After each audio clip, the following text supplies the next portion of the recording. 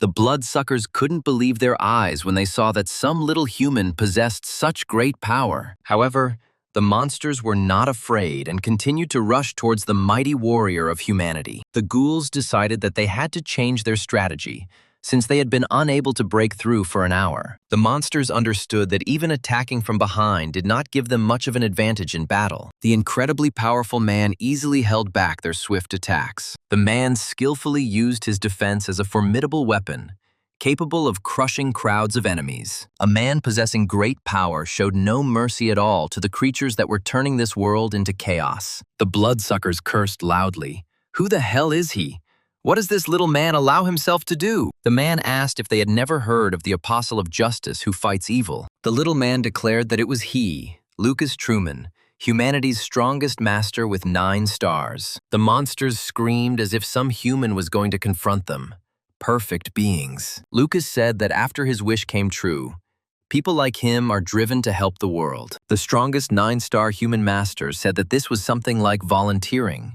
The ghouls admitted that the mere thought that this weakling human could gain the upper hand made them laugh. The man realized that the best proof of his words would be magic that would destroy everyone at once. Lucas Truman stated that bloodsuckers were too far behind the times in a world where humans were no longer the weakest. The strongest 9-star human master unleashed a wave of devastating fire upon the earth. A moment later, the weakling human was the only one left to survive this battle with a horde of monsters. The man told the defeated monsters that humans were not the weaklings they had once been. The winner heard an unknown voice say that Lucas Truman was putting on airs. The man turned around and saw something incredible.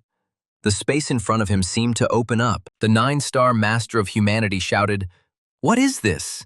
Where does such power come from?" The unknown being stated that they are the law of this world, and those who oppose disorder in it. A being that appeared out of nowhere declared itself a demigod, and one that people revere and praise. Lucas Truman noted that he had never actually praised anyone, and had no intention of doing so. The demigod declared that he would no longer tolerate this man violating the laws and order of the world. The man shouted how a world with established order could be similar to this piece of chaos. The demigod acknowledged that Lucas Truman's abilities were developed, but a man would always remain just a man. The one who defeated the horde of bloodsuckers felt that he was bound by the incredible power of a higher being. The strongest 9-star human master realized that his mana no longer obeyed him. The man realized that it was all over for him. He had made a fatal mistake. The demigod declared that man was not allowed to oppose a deity. It was a mortal sin. The creature said that Lucas should make friends with the impenetrable darkness, but he should not trust it. The demigod added that man must suspect her and doubt her in order to see himself. The keeper of order in this world said that he was sending the man into the void. This would be his punishment. 4,000 years later, the following events took place in one of the human cities. The thugs asked the guy if he really thought they were poor and why he carried pennies with him. The offenders noticed that the financial situation of the 3rd son of the noble Blake family was not very good. The Gopnik declared that this guy's noble birth doesn't change anything, because unlike his brothers, he's just trash. The leader of the gang of aspiring robbers added that this is precisely what he likes about such scum. The Gopnik said that the guy apparently enjoys receiving all the hate as the Blake family's main lack of talent. The guy added that the young man apparently didn't have enough courage to commit suicide. The leader of the thugs noted that if he were in this mediocrity's place, he would have kicked the bucket long ago. The growing bandit thought that there was something else in this talentless guy. Something no less significant. The thugs stopped and looked closely at the boy they had beaten from the famous Blake family. The guy, who stood out for his massive build, saw defiance in the look of the beaten man. The leader of the young bandits said that the best thing about this young man is that he never gets tired of beating him. Gopnik added that this is simply an ideal feature, thanks to which he stands out from the crowd of scum. The guy dealt blow after blow, trying to smash the face of the poor guy from the Blake family into blood. However, the leader of the gang understood that he was not the only one enjoying such fun. The Gopnik pushed the young man onto his massive friend, as if allowing his henchmen to finish him off. The one who was thrown was immediately met with a welcoming kick. The others were no less cruel. The Gopnik's henchmen kicked the 3rd son of the noble Blake family as if he were a bag of trash. The young bandits were delighted when they heard the tearful pleas of the downtrodden youth to stop. Standing out against the backdrop of his outstanding brothers, young Blake begged for this beating to stop. The leader of the thugs stepped on the young man's head, pinning him to the ground. Any unnecessary shouting was pointless. The young bandit told the third son of the Blake family that there would be a magic class at the academy tomorrow. The guy added that there are already rumors that they will be paired up for these safe classes. Gopnik said that the loser from the Blake family shouldn't worry because he doesn't overdo it. However, the future bandit promised that he would try to make sure the young man remembered this day forever. The gang leader added that from tomorrow the whiny guy will no longer be able to stand on his feet. The young bandits asked the beaten man not to hang around anywhere, as he needed to get some sleep. One of the thugs added that he really enjoyed beating up this loser, but tomorrow would be even more fun. The young man admitted that he wanted to gain incredible strength and no longer crawl underfoot. Meanwhile, somewhere beyond the usual space, the Apostle of Justice heard this desire. The man sent into the darkness by the demigod tried to look around, to see if he was alone here. However, the strong shackles of the Supreme Being did not allow Lucas Truman to see the one asking for incredible power. The hero of men who challenged God decided that he was being plagued by hallucinations. The strongest 9-star master of humanity understands that it is easy to go crazy in such a place. Lucas Truman wondered seriously how much time he had spent in this frightening void. The Apostle of Justice thought that just a little bit more, and he would start to cry out to God. Was this really fear? The man trapped in the darkness once again heard someone's desire and decided that it was his consciousness speaking. Meanwhile, the third son of the noble Blake family asked his father if he had heard his words correctly. The head of the Blake family repeated that he told the guy to get out of his life immediately. The man added that he would not allow this worthless young man to continue to undermine the honor and dignity of the family. The head of the noble family cut him off coldly. Today's incident was the last straw for his patience. The crippled youth asked the man who had renounced him whether being weak was such a serious sin. The man stated that this was enough. Moreover, he had no right to answer this question. Family head Blake added that his family does not allow those who cannot become a strong warrior. Father turned to Frey one last time and said that he was not going to acknowledge his existence. The head of the great Blake family declared that from that moment on, the young man was no longer anyone to him. Frey realized that he had just lost the most valuable thing he had in this worthless life. The young man returned to his room and thought about suicide. He considered it the only possible way out. Expelled from his family, Frey, in despair, decided to end everything by swallowing a lethal dose of pills. However, the guy couldn't just take his own life. He admitted that death really scared him. The Apostle of Justice, imprisoned in darkness by the demigod, continued to hear other people's thoughts. The man remembered the words of the Supreme Being, who said that he should doubt and suspect himself. Lucas Truman suddenly realized that he was actually beginning to doubt his own existence. The strongest 9-star human master ordered the demigod from the memories to shut up. The Apostle of Justice cried out that this creature could not be a god who defended order and laws. The man said he understood why the world was so ugly and saw who made it that way. Lucas Truman was sure that even a demigod himself could not have experienced such a life. More like hell. The strongest 9-star human master shouted that this was precisely why he would not give up. The man noticed something bright in the dark void in front of him and wondered what it was. The former third son of a noble family, Blake begged for death because he saw no point in living any longer. The young man thought that it would be best to die without such hellish torment as he was experiencing now. The Apostle of Justice realized that someone had managed to break through the demigod barrier into his consciousness. Lucas Truman heard the thoughts of a dying man who decided that it was stupid to blame anyone for what happened. Exiled by his father, Frey thought that a bird without wings was doomed to die, as nature had ordained. The dying young man continued to reproach himself for the fact that it was he who was to blame for the lack of his own wings. The guy felt guilty that he would never be able to become stronger and bring his family back. Frey felt a weakness in his body. Could he really die and rid the world of the loser? The dying boy saw the faces of the West Road Academy students who had mocked him. They called him a stupid bastard who is not only a disgrace to his family, but also to the prestigious academy. The young man remembered the words of the thug who asked him why such scum even lived. The street bully then said that if he were in that brat's place, he would have kicked the bucket long ago. People always couldn't understand how such a person could have been born into such a prosperous family. The Apostle of Justice saw a child tumble out of the warm light in front of him. The strongest 9-star human master felt his shackles begin to weaken. The man asked himself what was happening now.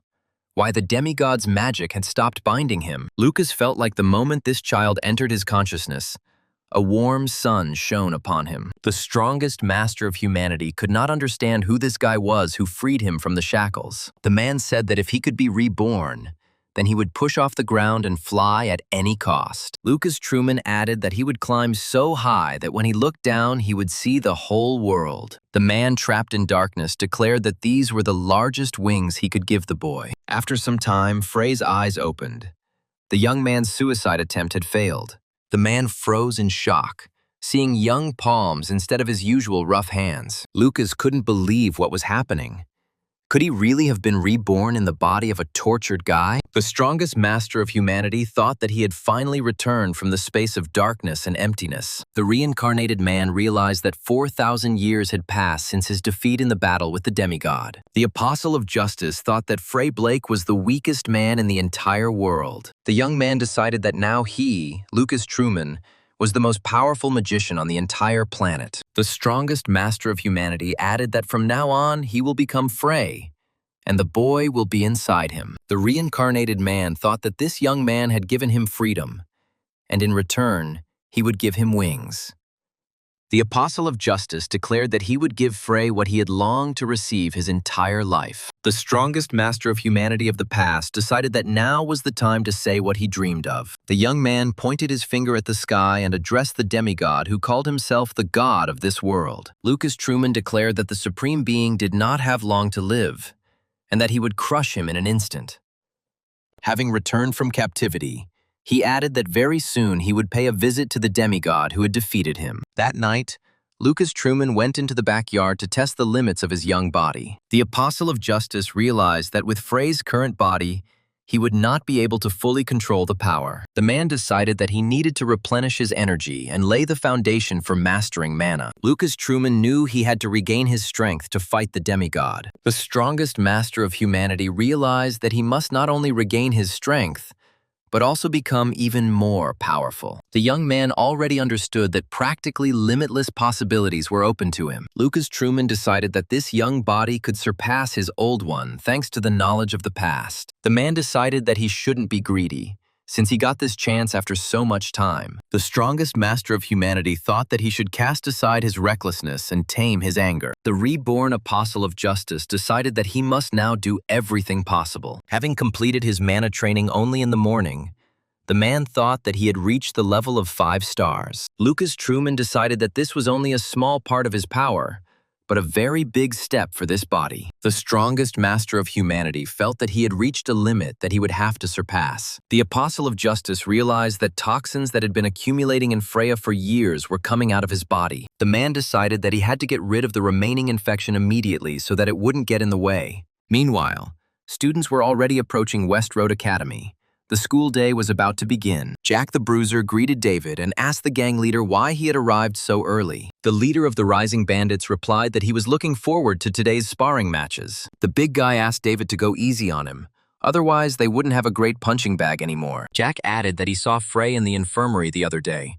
The guy grabbed a bottle of some pills and ran away. The young gangsters made a bet with canteen coupons that the loser had decided to commit suicide. Meanwhile, the reborn man finished cleansing his new body of all toxins. The apostle of justice cursed.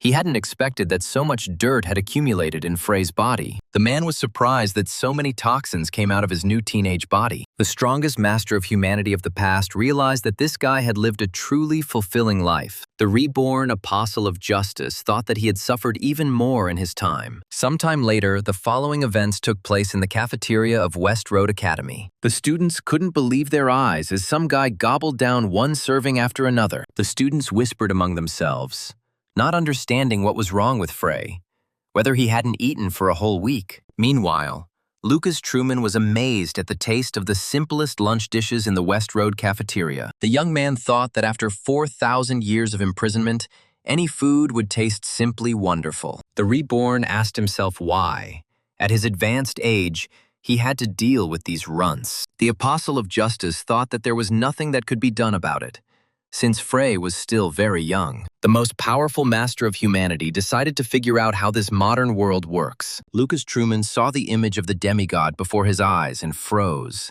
involuntarily acknowledging his haste. The guy thought that he shouldn't rush.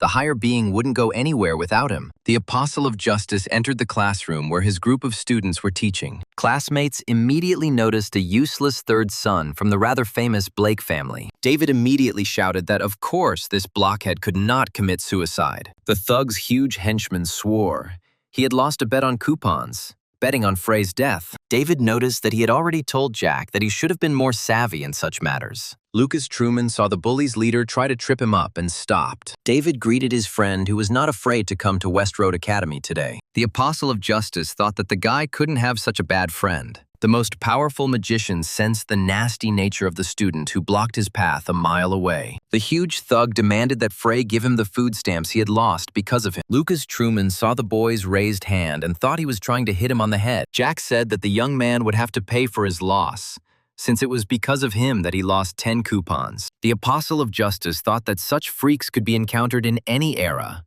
and was surprised at his own trembling. Lucas Truman couldn't believe he was shaking because of such a fool. It must be something else. Jack shouted that he had just ordered Frey to give him all the food stamps in the academy cafeteria. The huge thug decided that he would have to teach this slow-witted idiot a lesson after all. Jack launched a punch, but the third son of the successful Blake family was behind him in an instant. David couldn't believe his eyes. Was the stupid Frey really not afraid to confront the huge guy? His classmates were surprised that the clueless young man had so deftly dodged Jack's attack. One of the girls realized that the guy had finally decided to show himself and fight back against the bullies. The huge thug turned around to look into the eyes of the young man, who easily avoided his blow. Lucas Truman realized that these were the very same bastards who forced Frey to commit suicide. Jack cursed. Was he really that relaxed that he couldn't hit such a piece of shit? The big guy decided to take revenge, but this time he would hit with full force so as not to make a mistake twice. David's huge henchman brought his palm down on the young man standing meekly before him. The Apostle of Justice thought that since he was facing the offender of the weak Frey, he could teach him a lesson. The strongest master of humanity, without even taking his hands out of his pockets, dealt Jack a good blow. All the students witnessed their enormous classmate rush across the entire auditorium. The big guy didn't even understand what exactly had just happened, why he had flown into the opposite wall. The unconscious body of David's huge henchman slowly slid down the wall. The students in the audience saw that the feeble Frey knocked out Jack without even throwing a punch. His classmates couldn't understand how this huge man could fly so easily through the entire auditorium. Some people asked how the third son of the Blake family did it. He knocked out Jack without a hit. The Apostle of Justice realized that this was a very awkward situation, because he had just hit a child. The Reborn decided to think of it as a special favor from humanity's most powerful mage. The strongest master of humanity decided to slowly leave so as not to stand near Jack's comrades. David was speechless. His most powerful henchman was taken out of the game with one blow. The leader of the rising bandits decided that this loser could not have done something like that. The red-haired girl couldn't take her eyes off the third son of the Blake family. The professor who entered the classroom asked why it was so noisy and what could have happened. The students saw Professor Dio and immediately reported to him that Jack had suddenly fallen. The big guy's comrades couldn't understand how this could have happened, but he didn't move at all. The professor who was teaching magic to Frey's group was surprised when he looked at Jack. The man immediately realized that a very unusual magical technique had been used on this guy. Dio clearly saw the magical traces left behind by someone's incredible mana. The man thought that none of the professors had the opportunity to use such a skill. The magic teacher decided that he would have to ask someone to replace him and stay with Jack. Kevin said that he would now lead this group. Jack was fine.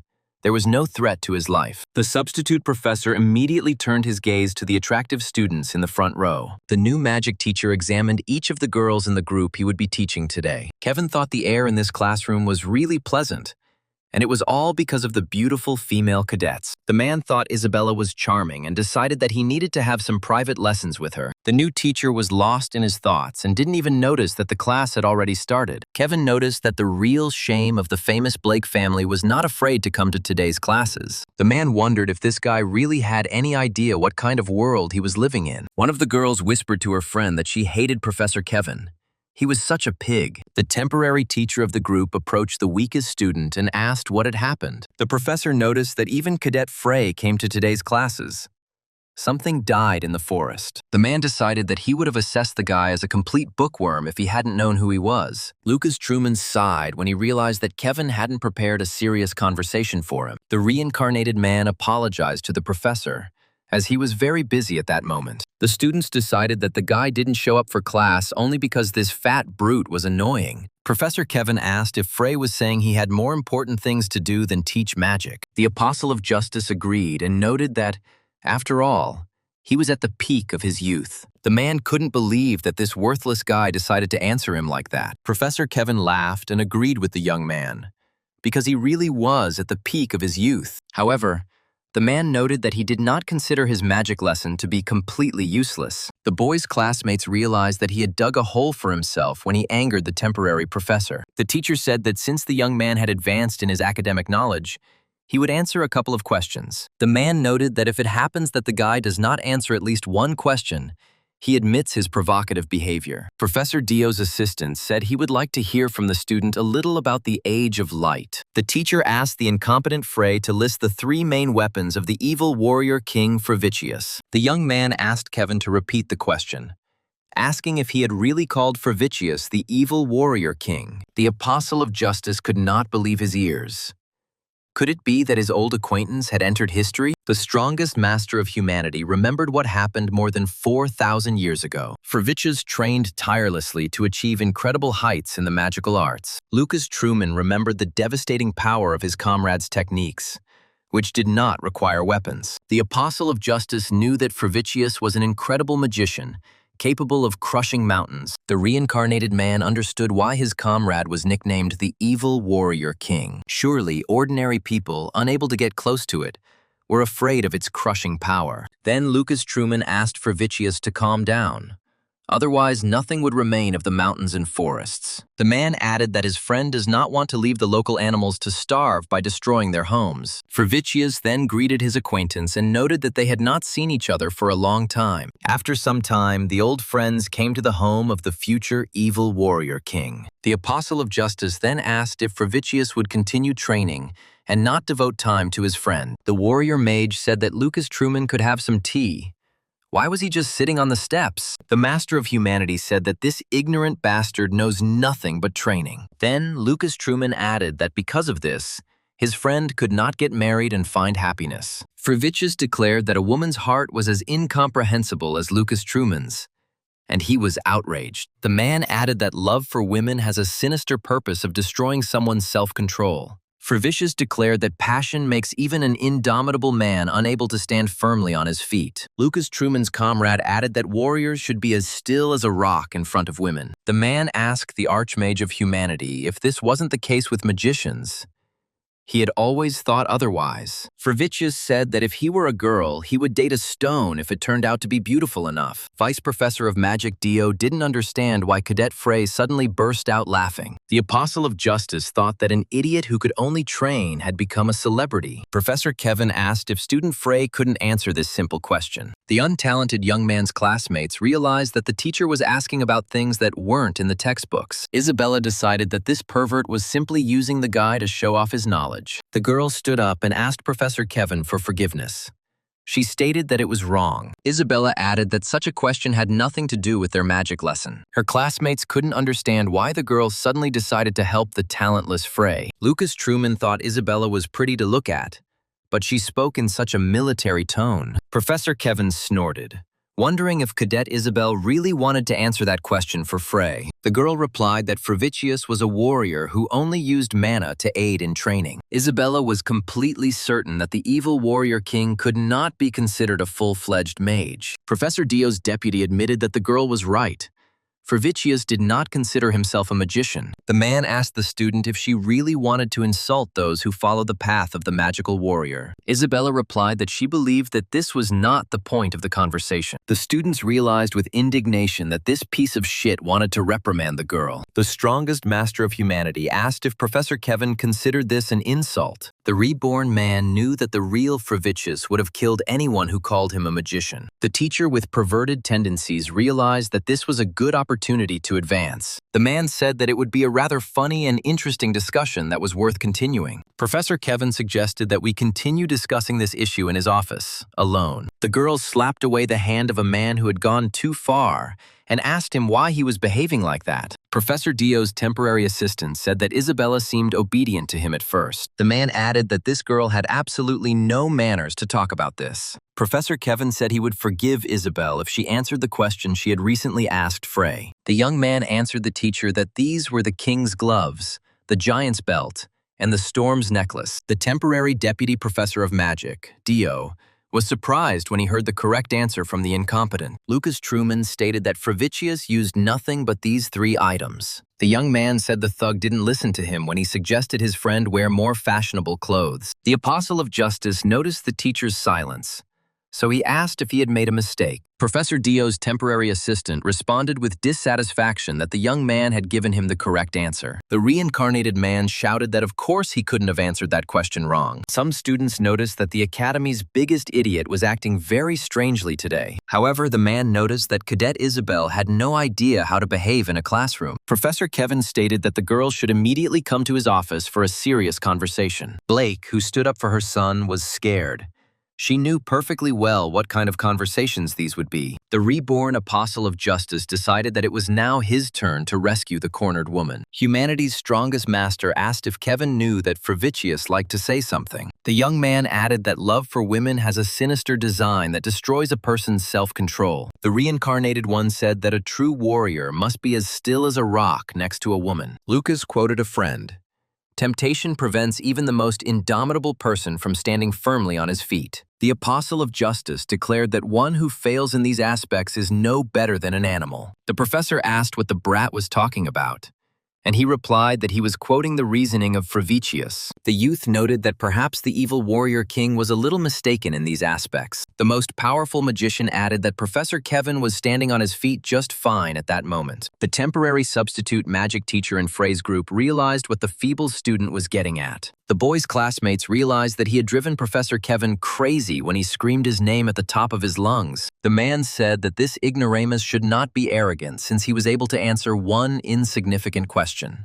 Isabella realized that Professor Kevin would now begin to torment Frey with the most vile questions. Dio's temporary deputy suggested seeing how far the boy's restless personality would take him. The teacher reminded that if the young man makes a mistake even once, he will admit his defiant behavior. The apostle of justice decided that if the questions were like the first, he would have no difficulty answering each one. By the end of the class, every student in the room was smiling as they watched Kevin's failure. However, his classmates could not understand how the useless Frey could know the answers to such questions. Even the leader of the aspiring bandits sat with his mouth open, as the young man managed to wipe the teacher's nose. Isabella realized that she had been trying in vain to protect the 3rd son of the Blake family.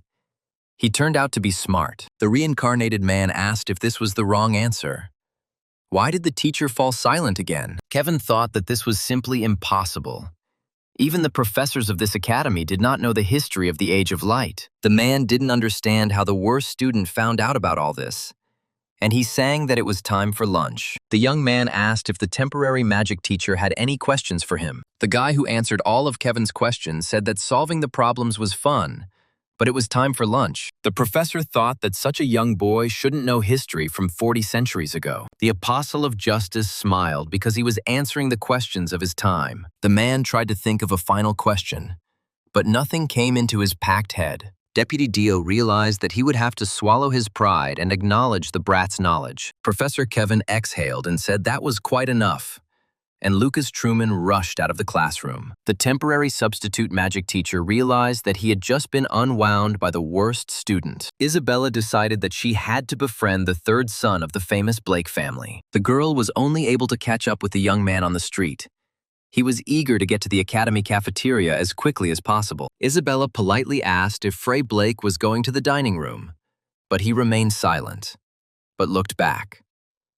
Lucas Truman noticed a girl from his group and realized that she clearly had a reason for catching up with him. Isabella wondered how she would begin a conversation with a guy who everyone considered dim-witted. However, humanity's strongest master turned away and continued on his way to the cafeteria of West Road Academy. The girl decided that she could not just let go of the young man who knew history perfectly well. The Apostle of Justice realized that the girl was going to pursue him until he responded. Lucas shouted at her to ask why she was following him, and Isabella replied that she was simply going the same way to the dining room. The guy asked why she spoke in an army manner, and the girl replied that it was a family custom. After some time, Lucas Truman and Isabella reached the cafeteria building. The Apostle of Justice's classmate was surprised that he had set a whole table for himself. The girl said that there was a lot of food here.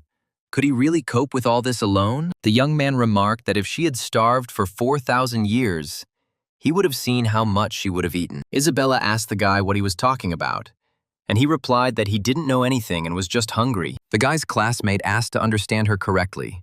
All the other seats in the cafeteria were taken. The girl asked the guy how he knew the history of the Age of Light, and he asked again what the Age of Light was. Isabella said that the Age of Light began 40 centuries ago and was named after 4 of the greatest men. The Apostle of Justice decided that he should not interrupt the girl. He would have to listen to all of this. The reincarnated man noticed that over the past 4,000 years, magical development had only degraded. The man thought that there were definitely demigods involved in this, wanting to keep people weak. The girl noticed that the young man continued to listen to her. Did he really not know anything? Isabella continued her story. Fervicius was a warrior mage. Carl Goldman was a sage. The girl added that Iris Fisman was a black witch, and the 4th was the most powerful magician in humanity. Isabella stated that Lucas Truman was, and remains, the idol of all girls on the planet. The Apostle of Justice's classmate added that he was truly a great man. Isabella said that if he were still alive, any girl would dream of marrying him. The girl who followed the reincarnated man asked why he started laughing so loudly. The man said that Isabella was not yet ready to marry Lucas. A classmate said that Frey Blake is a real rude guy who will never find a girlfriend. The academy students couldn't believe that Isabella was dining at the same table with the worst guy. One of the guys said that he personally saw Isabel following Frey, but his friend didn't believe it. The young man asked if this was the same smug girl who had recently competed for first place at the academy. The guy noticed that even David was repeatedly rejected by Isabel. Why she chose Frey. The leader of the Rising Bandits overheard a conversation between students discussing him and Isabella. The boys tried to justify themselves by saying that this was not what they meant at all and tried to leave. David saw that the scum was happily chatting with the most beautiful girl in their academy. The leader of a group of young bandits declared that today this piece of shit will get what he deserves. Isabella said that Professor Kevin's last question was related to the great sage's research. The girl realized that Frey Blake was not listening to her at all, but she still decided to continue the dialogue. Isabel said Dio's temporary deputy asked him about the direction of Carl Goldman's research. The girl said that Frey answered the professor like this: assimilation, evolution, and conflictology. The first beauty of the academy said that until that day, she only knew the first 2 directions. The girl asked to tell her about the sage's latest research and what it was. Reincarnated into Frey Blake's body, he asked what the current level of development of the mage Isabel was. West Road Academy's #1 beauty has revealed she has reached 3-star status. The young man noted that this was a very good level for her age, which meant that she was quite smart. The girl noticed that the guy spoke like a man who had lived a long life. The Apostle of Justice confirmed that he had lived a long and, he corrected himself, a vilely long life. Isabella asked if they weren't the same age and if he was talking about something else. The strongest master of humanity replied that perhaps this was so, and perhaps not at all. The girl was surprised that the young man had already managed to force so many portions into himself, and he nodded calmly. The guy noticed that his classmate was eating too slowly, and she asked him to wait. Isabella said Frey never answered her question about what the essence of studying conflictology was. The Apostle of Justice replied that the girl should read books. He is only strong in practice. The strongest master of humanity added that he may be too biased. The girl asked, the 3rd son of the Blake family misspoke. He is talking about experience, not theory. However, Lucas Truman left Isabella to simply watch his slowly retreating back. After some time, the next lesson began. The teacher announced that today was practice day. The professor added that the classes would be conducted within the framework of a battle using first-level magic. David couldn't wait to fight Frey Blake so he could unleash all his pent-up anger on him. The leader of the growing bandits and thugs wondered why Isabella was hanging out with this bastard. The professor reminded that responsibility for injuries would fall on the wounded person, so they would have to fight seriously. Lucas Truman noticed that there was something about this teacher, and the girl asked again what exactly it was. The reincarnated man declared that Jane Good was beautiful, and Isabella could not believe her ears. A classmate asked if Frey really allowed herself to say such a thing about a teacher who was over 40. The strongest master of humanity declared that he was completely serious.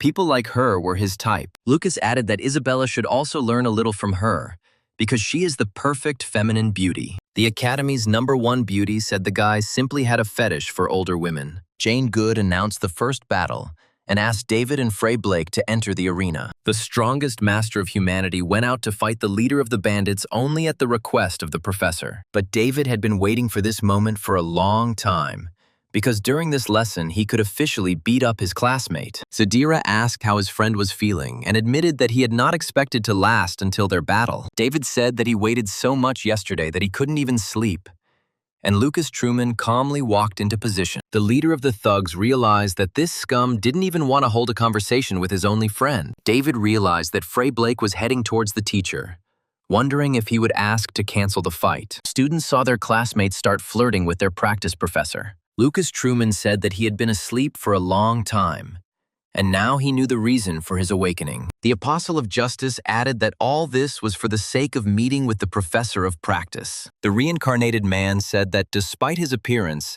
he was still very young at heart. Lucas Truman suggested to the teacher that they go to a restaurant tonight and eat something tasty. The woman said that the guy had better return to his place. She was only warning him once. The Apostle of Justice offered to make a deal. If he won this fight, the woman would treat him to dinner. The guy's classmates shouted that he was talking nonsense and that he would never beat David. The students added that Frey Blake, with his half-star rank, would not beat 3-star David. The practical professor said she would be willing to treat the boy if he won. Humanity's strongest master took Jane Good at her word and went to his place in the arena. The professor thought that in her memory, not a single student had ever tried to flirt with a teacher. Jane Good thought about what she was doing. She couldn't do this. She needed to come to her senses. The professor decided that her heart should not flutter over such a young guy. The leader of the novice bandits asked if Frey had really gone crazy yesterday and was acting strange today. David added that he couldn't even imagine that his friend liked older women. The young man thought that such a technique should be enough to knock the stupid guy off his stride. The leader of the thugs asked if Frey Blake had asked the professor to cancel their fight. The Apostle of Justice asked in response why he would refuse to go to a restaurant with Jane Good. David noticed that his friend had slept well yesterday, but it was a pity that he still didn't understand what he had gotten himself into. The young bandit declared that he would first rip out the stupid boy's vocal cords. Gopnik added that he would then slowly crush Frey's limbs, which would be a lot of fun. David noticed that the boy would scream, but no one would help him. Today, the Blake's son would lose everything. The strongest master of humanity thought that this guy was going too far with such threats. The Apostle of Justice said that with the permitted magic of the first star, he could not cause such damage. The young man declared that now even the most stupid student would be convinced of his unrivaled abilities. The professor of practical magic classes announced the start of the battle between the students. Classmates jumped up from their seats and began shouting speeches in support of the Academy's main bully. The leader of the rising bandits activated the Stone Rage technique to crush Frey. All the students in the arena saw how the young man created a huge spear out of stone. His classmates screamed in fear, wondering if he was really using Stone Fury on Freya. Everyone knew that this technique had devastating power. No student could survive it. The most beautiful girl of West Road Academy realized that Frey Blake was about to die at the hands of David. Isabella stated that the professor should intervene in the battle. The thug was clearly violating the rules of the fight. Jane Good calmly replied that David had not broken a single established rule. The girl was taken aback and asked, "What do you mean it doesn't violate? Isn't this just entry-level magic?" The young bandit stated that this technique was a secret and was passed down through generations in their family. The young man added that, despite the power of this technique, it is accessible even to one-star mages. Lucas Truman stated that the secret technique is a symbol of the family, and the boy uses it for bullying. David, anticipating incredible joy, asked if Frey was jealous or if he was simply scared. The reincarnated man noted that he was not particularly afraid of the power of this technique, and there was no envy in him. The strongest human master from the Age of Light activated the simplest spell, Magic Missile. His classmates froze in surprise, wondering if the third son of the Blake family had really learned to use magic. Everyone who watched the battle between David and Frey was dumbfounded. They had never seen such magic. The strongest master of humanity noticed that the light of this magic missile was quite bright. The leader of the young bandits burst out laughing and asked if the boy had really learned a spell for preschoolers. David added that this scum would never be able to stop the stone fury with such backward magic. The apostle of justice thought that such fools as this young man were hard to find. Lucas Truman decided that such a secret technique would be sufficient for such magic. The strongest master of humanity launched a glowing ball straight through David's stone spear. The West Road Academy's top bully felt incredible pain from the magic missile's impact. Students watching the battle saw the growing bandit fly off to the side. No one could believe that such weak magic would have such a devastating effect. David flew back a good 10 meters and collapsed to the ground. He was completely unable to move due to pain. The bully's classmates did not immediately realize what had just happened before their eyes. However, everyone understood that this magic missile had incredible speed and power. The Academy's #1 beauty was surprised that Frey Blake had been pretending to be a weakling all this time. The professor of practical magic realized that the winner was already obvious. The reborn man looked at the wounded David, and he realized that his stone fury had lost. The West Road Academy's biggest bully realized he wasn't laughing or having fun anymore. David thought that his voice had completely disappeared. Was Frey Blake really going to deal with him today? Some students noticed that the learning arena became too quiet when the loser revealed himself. There were also those who were able to discern the movements of the reborn apostle of justice. One of the students remarked that he had read somewhere about a combat practice that involved using C-class magic. However, he had never heard of such a weak spell being stronger than a secret technique. Lucas Truman said the guy should be ashamed and not use secret techniques for something like that. The strongest master of humanity added that by such actions, David is tarnishing the family's reputation. The reborn archmage asked, "So what did the bullies say before?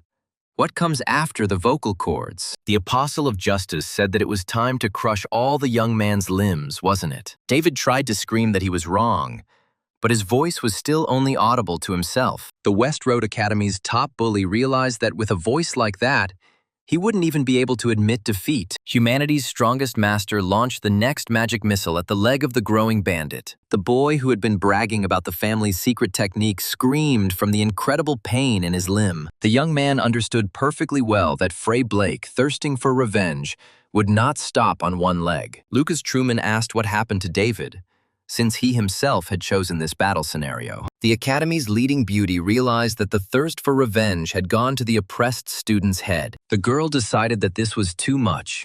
She had to stop the unequal battle between her classmates. Isabella asked the practical studies professor to stop the fight between Frey Blake and David. Jane Good replied that the student should personally announce that he was giving up, and the girl objected. The Academy's first beauty stated that Frey's blow had left David unable to speak. The teacher snapped that the opponents should fight as if it were a real battle. The professor was certain that the path of a master of magic could not be traversed by relying on such indulgences. Isabella realized that she would have to watch this brutal battle until the very end. The girl couldn't believe that the worst student in the Academy was dizzy with his newfound power. Lucas noticed that David was pleased when he was bullied, but he didn't seem to like being a victim.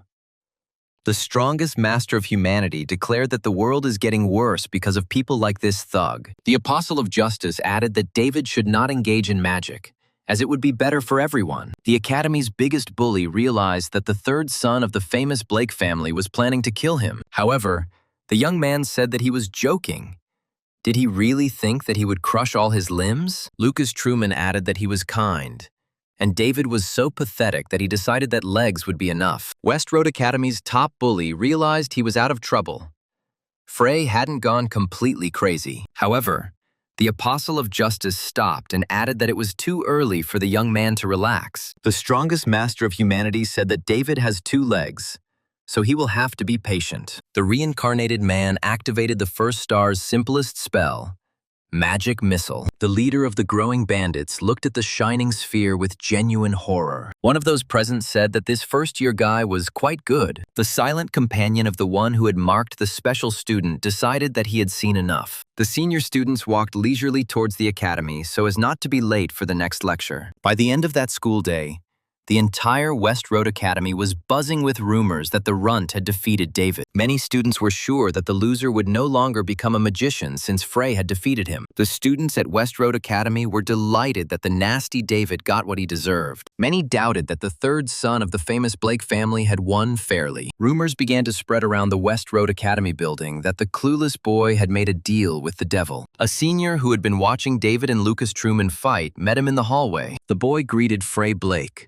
but the Apostle of Justice did not recognize the one who addressed him. The senior introduced himself as Duman Milost, a 4th-year student. The strongest master of humanity said that this huge student is, it turns out, a senior. The boy, who saw the victory of the Apostle of Justice, invited the young man to join the Truman Brotherhood. The reincarnated man asked what kind of group the Truman Brotherhood was. The senior student assumed that since the guy was studying at their academy, he must have heard of them. Duman Milost explained that this was an elite union of students representing West Road Academy. Starshak added that not everyone gets the chance to become one of them, as only a select few can join. The guy said that this rune ring confirms membership in their brotherhood.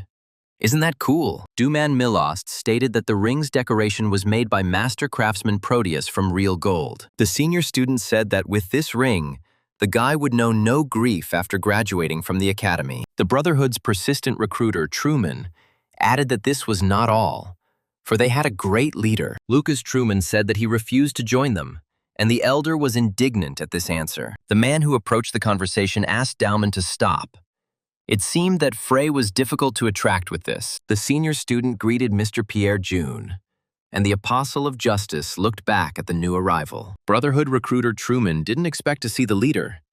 Did he really come to talk to Frey? The reborn Lucas Truman thought that this one, too, would now begin to praise his membership in the Brotherhood. However, the leader of the association of the strongest students of West Road Academy was in no hurry to recruit the first-year student. The young man noticed that they were seeing Frey for the first time and introduced himself as the head of the Brotherhood, Pierre June. Brotherhood leader Truman apologized for his man, but noted that he also supported Frey's accession. Pierre June tried to force out the most friendly smile possible in order to soften his interlocutor. The strongest master of humanity thought about what he could gain from membership in this brotherhood. The Apostle of Justice saw incredible potential in the leader of their academy's representatives. The reborn Archmage noted that this guy was still very young but already had a good level. Lucas Truman said he did not want to join the unions and asked what he would become if he did. The Apostle of Justice said that he would not take anything from the Truman Brotherhood and suggested that they live in peace. Duman Milost shouted, "How dare he? What an insolent man!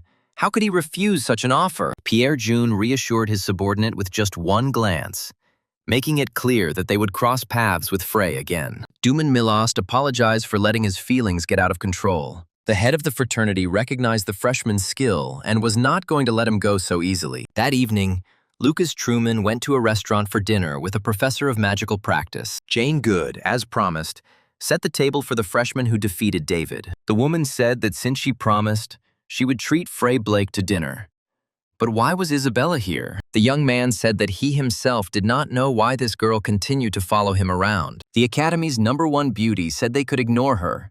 She wasn't there to eat. The Apostle of Justice shouted that this girl should understand the situation she was in. Isabella said she couldn't find any information related to that battle anywhere. The girl said that she had no choice but to follow Frey until he told her. Jane Good asked what battle she was talking about, and if she was talking about Frevicius's training method. Isabel wondered if the practical classes professor knew about this man too. The woman replied that she had heard a little about it at a conference of magicians, but nothing more. Jane Good added that she tried to find this information in the manuscripts, but found nothing. The academy professor said that if this was not just bragging, She would like to hear it too. The Apostle of Justice decided that this was a good moment to show off his eloquence. The reborn man offered to tell Jane Good something better than the story of Frivicius. Lucas Truman asked the professor if it would be okay to talk about it in her room after dinner. Jane wondered why her heart was beating faster for a student who was more than 20 years younger. The professor of magical practice noticed that her head and heart worked separately. Isabella interrupted the passionate moment by slamming the table.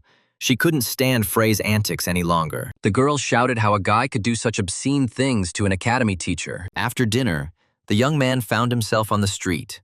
He didn't want to go home at all. Reincarnated in the body of a boy who was kicked out of his own family, he thought about the changes in the world. Lucas thought that the demigod should have erased all traces of the great mages of the past. But he did not do so. The reborn one understood that information about the same Frivicius had reached this time unchanged. The Apostle of Justice thought that perhaps even now there were those who were fighting in the name of the Age of Light. Isabella decided that now Frey Blake would definitely tell her about the training of a magical warrior. However, the girl froze when she saw the thoughtful face of her clueless classmate. The most beautiful girl at West Road Academy thought the young man was incredibly attractive. The strongest master of humanity noticed the girl and said that he wanted to ask her something. Lucas Truman asked who the strongest person in the academy was, and Isabel replied that he spoke like a kindergartner. The reincarnated man added that it was completely unimportant and repeated his question. The academy's most beautiful woman noticed that the young man had still not answered her question.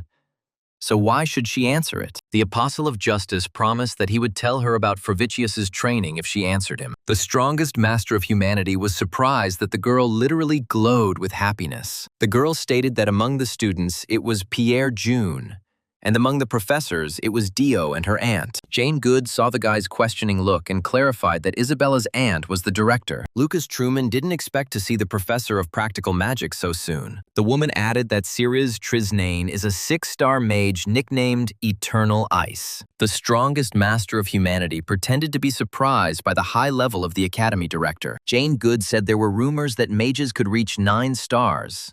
But this was rare. The professor said that the last 9-star mage lived more than 3,000 years ago. The woman added that there are many speculations about whether this is true or not. The professor knew from practice that 8 stars is considered an insurmountable ceiling for a modern magician. The Apostle of Justice asked, but the magic that protects the academy was created by the director. Jane Good replied that she couldn't know that, but that was most likely the case. The director was protecting the academy. Lucas Truman thought that this magic didn't look like 6-star magic. Something was fishy here. The strongest master of humanity remembered that the strongest disciple invited him to the Truman Brotherhood. The reborn decided that he should meet with Ceres Trisnane.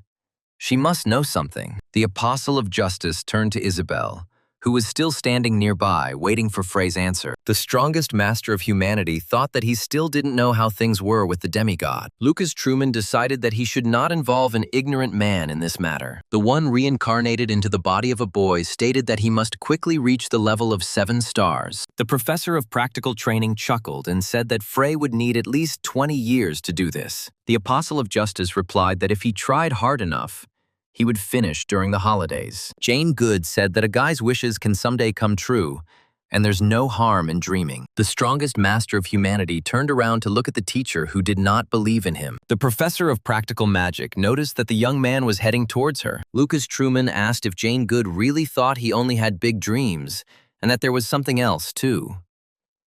The Academy's #1 beauty reminded the third son of the famous Blake family to behave with dignity. The girl said that the guy should be more careful because she might tell everything to her aunt. The strongest master of humanity snorted that this was precisely why he didn't like such little brats. Isabella shouted that they were actually about the same age, and that she was not a little girl to him. Jane Good supported Frey Blake, noting that she completely agreed with him, and the girl became angry. The director of the Academy's niece asked the professor what she meant, but she only moved away. The reborn decided that he should not rush. He needed to take on what he could do right now. Lucas Truman thought this was the surest way to quickly achieve his ambitious goal. 2 weeks later, the leader of the rising gang returned to West Road Academy on crutches. The Academy's biggest bully screamed at how that vile bastard Frey even dared to raise a hand against him. David couldn't calm down.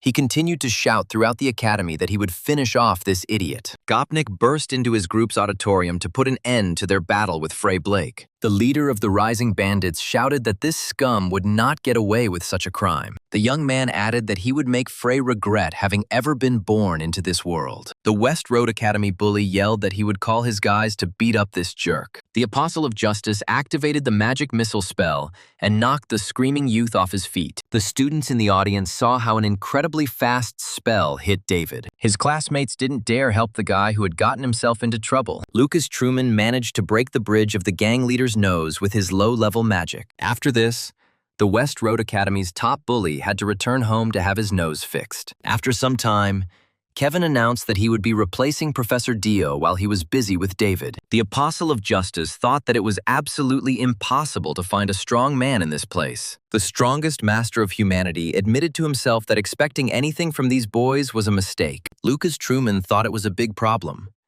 To get used to mana, he needed to fight more. The Apostle of Justice decided that only untalented people study at this elite academy.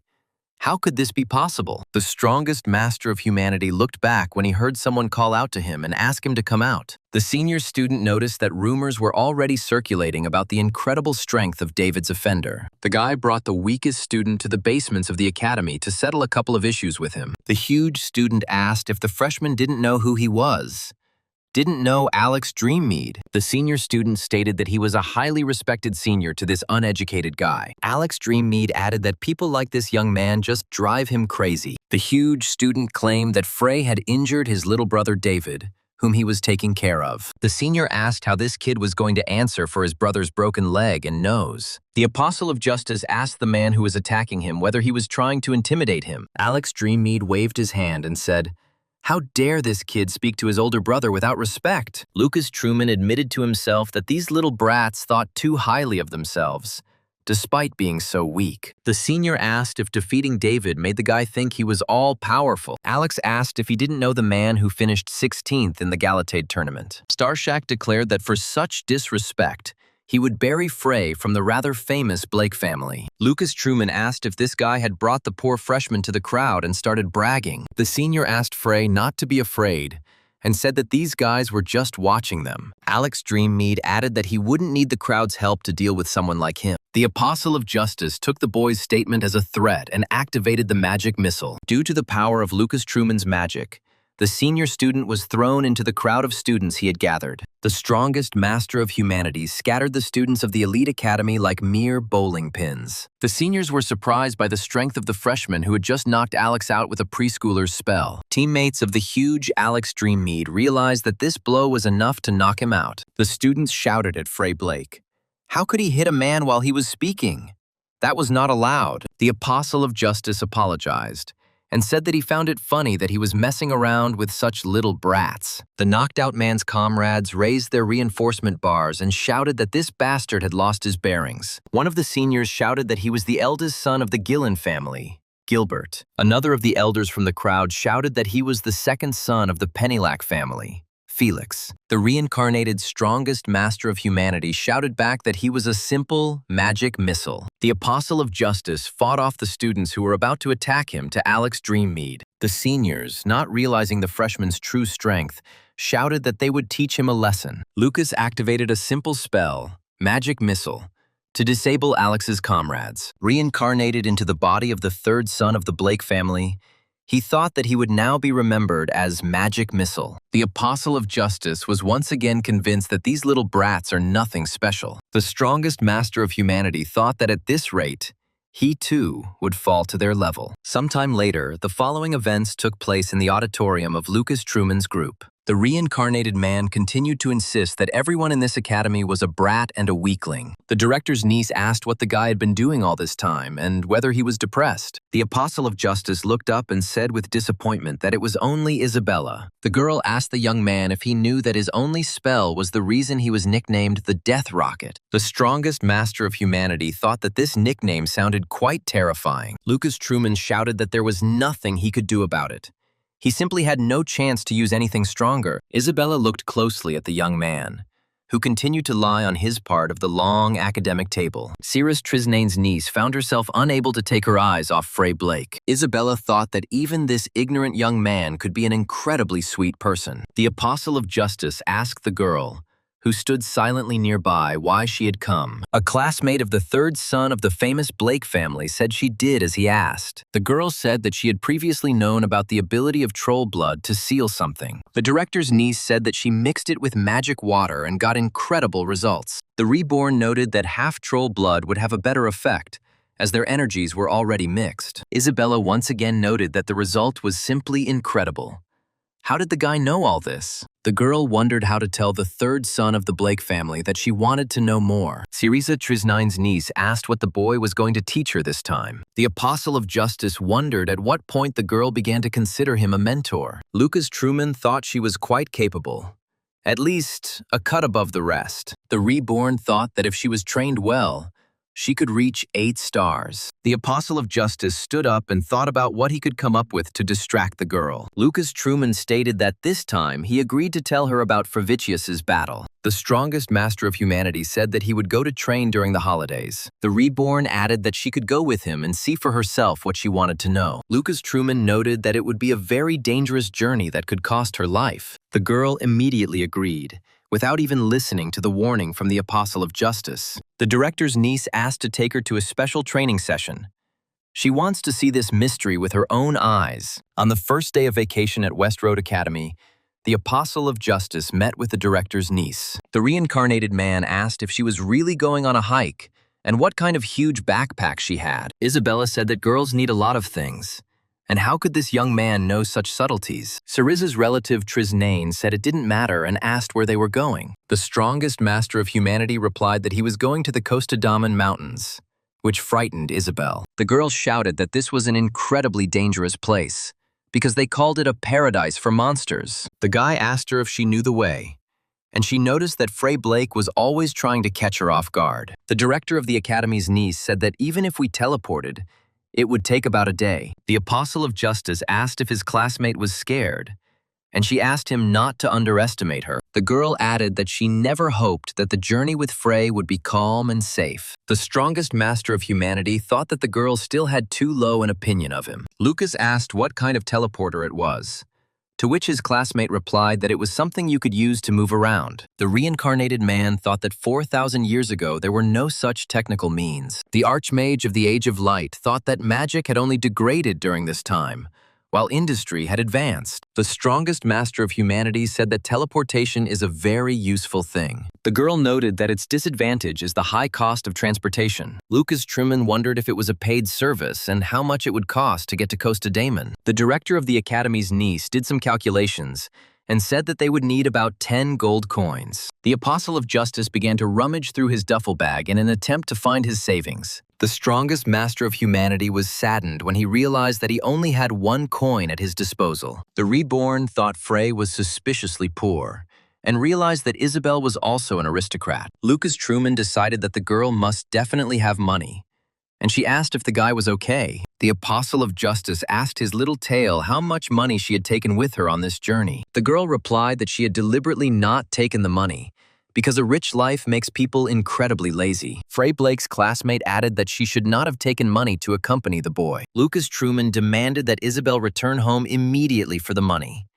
but she refused. The strongest master of humanity shouted that the girl was talking such nonsense when she had such a huge backpack on her back. The director of the Academy's niece shouted that this was something completely different, because the girls needed all of this. The Apostle of Justice thought that they would get to the capital and then come up with something. Isabella brought Frey from the Blake family to the port.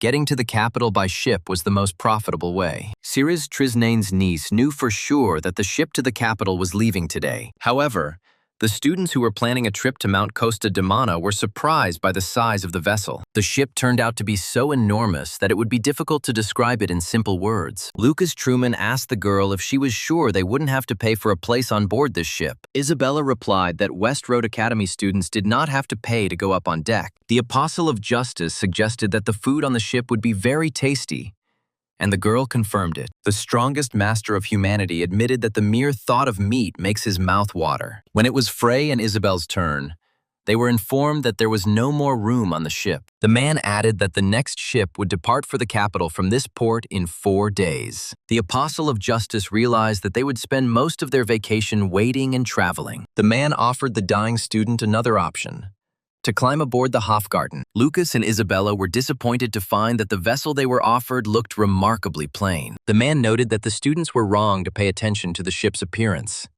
It was quite good. The stranger added that Hofgarten would go through one more city, so they would reach the capital in 5 days. The man added that, of course, it would be a free swim, and Lucas Truman thanked him. Meanwhile, the following events took place on board one of the pirate ships. The scarred man reported to his captain that they were fully prepared to sail. The pirate leader agreed with his subordinate and stated that they would go on the job that night. The bandit with the eye patch laughed maliciously, anticipating a large profit from the upcoming job. The pirate boss growled that this idiot had put on that annoying eye patch again.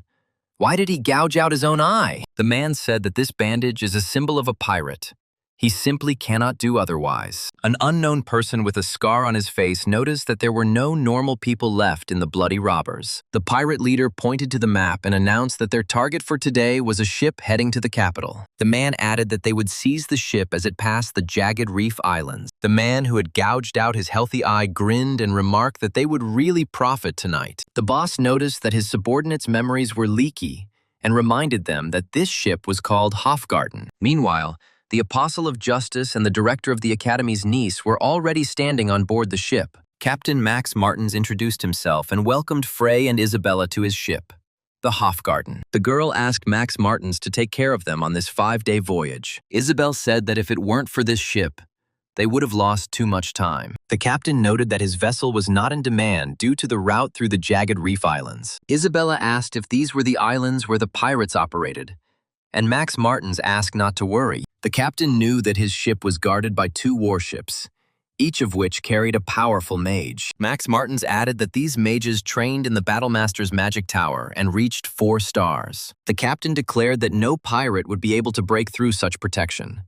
They were definitely safe. The director of the Academy's niece said that since they are under the protection of real masters, it is truly reliable. Max Martins stated that no pirate with a head on his shoulders would dare attack their ship. The captain of Hofgarten heard a noise coming from the bow of his inconspicuous vessel. Isabella wondered what could have happened up there to make the team panic. The sailors of the protected ship fled from the foredeck screaming that they were being attacked by pirates. Max Martins looked overboard and saw a huge ship of robbers operating in the waters of Jagged Reef. The man instantly recognized the pirate ship and shouted that they were in big trouble. Max Martins couldn't believe his eyes when he realized that only wreckage remained of the warships. Lucas Truman realized that their opponents were head and shoulders above some 4-star mages. Captain Max's crew screamed in panic that the warships had been sunk in the blink of an eye. The sailors could not even imagine that ordinary pirates possessed such devastating force. A few minutes ago, the pirate leader burst out laughing when he saw Hofgarten. The pirate captain noted that the Hofgarten,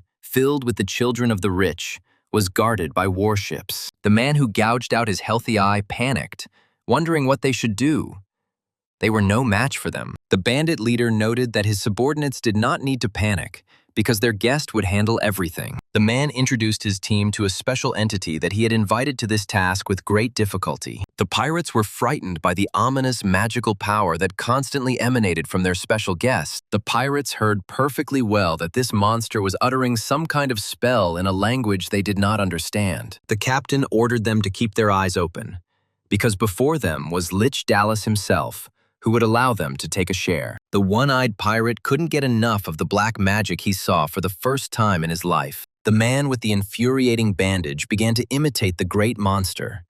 Perhaps he too had some hidden power. The captain became angry and ordered him to stop this circus immediately, saying that he was behaving like a child. The man admitted that he had heard about the creature, that he was not afraid of death, but never expected to see the Lich in person. One-Eyed added that he wanted to call the captain a fool for defying the military. The leader of the pirates operating in the waters of the Jagged Reef Islands noticed that his subordinate was talking a lot. The man couldn't believe that the captain had signed a contract with Leech, realizing that it would open up new horizons. The pirate added that their leader was a true pioneer who started a new page in pirate history. Meanwhile, Lich Dallas completed the long preparations to activate the devastating magic. An incredibly dangerous monster activated ice spear magic to crush the warships. The men on the army ships had no idea that they would be attacked that night by the bloody robbers pirates. Mages trained in the Battlemaster's magic tower were able to spot the threat at the very last moment. The 4-star water mage decided that it would be difficult for her to resist ice magic. A powerful mage from the second warship realized that even with his fire element, these thorns could not be melted. The female mage from the first ship channeled her mana to erect a shield around Hofgarten. The man tried to release as much magical power as possible to resist the ice. 4-star war mages managed to erect defenses for Hofgarten and their ships. The fire mage did his best to melt the ice needles that rained down on them from the sky. However, the bandits saw that the devastating magic of Lich Dallas easily pierced the shield. The female mage from the first warship realized that this was a fatal defeat in their mission. Lich Dallas's spell proved too much for even 2 4-star mages to handle. The pirate captain laughed evilly as he saw the approaching collapse of Hofgarten. The leader of the Bloody Robbers gang shouted to his guys that it was time to take the rich loot. One-Eyed added that he wanted to call the captain a fool for defying the military. The leader of the pirates operating in the waters of the Jagged Reef Islands noticed that his subordinate was talking a lot. The man couldn't believe that the captain had signed a contract with Leech,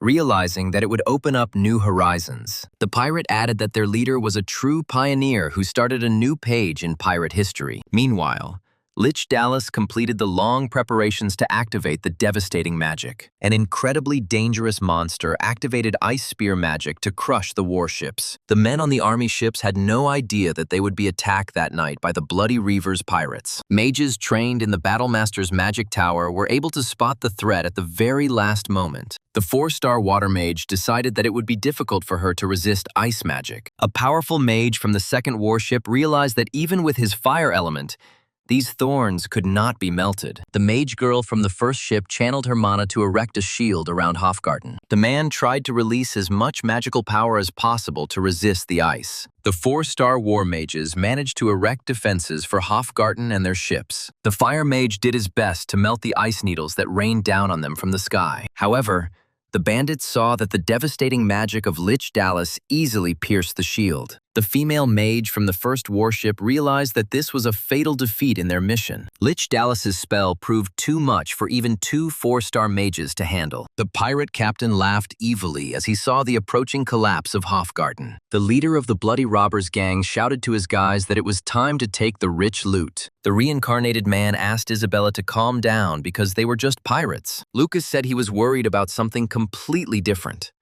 and the girl decided that the guy was underestimating the threat. The strongest master of humanity added that he saw 3 ice spears, but one of them disappeared without a trace. Isabella asked if it was Frey Blake who had protected the ship, but the young man shook his head. The Apostle of Justice thought he could sense the enemy's mana, but he couldn't stop it. The Reborn One admitted to himself that everything was happening exactly as it had happened that time with the demigod. His mind went blank. Lucas Truman decided that he was no different from Frey of the famous Blake family. The strongest master of humanity ordered himself to calm down. This time, he was not facing a demigod. The Apostle of Justice knew that this was just the mana of a common undead.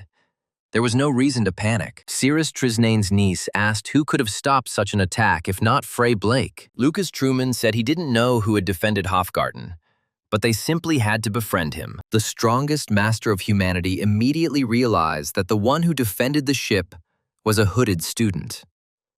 The next moment, the pirate ship crashed into Hofgarten, and the bandits boarded it. The offspring of the aristocrats screamed in horror, deciding that now everything was finally over. The pirates operating in the waters off the Jagged Reef Islands quickly pulled the Hofgarten to the ship. The bandits threw planks over the sides of the ships to gain access to the deck of Captain Max Martin's ship. The sailors of Hofgarten screamed hysterically that the pirates were attacking, and that they had to do something urgently. The thugs began to kill the ship's crew and anyone who offered active resistance. Students from the elite West Road Academy screamed that they were indeed pirates and rushed to the opposite side. The pirate leader leaped triumphantly onto the deck of the Hofgarten as his men captured most of the ship. The captain of the Blood Reavers looked at the remains of the ship's crew and the students of the academy. The pirate who gouged out his good eye said that this ship was smaller than nitrous and would burn faster. The scarred robber counted all the survivors and burst out laughing. There were 40 people in their captivity. The pirate leader called the rich cadets his friends and asked how they were doing. Max Martins asked if these reckless thugs knew what kind of ship it was. The pirate leader replied that it was a treasure ship, filled to capacity with the descendants of ancient houses. The bandits burst out laughing when they heard the students being directly compared to jewels. One of the students from the elite West Road Academy asked how these scum dared to mock him. The pirate captain of the Bloody Reavers realized that there were still some stupid kids left among the survivors. The student stepped aside to give the daredevil some space and revealed to his gaze the merciless faces of the pirates. The daredevils shouted that these pirates did not realize their situation, forgetting that they had attacked a ship with magicians. The young man was completely confident that the students of West Road Academy were excellent magicians. Max Martins ordered the guy to stop immediately because he was now making a stupid mistake. However, the self-confident student had already begun casting a spell to repel those who had attacked Hofgarten. The young man didn't even have time to think and protect himself from the thrown dagger. Everything happened with lightning speed. The pirate leader stated that the boy himself seemed not to fully understand the situation. The man added, "Did this brat really think that any of them would give him time to prepare for the spell?" The boy quickly realized that his self-confidence was excessive and finally realized the full danger of the situation. The students of the elite West Road Academy began to cry out, wondering if they were all going to die here. The Apostle of Justice felt that someone had slightly deflected the trajectory of the thrown dagger. The reincarnated man realized that this was the same guy who had previously saved the ship from destruction. The hooded youth told the upstart that these pirates were beyond his capabilities.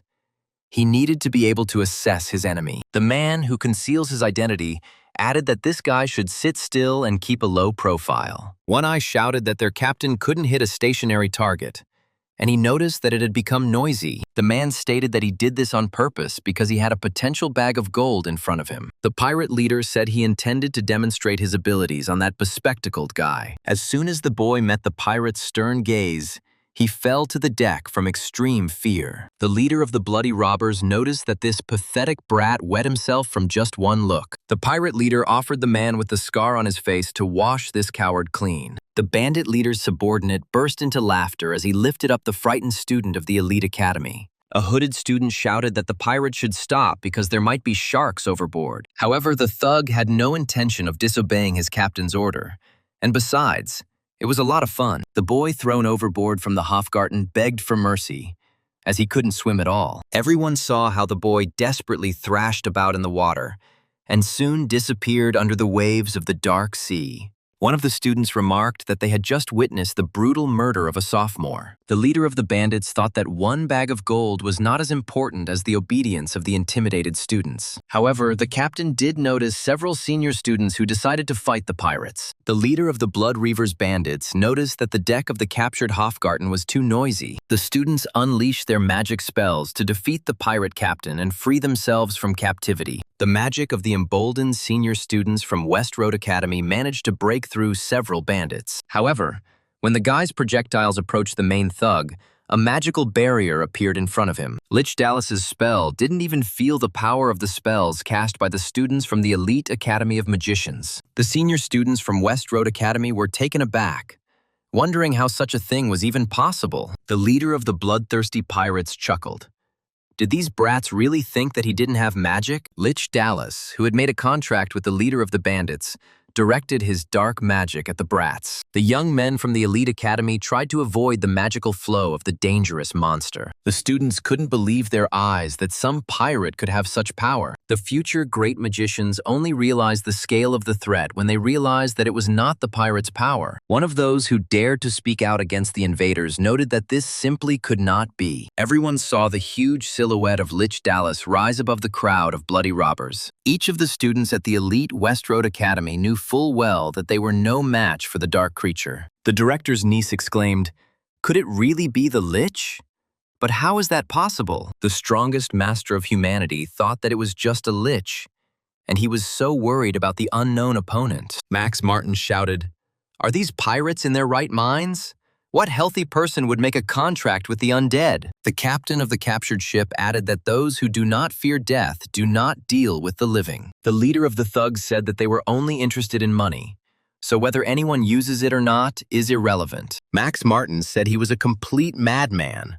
no matter how attractive the money was. The Apostle of Justice asked the haughty Isabella not to cuddle him so hard. The reincarnated man asked to postpone all tenderness until they got ashore. However, Lucas Truman realized that the first beauty of West Road Academy was simply afraid of the Lich. The girl noticed that these were not ordinary pirates. They had found themselves in an incredibly dangerous situation. The strongest master of humanity said that the minimum level of a Lich is around 5 stars. Lich Dallas stated that he wanted to see the person who was able to stop one of the ice spears. However, none of the frightened students dared to go out to the incredibly powerful undead. The monster who had made a contract with the pirate leader said that this man should come out to him. Lich Dallas added that he felt his presence in the crowd of Blood Reaver captives. The dark creature declared that it would kill everyone on this ship if the right person did not show up. The Academy students couldn't believe their ears. Did this monster really think that any of them were strong enough? Max Martins realized that he was completely powerless against Lich Dallas. It was the end. People couldn't believe what was happening.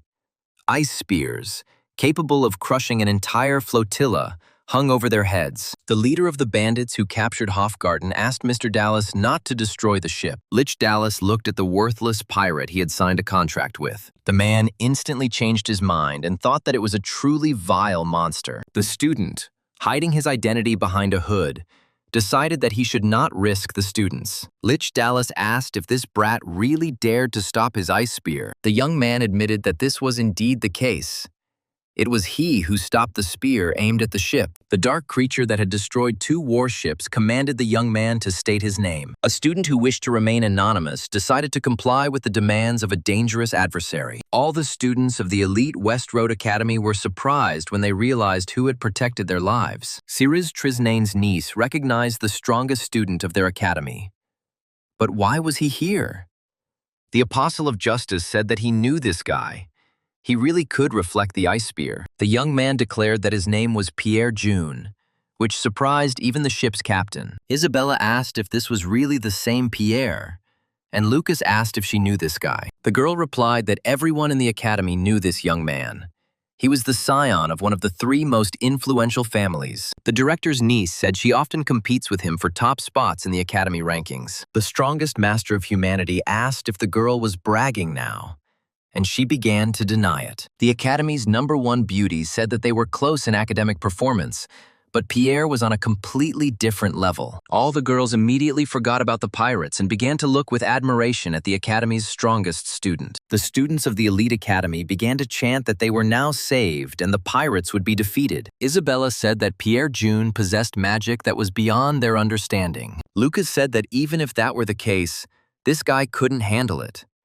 And the girl asked why he was saying that. Reincarnated in the body of the 3rd son of the famous family, Blake said that Pierre could barely stand on his feet. The Apostle of Justice is confident that Lich Dallas's level is definitely above a 5-star rating. The strongest master of humanity added that the guy himself understood this, so he toned down his arrogance. Lucas is sure that Pierre's strength would have been enough for a maximum of the 5th level, but he managed to reflect more powerful magic. The Apostle of Justice is confident that this guy did not die only by a lucky chance. The director's niece asked if Frey Blake possessed magic that surpassed the level of a lich. However, the young man replied that this was absolutely not true. He only had a 1-star magic missile. The reincarnated man asked Isabella to let go of his hand. He was already feeling hot. At the same time, the Academy's strongest student wondered why the hell he had boarded this particular ship. The guy admitted to himself that his reluctance to be conspicuous had led him into this incredibly dangerous situation. The young man thought that today was clearly not his day, because after reflecting the Lich's magic, his body became fragile. The strongest student from the elite West Road Academy cursed in his mind. The young man was well aware that he was no match for this dark monster, no matter how the situation changed. Lich Dallas, who has signed a contract with the Blood Reaver's pirates, declared that today is his day. The undead stated that she had never expected to find such excellent material for research. The scion of one of the 3 great families realized that he would definitely not leave this ship alive. The strongest student from West Road Academy asked the pirate leader what the purpose of all this was. The man burst out laughing and said that he hadn't planned anything special. It was all very simple. The captain added that the situation looked dangerous, but the students would have to go through a long ordeal. The leader of the thugs promised to deliver the prisoners to the port of Cast safe and sound at maximum speed. The pirate crew burst out laughing and remarked that their captain should mind his own business. And the pirate leader noted that all his promises would come true only if these students were paid well. The Apostle of Justice thought that ultimately all this pirates' talk came down to money. Pierre June thought he should at least try to ransom the others from the pirates. The young man said he had a proposition for the captain of the thugs who had captured Hofgarten. The guy added that the man only had enough money from his parents and demanded that the others be released. The academy's strongest student noted that for this amount the captain could buy 3 such ships. The man noticed that the young man didn't know how to count. Why did he need only Pierre if he would get more with the others? The pirate captain added that he had the immortal Lich Dallas. Why should he listen to this fool? The strongest student of West Road Academy admitted that he is no match for this dark creature. The young man added that he would most likely die in this battle, but would be able to take the pirates with him. Pierre June declared that his remaining forces would be quite sufficient for the final battle. The captain who captured Max Martin's ship realized that the boy was strong beyond his years. The Apostle of Justice thought that this young man had incredible potential. Lucas Truman admitted that the more he watches Pierre, the more he likes him. The Reborn stated that this guy had a great future. And Isabella asked if Frey had heard Pierre's speech. Lich Dallas said he wouldn't kill the guy, because with his mana level, it was nothing more than bragging. The strongest student of the elite West Road Academy realized that the undead had launched an attack. The Apostle of Justice saw how dark fetters surrounded the leader of the Brotherhood, Truman, in the blink of an eye. Lich Dallas declared that he would consume the young man's soul completely and turn his body into undead and force it to serve him. The dark monster declared that Pierre June was already entirely his, and that resistance was useless.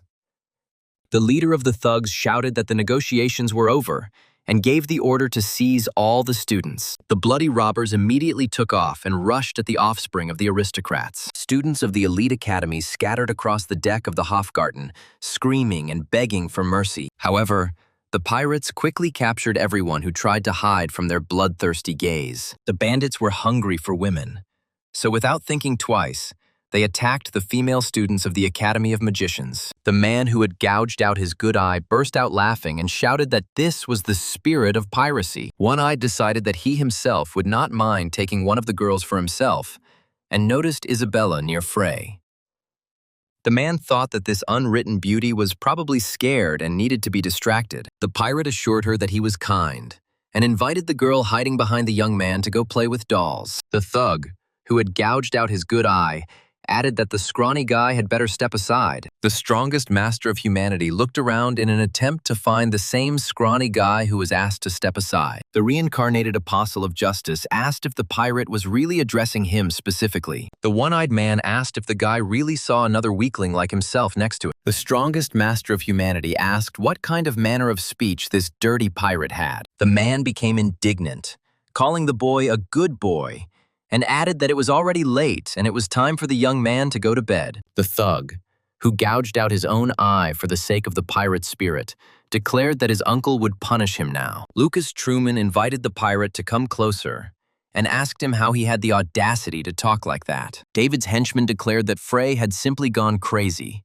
because with his words, he was adding fuel to the fire. Huge Jack added that this brainless idiot simply does not see what is happening around him. The Apostle of Justice noticed his tied-up classmate and asked how his friend David was doing. The one-eyed thug couldn't believe that some brat from a rich family didn't respect him at all. The pirate raised his sword and shouted that this guy was asking for more abuse than anyone else. Students at the elite West Road Academy feared for a classmate who was considered the weakest. The scion of one of the 3 influential families realized that Frey Blake was about to die because of his insolence. However, the strongest master of humanity did not see the one-eyed pirate as a threat to himself at all. The man shouted in rage that this brat had completely lost his fear. Well, now he would show him. The director's niece was afraid that the young man would come to an end, and then she would not know about Frevicius's training. However, to the surprise of all observers, the hot-tempered thug immediately received a crushing blow. The strongest master of humanity literally knocked down the one-eyed thug who had attacked him. The pirate was sent on a short flight due to the incredible speed of the simple student's magic. Everyone who was on the deck of the Hofgarten, which had been captured by bandits, saw how the guy threw the thug away. The Apostle of Justice declared that he knew his place very well, so it was better for others not to interfere. The man, who had gouged out his good eye, fell overboard, unable to stop himself in mid-flight. Max Martin's team was surprised that there really was someone so strong among the Academy's students. The students captured by the pirates asked what just happened and where this incredible speed came from. Those captured by the bloody robbers screamed, wondering if Frey, the biggest loser of their academy, had really done this. Pierre June, entangled in dark bonds,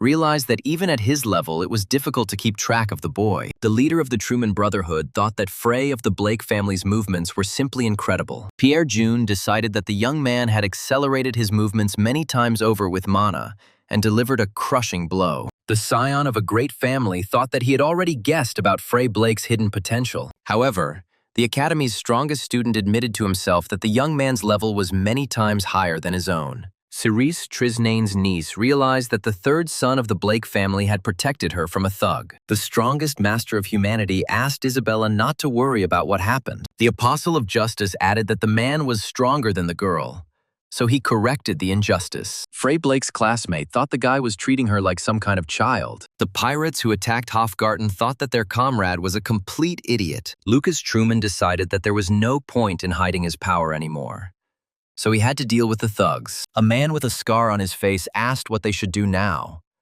One of the commanders was thrown overboard. The boatswain added that this show-off wanted to show off in front of the girl, but now he has become fish food. The man suddenly realized that the young man had gotten very close to him in the blink of an eye. The pirate with the scar on his face only had time to shout out how this brat could move so fast. The undead that exceeded the 5-star level thought that this youth was moving incredibly fast. The strongest master of humanity decided that these pirates needed to choose their targets more carefully. The Apostle of Justice said that the thugs should have accepted Pierre June's proposal. The reincarnated man noticed that he, unlike that student, was not so kind. Lucas Truman added that everyone could have been safe if they had dispersed peacefully a few minutes earlier. Humanity's strongest master said that pirates weren't really human anyway. The thugs who seized Captain Max Martin's ship wished the arrogant guy death. The Apostle of Justice thought that those who came for easy money were not very smart. The reborn man realized that he would have to put in a little more effort. The strongest master of humanity threw the bosun's body into the approaching crowd to hold it back. Those who had captured the passengers of the Hofgarten realized that the young man was about to use his devastating magic. The Apostle of Justice unleashed a powerful blast of mana at the pirates who sought to avenge the boatswain. The thugs shouted that they must all rush in together to crush this brat. However, to their general surprise, the young man who had run into the pirates reacted immediately. The strongest master of humanity literally blew away the pirates who rushed at him with a powerful wave of mana. The leader of the Bloody Reavers admitted that he could not believe his own eyes. The man didn't understand how some student, even from an elite academy, could destroy his people like that. However, the pirate who signed a contract with Leech Dallas saw it happen with his own eyes.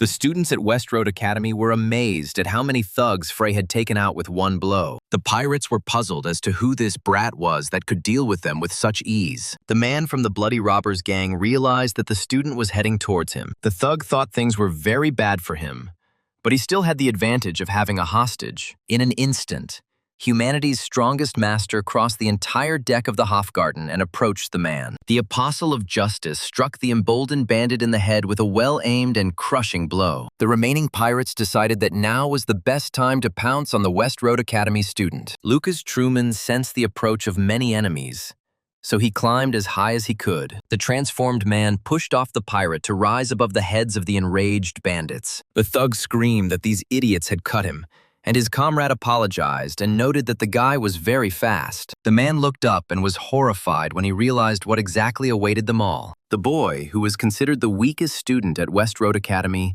activated powerful magic. One of the thugs shouted what he was going to do, and the second replied that it would not end well. Humanity's strongest master used an incredible amount of mana to crush his enemies. The pirates who had taken over Hofgarten realized that a student from an elite magic academy was about to finish them off. The Apostle of Justice unleashed a magic on the thugs that boggled the minds of those watching. The bloody robbers didn't even have time to feel the pain from the boy's overwhelming magic. Everyone on the deck of Max Martin's ship saw how the bodies of the robbers literally disappeared. The reborn man landed gently on the deck of the ship and looked at the remaining pirates. One of the thugs shouted that this monster had to stay put or he would kill his girlfriend. The pirate added that if Frey Blake moved even a finger, he would cut the girl's throat. The strongest master of humanity asked if he seriously expected to stab Isabella. The thug shouted, asking what this monster meant, and wondered if he had made a mistake with the hostage. At this moment, Ciriz Trisnane's niece was already finishing reading her spell. The girl looked seriously at the pirate who tried to use her as a hostage. The man instantly realized that he had made a fatal mistake by choosing this girl as a hostage. The first beauty of the elite West Road Academy activated Lightning Strike to strike the bandit. The man who took Isabella hostage realized that this girl was also incredibly strong. The academy director's niece brushed away the dust as the paralyzed pirate fell to the deck. The students and surviving members of Max Martin's team were amazed by the power of Isabella's magic. The Academy's strongest student thought that Frey,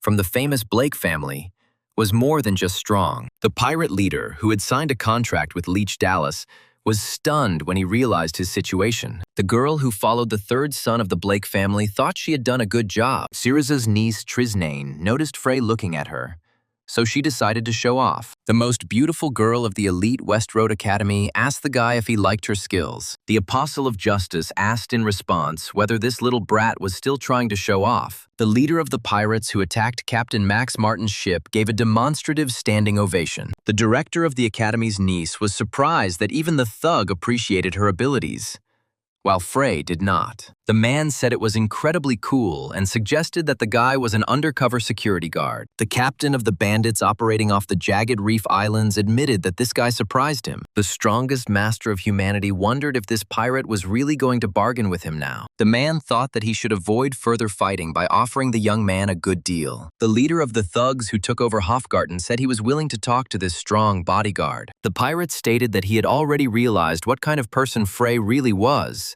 because this young man was by no means so simple. The leader of the bloody robbers noted that even with such strength, the guy would have a hard time fighting his guys. The Apostle of Justice chuckled at these words, but allowed the man to get down to business. The bandit who made a deal with Lich Dallas stated that he would only take half of all the captured. The pirate remarked that this was a very fair deal that would be hard to refuse. The reborn man decided that he had to reassess the situation.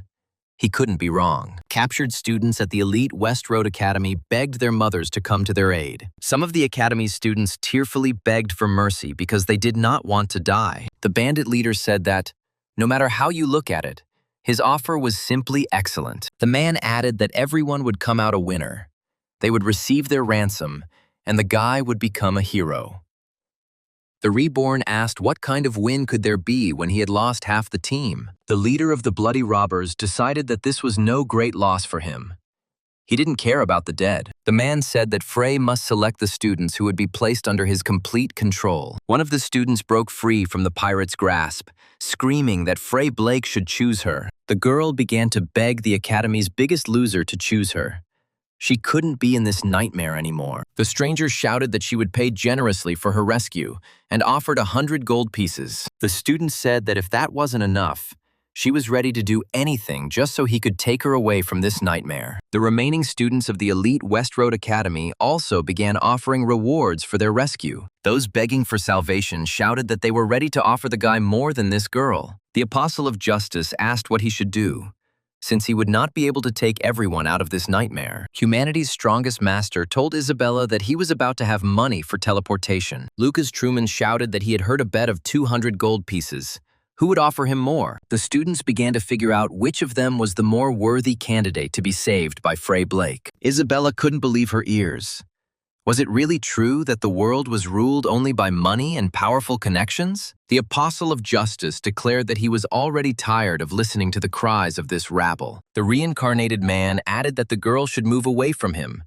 He was already hot. Lucas Truman noted that these students had been taught from infancy to spend money wisely. The Apostle of Justice noted that this money belonged to their parents, and they themselves had not earned a penny. The strongest master of humanity was surprised that they could even be called future magicians. Lucas Truman stated that a true magician must first and foremost protect the weak, no matter what the situation. The Apostle of Justice added that this is why they should all think again about the amount. Meanwhile, the pirate captain and the undead he had contracted with watched from the sidelines. The pirate leader thought that this brat was taking too long to choose his half of the captured students. The man looked at the one who did not fear death and added that for some reason the lich was just standing there. The bandit leader wondered if there was anyone who could defeat this little turtle on legs. The undead responded to the man's thoughts that such a person had not yet been born, because he was the strongest in this world. The pirate captain realized that the lich could read minds and asked why he was so silent. The pirate captain thought that now he would have to watch his own thoughts. The dark creature replied that he was simply interested in observing this student. Lich Dallas said that this guy has an incredible concentration of mana. He literally glows with it. The man who signed the contract with the pirate leader added that this guy is simply an incredible example. Lich noted that this young man's limit was around 5 stars. So he would not be a worthy opponent for him. The leader of the bandits who attacked Captain Max Martin's ship said he had already made other arrangements. The strongest master of humanity noticed the powerful aura of the undead and decided that the pirate had refused the deal. Leech.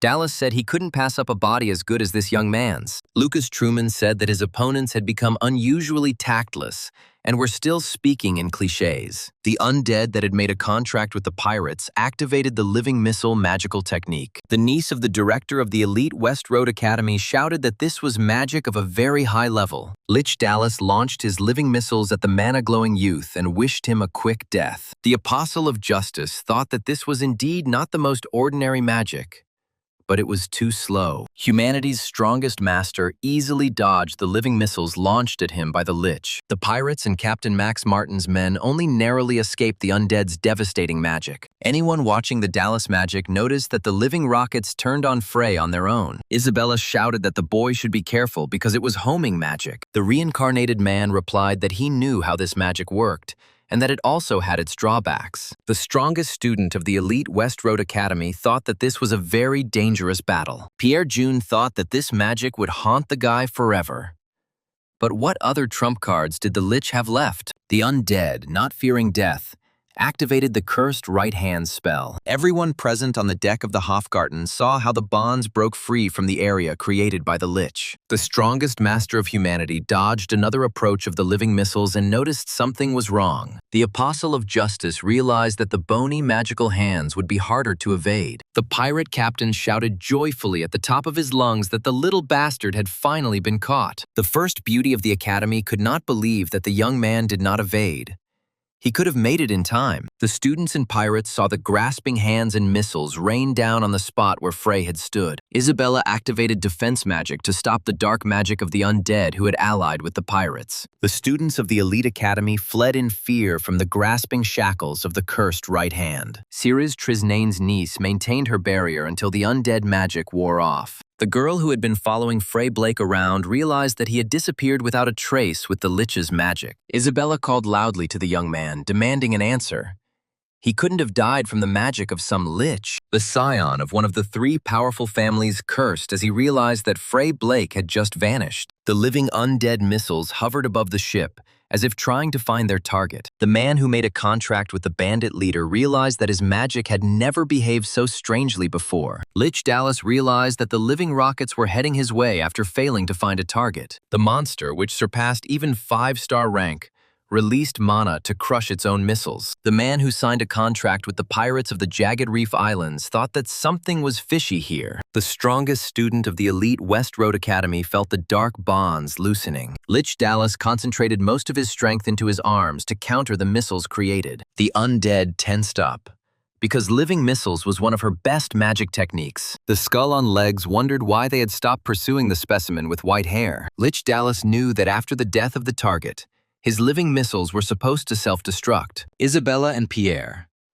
June couldn't believe their eyes when they saw the unharmed boy behind the undead. The niece of the headmaster of the elite West Road Academy called out, wanting to know if Frey was okay. The undead, having dispelled its own weapon, looked back and saw a white-haired boy safe and sound. Lucas Truman said the back of Lich Dallas's head is pretty cute because you can't see his ugly face. The high-level undead realized that this guy had managed to avoid the devastating attack from all sides. The monster decided that Frey had control over all 5 senses at once, since he was doing such things on the rocking ship. The Lich admitted to himself that even he was not capable of such a thing.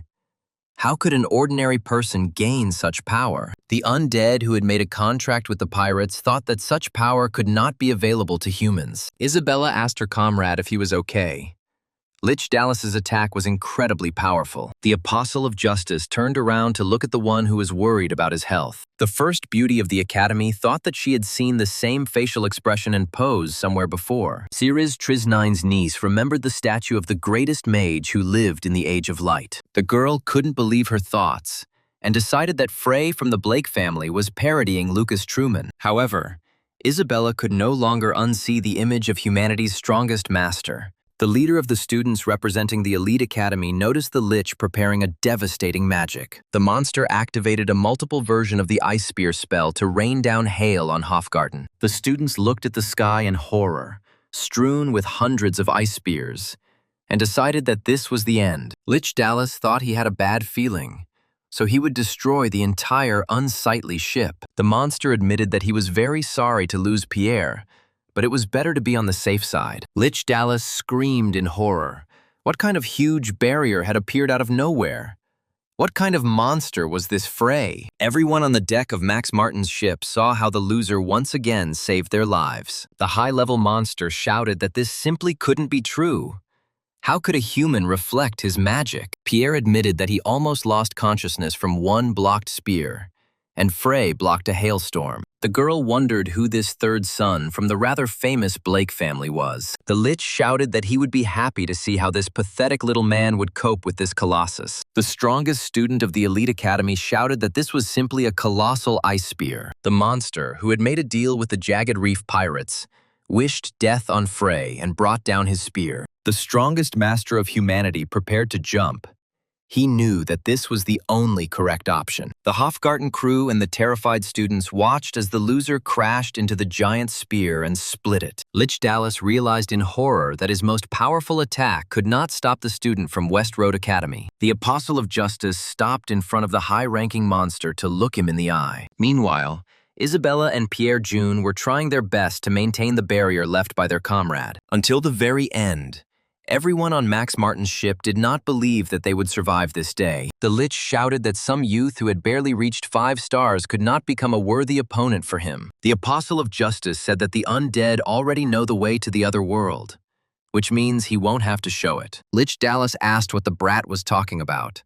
Did he seriously expect to kill him? Lucas suggested that the undead muster their strength, and admitted that he wanted to use something more powerful than the magic missile. The monster that had made a deal with the leader of the blood robbers shouted out who this guy was. Humanity's strongest master replied that everyone called him Frey Blake, the Academy's eternal loser. The reborn one admitted that his name was Lucas Truman, and he had returned only to teach the villains a lesson. Isabella asked what Frey and Lich were talking about, but Pierre June replied that they couldn't hear anything from here. The girl wondered what was going on up there.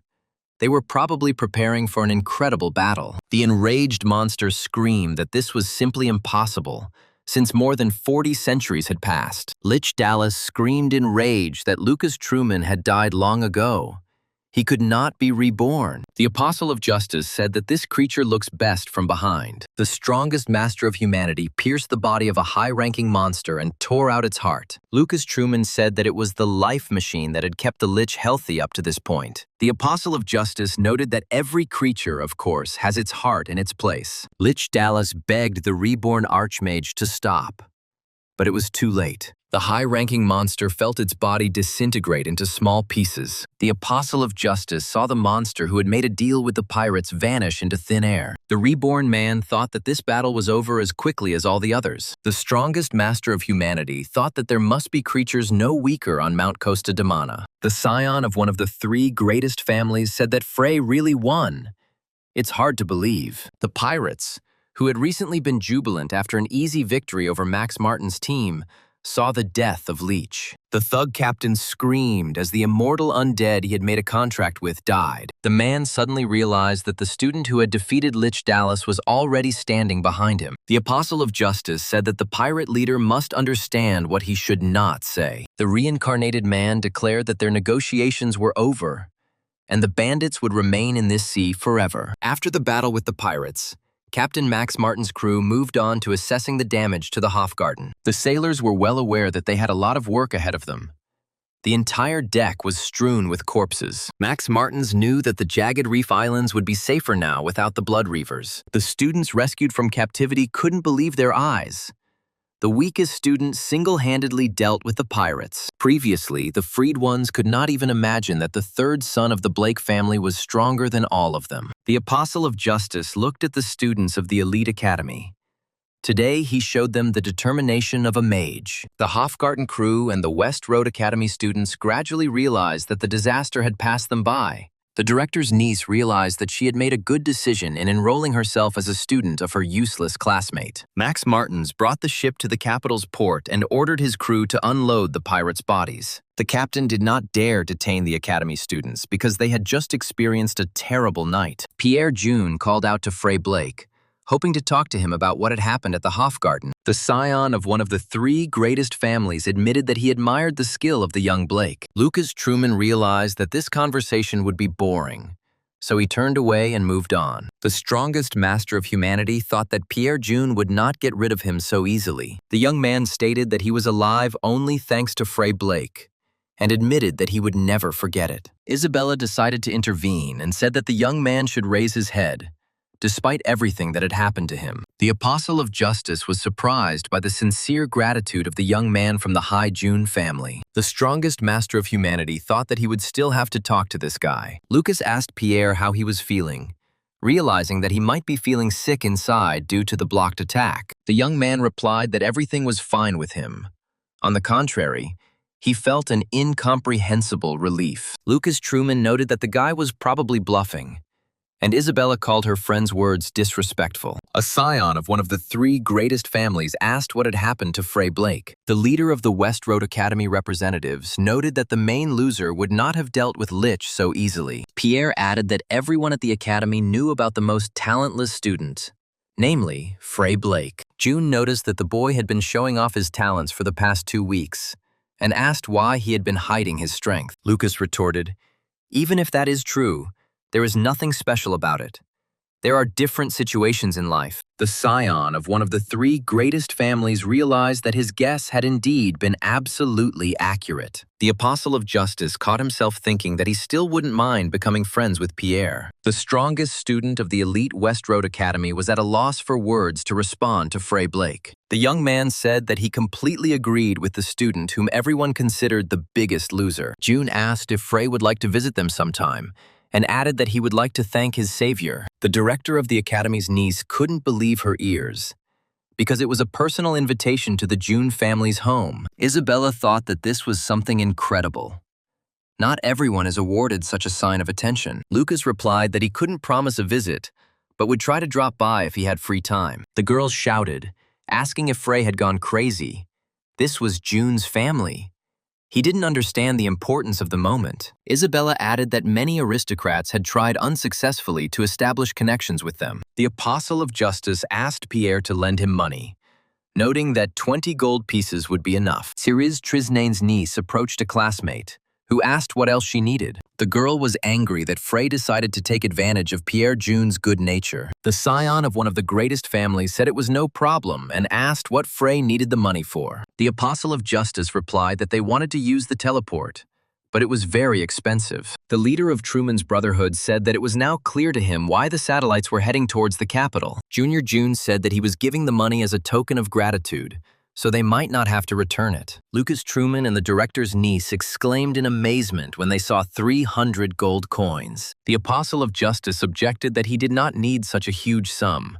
He was only willing to take 20 gold coins. However, the scion of one of the greatest families simply waved it off, declaring that he had no small change. The strongest master of humanity thought that this guy was an example of a true bourgeois. Pierre June said that he would like to invite the young man right now, but his family is in full swing preparing for the wedding. The guy explained that he would probably be in a lot of chaos at home due to preparations for this incredible holiday. Lucas noticed that the guy was clearly proud of it, and he said that it was not a fun activity at all. The Apostle of Justice approached the young man and asked if his fiancée had a beautiful sister. The reborn one added that age is not a hindrance for him, and if his aunt turns out to be a beauty, that would also be good. The director's niece shouted that Frey Blake should pull himself together and stop asking such ridiculous questions. Pierre mentioned that his bride was from the Aquarid family, and added that this family had produced outstanding knights. The young man added that if the Aquarids knew how weak he was in magic,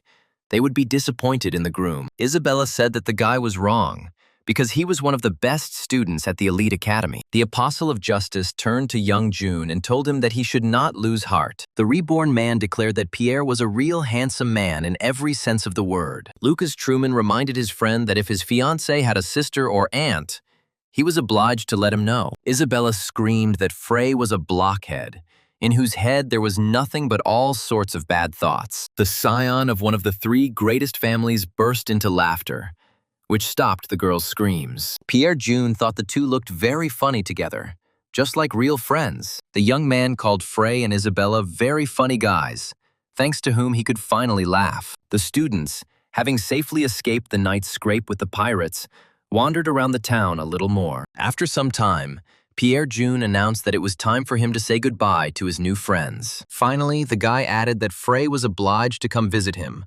Otherwise, Pierre himself would be called ungrateful. The Apostle of Justice said he would try to make time, but he could not promise young June anything. The scion of one of the greatest families thought that Frey did not agree now, but would definitely come. Lucas himself thought that if Pierre even mentioned a free sister or aunt, he would immediately show up for a visit. The niece of the director of the Elite Academy of Magicians thought that today had been wonderful. The girl noted to herself that the guys looked just great together. They should become friends. Isabella even felt as if the two had known each other for ages, although they had certainly never crossed paths before. Lucas Truman said that Pierre turned out to be a normal guy, an example for the entire aristocracy. The strongest master of humanity added that the young man spends a lot of money on his comrades. The Apostle of Justice realized that Siriz Trisnane's niece was not very happy with such reasoning. The girl screamed that Frey Blake should stop mentioning that she didn't take money on the trip. The next day, the comrades went to the equipment shop to renew their tattered gear. Isabella asked whether this elegant mage's robe suited her better, or that severe warrior's armor. The strongest master of humanity said that it would be better for her to go naked to the mountains of Costa de Mon. Lucas Truman was indignant. Was she really going to go to the mountains in such loose and colorful clothes? The reborn added that she should choose something light so that it would not hinder her movements. The girl screamed that she understood all this herself.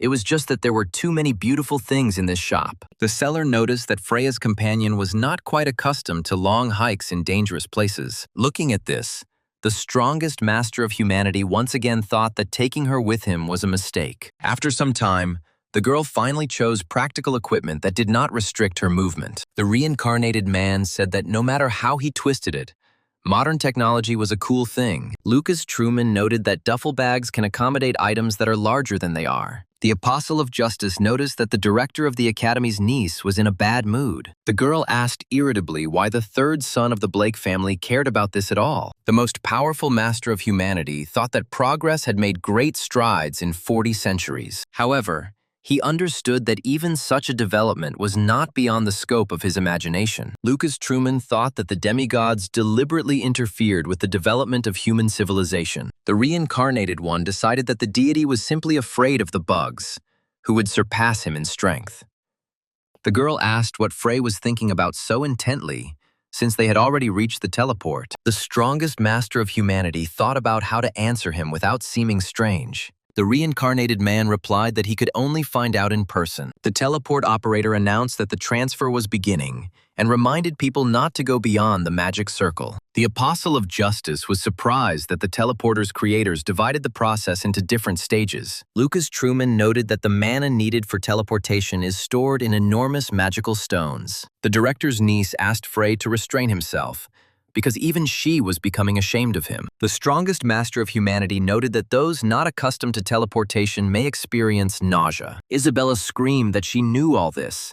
The guy needed to stop acting like a redneck. However, as soon as the transfer began, the girl, out of fear, immediately called her mother, because she had never teleported before. Siriz Trisnane's niece felt like she was part of the mana that was being thrown over a distance. The strongest master of humanity thought that the transfer was even more beautiful than he had imagined. The magic circle with the passengers standing on it seemed to fly over the void. Meanwhile, in the city beneath the Costa Daemon Mountains, the return part of the teleport activated the magic stones. It seemed to the teleport passengers that the transfer to the other end of the country took only a few seconds. The Apostle of Justice was surprised when he realized that they really did end up in a town at the foot of the mountain. The reincarnated man thought that it turned out that there were still places in this world that had not changed. Lucas Truman added that for 4,000 years, not a single living soul had climbed these mountains. The most powerful master of humanity suggested that Isabella not delay and set off on her journey. However, the girl was clearing her stomach at that moment, and the guy noticed that he had warned her about something like this. The director of the academy's niece said that she simply hadn't eaten anything since morning, which is how the embarrassment came about. Isabella added that she just needed to have something to eat, and then everything would immediately return to normal. The reincarnated man thought that he had really made a mistake in agreeing to take her along on the journey. The comrades went to the nearest tavern to get some refreshment before heading out into the dangerous mountains. The old bartender didn't expect to see new faces in his establishment, so he ignored the newcomers. The strongest master of humanity ordered bread and meat for 5 people, specifying that there should be more meat. Lucas Truman added a beer to his order, and his classmate was surprised by this choice. The girl screamed, demanding an explanation as to why Frey had ordered beer, as it was an incredibly unhealthy drink. The reborn one asked the girl to be quieter and clarified that she couldn't even imagine how long it had been since he had drunk it. The strongest master of humanity asked why they didn't serve beer at their elite academy. Isabella stated that it was obvious that minors were prohibited from drinking alcohol. The bartender asked the arguing teenagers if they were really working as mercenaries at their age. The man carried out the order exactly, and Lucas Truman was pleasantly surprised by the juiciness of the food served. The old man said that many newcomers strive to start their careers in the mountains of Costa Daemon. The bartender said that horses like this usually feel like they can do anything with their new gear. The strongest master of humanity decided not to interfere in the dialogue.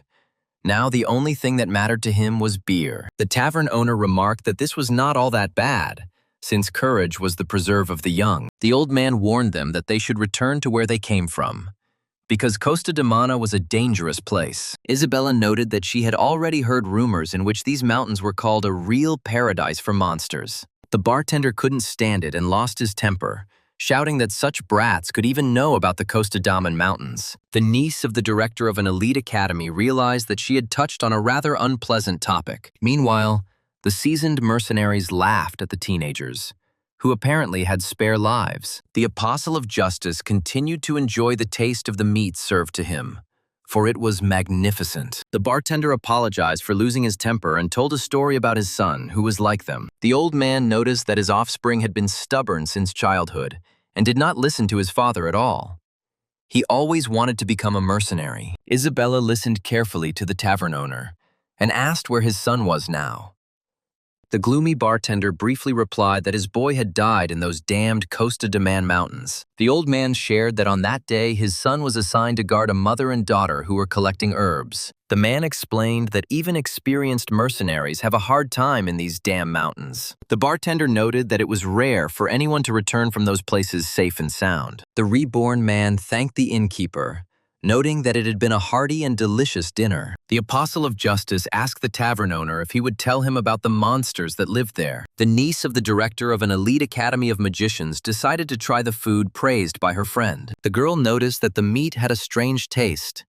It couldn't possibly be excellent. The man realized that he had failed to dissuade the novice mercenaries from going to a dangerous place. The bartender asked if the teenagers really wanted to go there so much that they weren't even afraid of dying. The old man cursed and remarked that because of the brats, he would not be able to sleep peacefully that night. The rest of the day flew by as the man told us in detail about the dangers of the Costa Daemon Mountains. The old man even pointed out to the novice mercenaries several safe paths in those godforsaken lands. The students students of the elite Academy of Magicians listened to the innkeeper's story with genuine interest. The director's niece thought she had prepared well, but this place was worse than she had expected. The strongest master of humanity thanked the old man for the information and asked how much they owed. The bartender waved it off and said that he didn't need the money. Let it become a debt until they returned. Lucas was surprised that a simple innkeeper could really only make enough money to survive on. The tavern owner chuckled and said that he heard such words often enough. The apostle of justice thanked the old man for the dinner and remarked that the meat was especially tasty. The bartender burst out laughing and admitted that everyone only liked the beer, and the rest went to waste. Lucas said he would hope the old man would cook them better meat next time. The tavern owner nodded approvingly and said that he would wait for the return of these brats. The strongest master of humanity and the niece of the director of an elite academy set out on their journey. Isabella wondered whether the old innkeeper's stories would be true or just tall tales. After some time, a small group of students was attacked by extremely ferocious monsters. However, the reborn archmage of the past did not even notice the threat from these unusual creatures. The niece of the director of the elite academy stopped the monsters with her lightning, and Frey finished them off. The girl thought that in this place they would spend all their energy without ever reaching the top. The apostle of justice decided that the monsters had hardly changed since his time. Isabella noticed that they were only at the foot of the mountain, but there were already so many strong monsters. A classmate said that now she completely understands why Frey brought her to this place. The girl was confident that 1 month of training in such conditions would be quite enough. The reincarnated man asked if he would bring her here for some small thing. The strongest master of humanity said that he was going to the dungeon of Solomon Gnome. The girl shouted, "Is this really the same dungeon that the great sage Solomon created?" The director's niece knows a legend that whoever finds this dungeon will gain power. Lucas Truman said that although the place is called a dungeon, it is not actually a cave. The apostle of justice remembered that on a high mountain, rising above the clouds, there was a lake. At one time, Solomon personally told about this place, promising that he would wait for the archmage there. Freya's classmate wondered why the guy was so sure that the sage's great legacy was here. The strongest master of humanity assumed that the highest mountain in this place was the very one. The apostle of justice thought that if there was a lake there, it would definitely be lava, which was in the spirit of his comrade. The reincarnated man said this legend may seem like fiction, but it is not an exaggeration. Lucas Truman added that one must have at least 6 stars to reach the top. The guy noted that in just 1 month, they would break through to this level and climb to the very top. The girl asked if the young man was in his right mind, since it was unrealistic to achieve 6 stars even in 10 years. The apostle of justice said that they just needed to find a suitable place to train. The reborn archmage added that the girl should also look for a suitable place for meditation. A small group of novice mercenaries continued to make their way through the monsters of the Costa Daman Mountains. Isabella herself didn't notice how her lightning, instead of paralyzing, began to strike down the advancing monsters. The girl thought that the battles had exhausted her considerably, but she was ready to continue. The director's niece wondered why Frey Blake had stopped wanting to fight, and what exactly he had planned. The Academy's #1 beauty couldn't understand what the guy was staring at when he'd completely forgotten about the monsters. The strongest master of humanity said that he had found a suitable place for them to train. A small group of novice mercenaries emerged from the forest at the foot of a dangerous mountain towards the river. Cerise Trisnane's niece couldn't believe her eyes.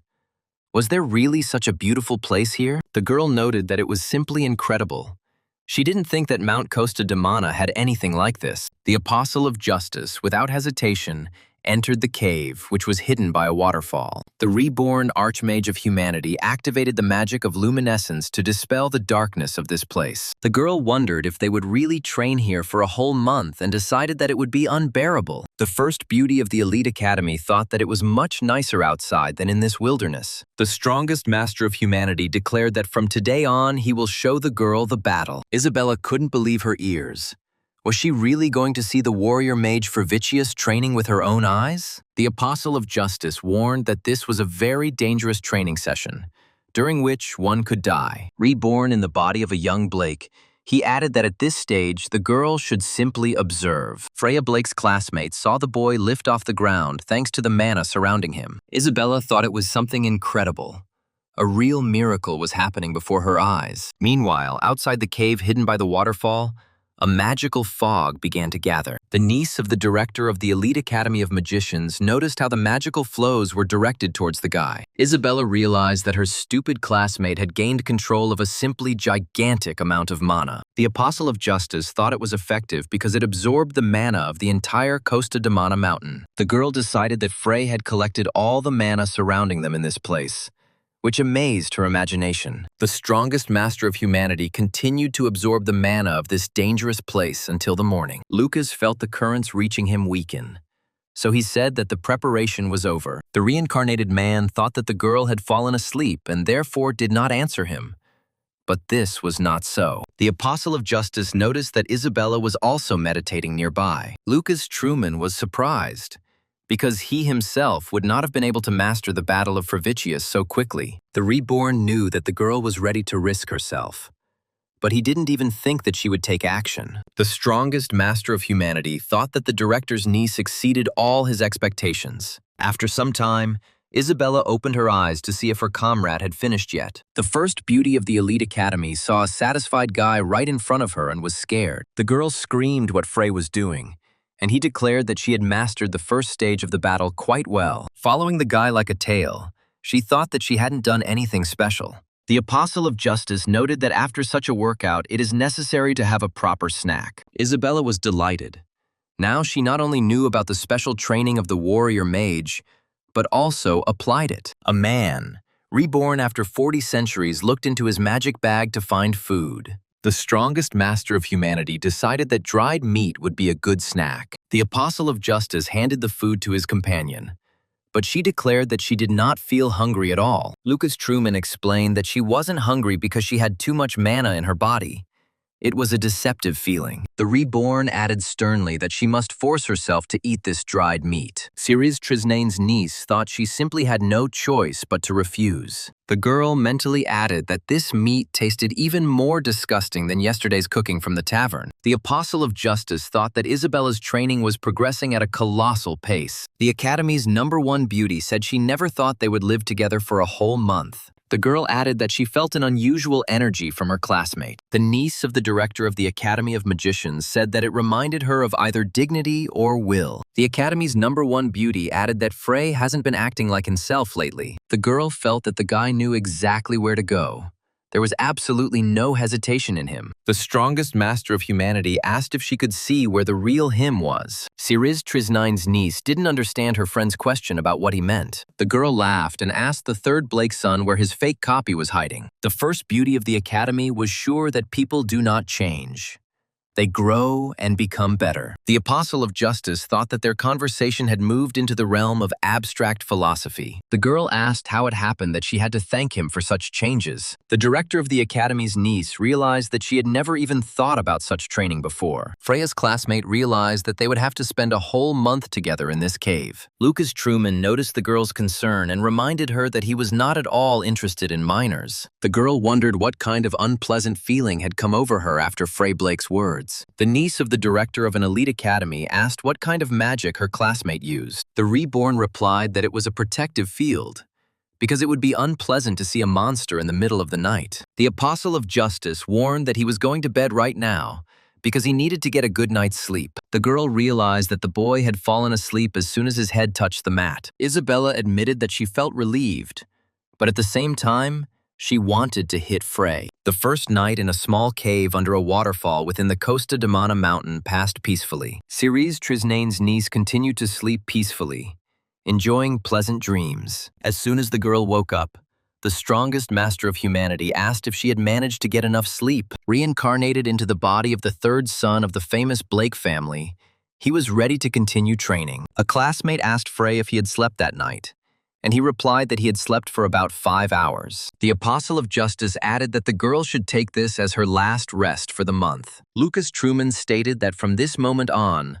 the real training for the Frevicius reception begins. The strongest master of humanity reminded that this is an extremely dangerous way of training. The Apostle of Justice declared that Isabella should not repeat what he said without thinking. Lucas Truman decided not to waste any time and immediately moved on to demonstrating the warrior-mage battle. The niece of the director of the Academy of Magicians saw that her comrade's mana began to split into two streams. The girl thought that these swirls of mana looked beautiful.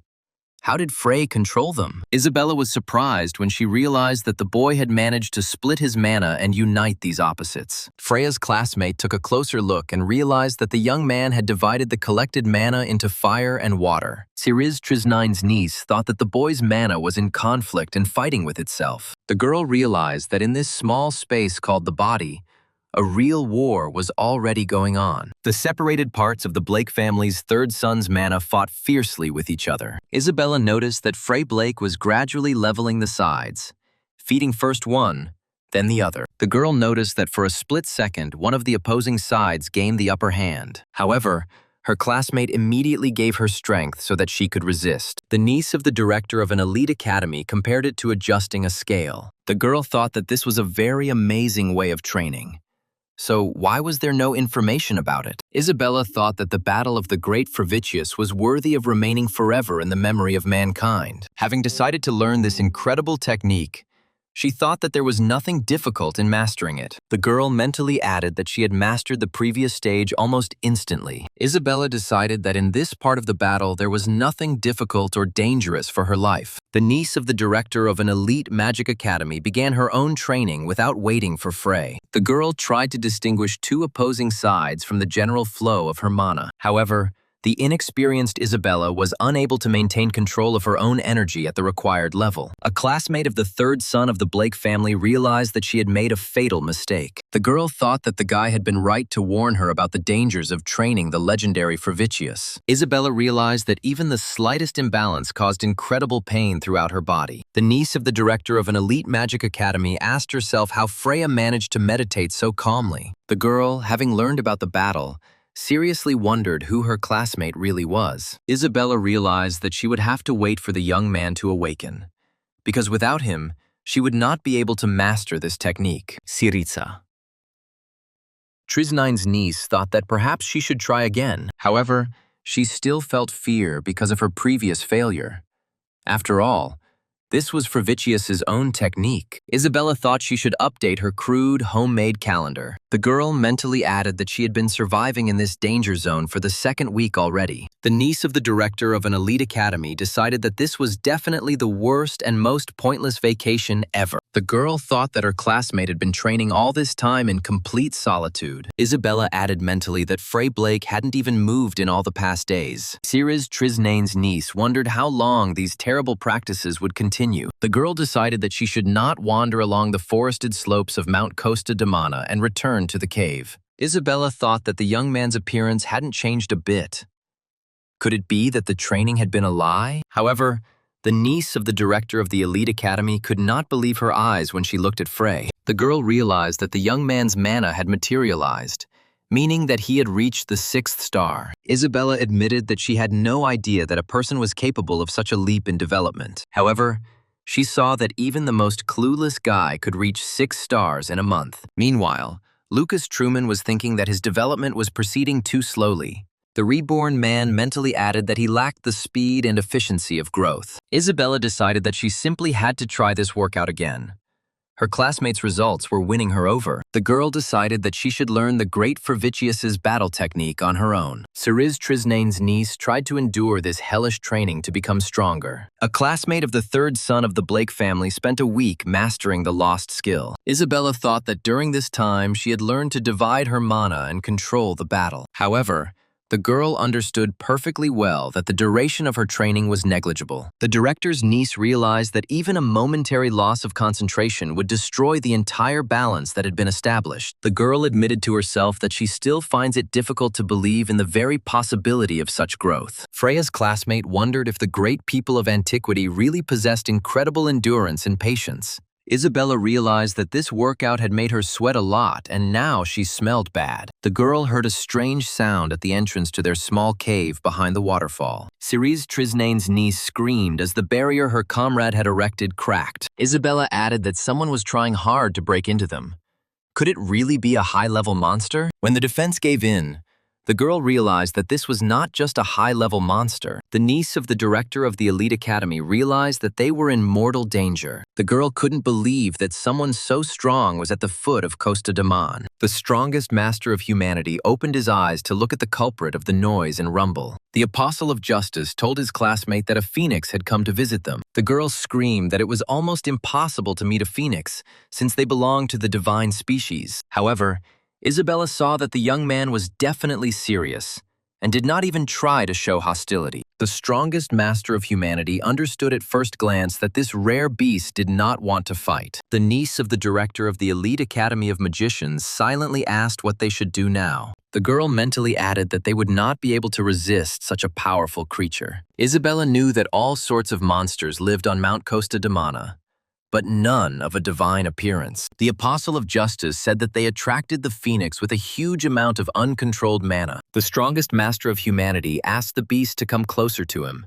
and the girl shouted that it was dangerous. Isabella shouted that divine monsters could not be tamed by humans. The girl suggested getting out of this cave while the phoenix gives them the opportunity to leave. The reincarnated man said that the director's niece should take a closer look at the beast. Lucas Truman added that the phoenix came for help, and Isabella decided that the guy had gone crazy. However, she immediately realized that her classmate had managed to find a common language with the monster. The girl saw with her own eyes how the fiery monster allowed the young man to stroke it. Ciriz Trisnane's niece asked how the boy managed to stroke plumage made of pure fire. The apostle of justice noted that this was all because this monster did not see him as an enemy. The reincarnated man asked the girl to look at the phoenix's wounds, which were inflicted by giant claws. The strongest master of humanity was sure that this beast survived only thanks to an incredible miracle. Isabella thought the guy was talking some nonsense that didn't fit into her ideas. The girl asked if phoenixes could die,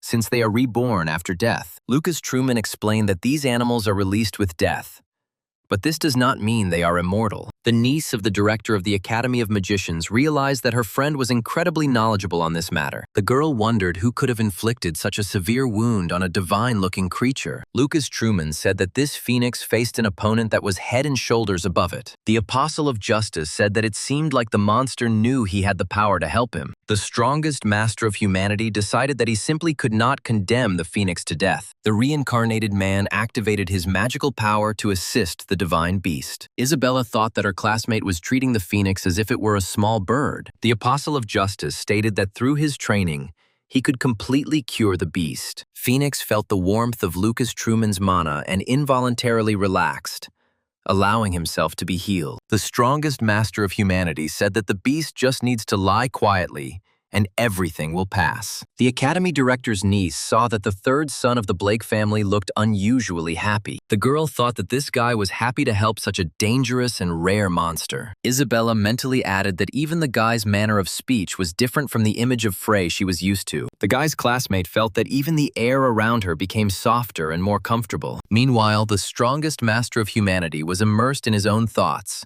remembering the past. Lucas then asked the beast if this light rain had completely weakened the feathered beast. The strongest master of humanity added that he is a phoenix.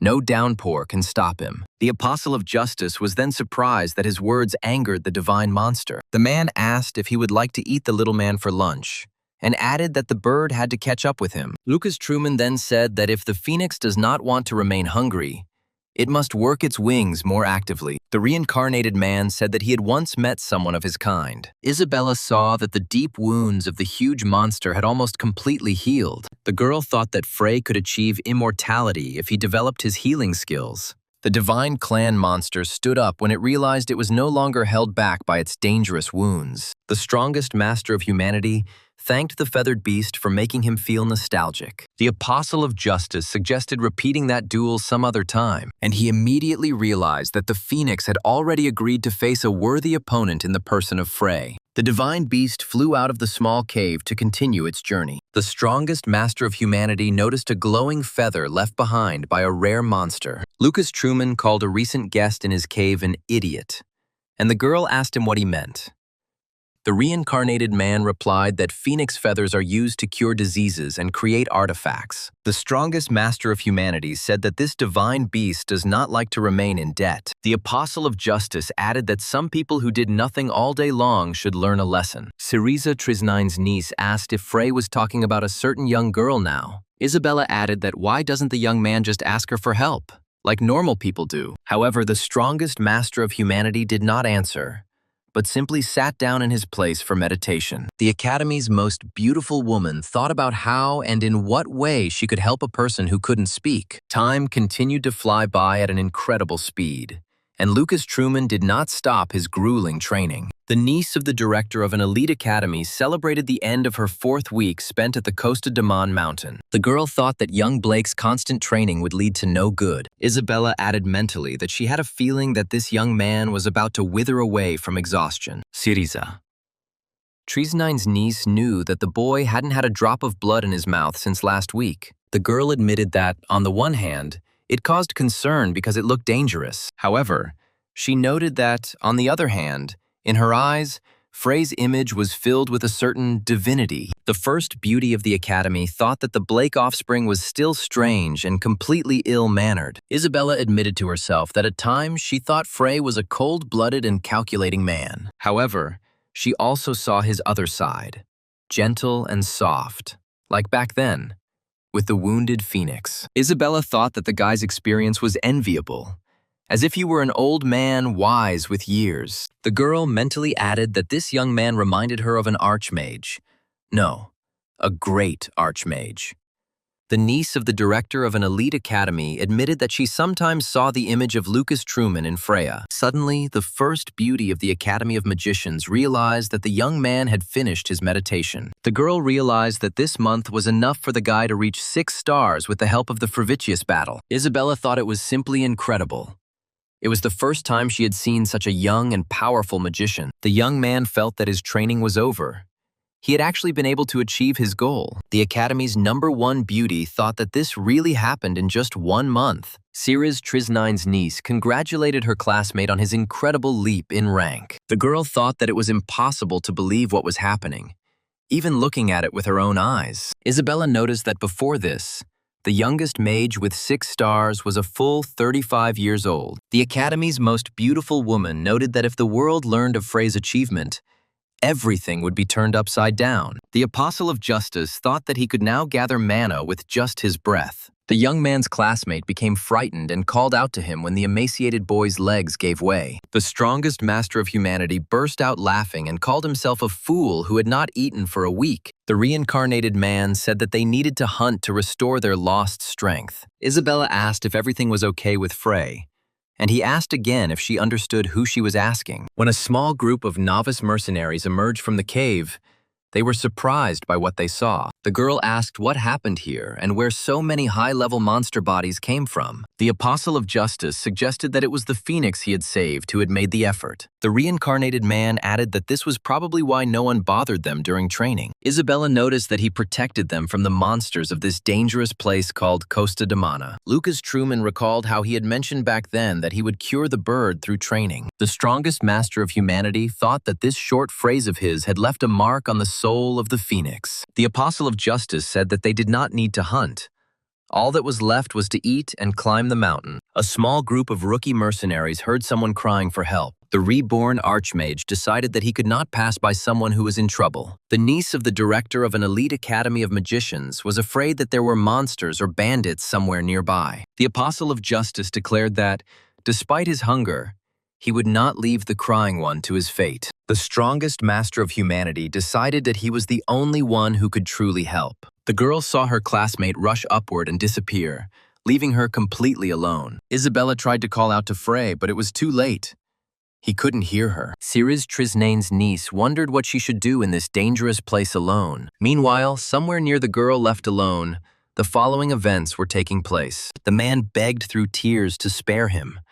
Were these bandits really so inhumane? The bandits laughed at how pitifully the tied-up mercenary begged for his life. The thugs couldn't understand whether this man seriously thought he was any different from his friends. One of the bandits said that his comrade had missed, although he had recently boasted of his accuracy. The robber who threw daggers at the bound prisoner remarked that it was all due to a hangover, not a lack of skill. The indignant robber shouted that he would be able to hit the target on the first try, even with his one eye. The leader shouted at his henchmen that these mongrel dogs should hurry up and finish off the prisoner. Lawrence listened to the one-eyed man's indignation and allowed him to throw the stolen dagger for the last time. The bandit leader asked himself how long they would have to hang around in these mountains before that woman arrived. The bandit raised his dagger and shouted that his fellow freaks should look more closely. The robber added that now he would show them all how to throw daggers correctly. The captive man realized that this was his end, because this bandit was serious. The one-eyed man shouted that he would hit the bullseye and threw the dagger he had taken from his comrade. The captured mercenary screamed in fear of imminent death as he saw a blade flying towards him. Everyone present in that small camp saw how a wind of incredible strength deflected the dagger. The robbers couldn't understand what exactly had just happened,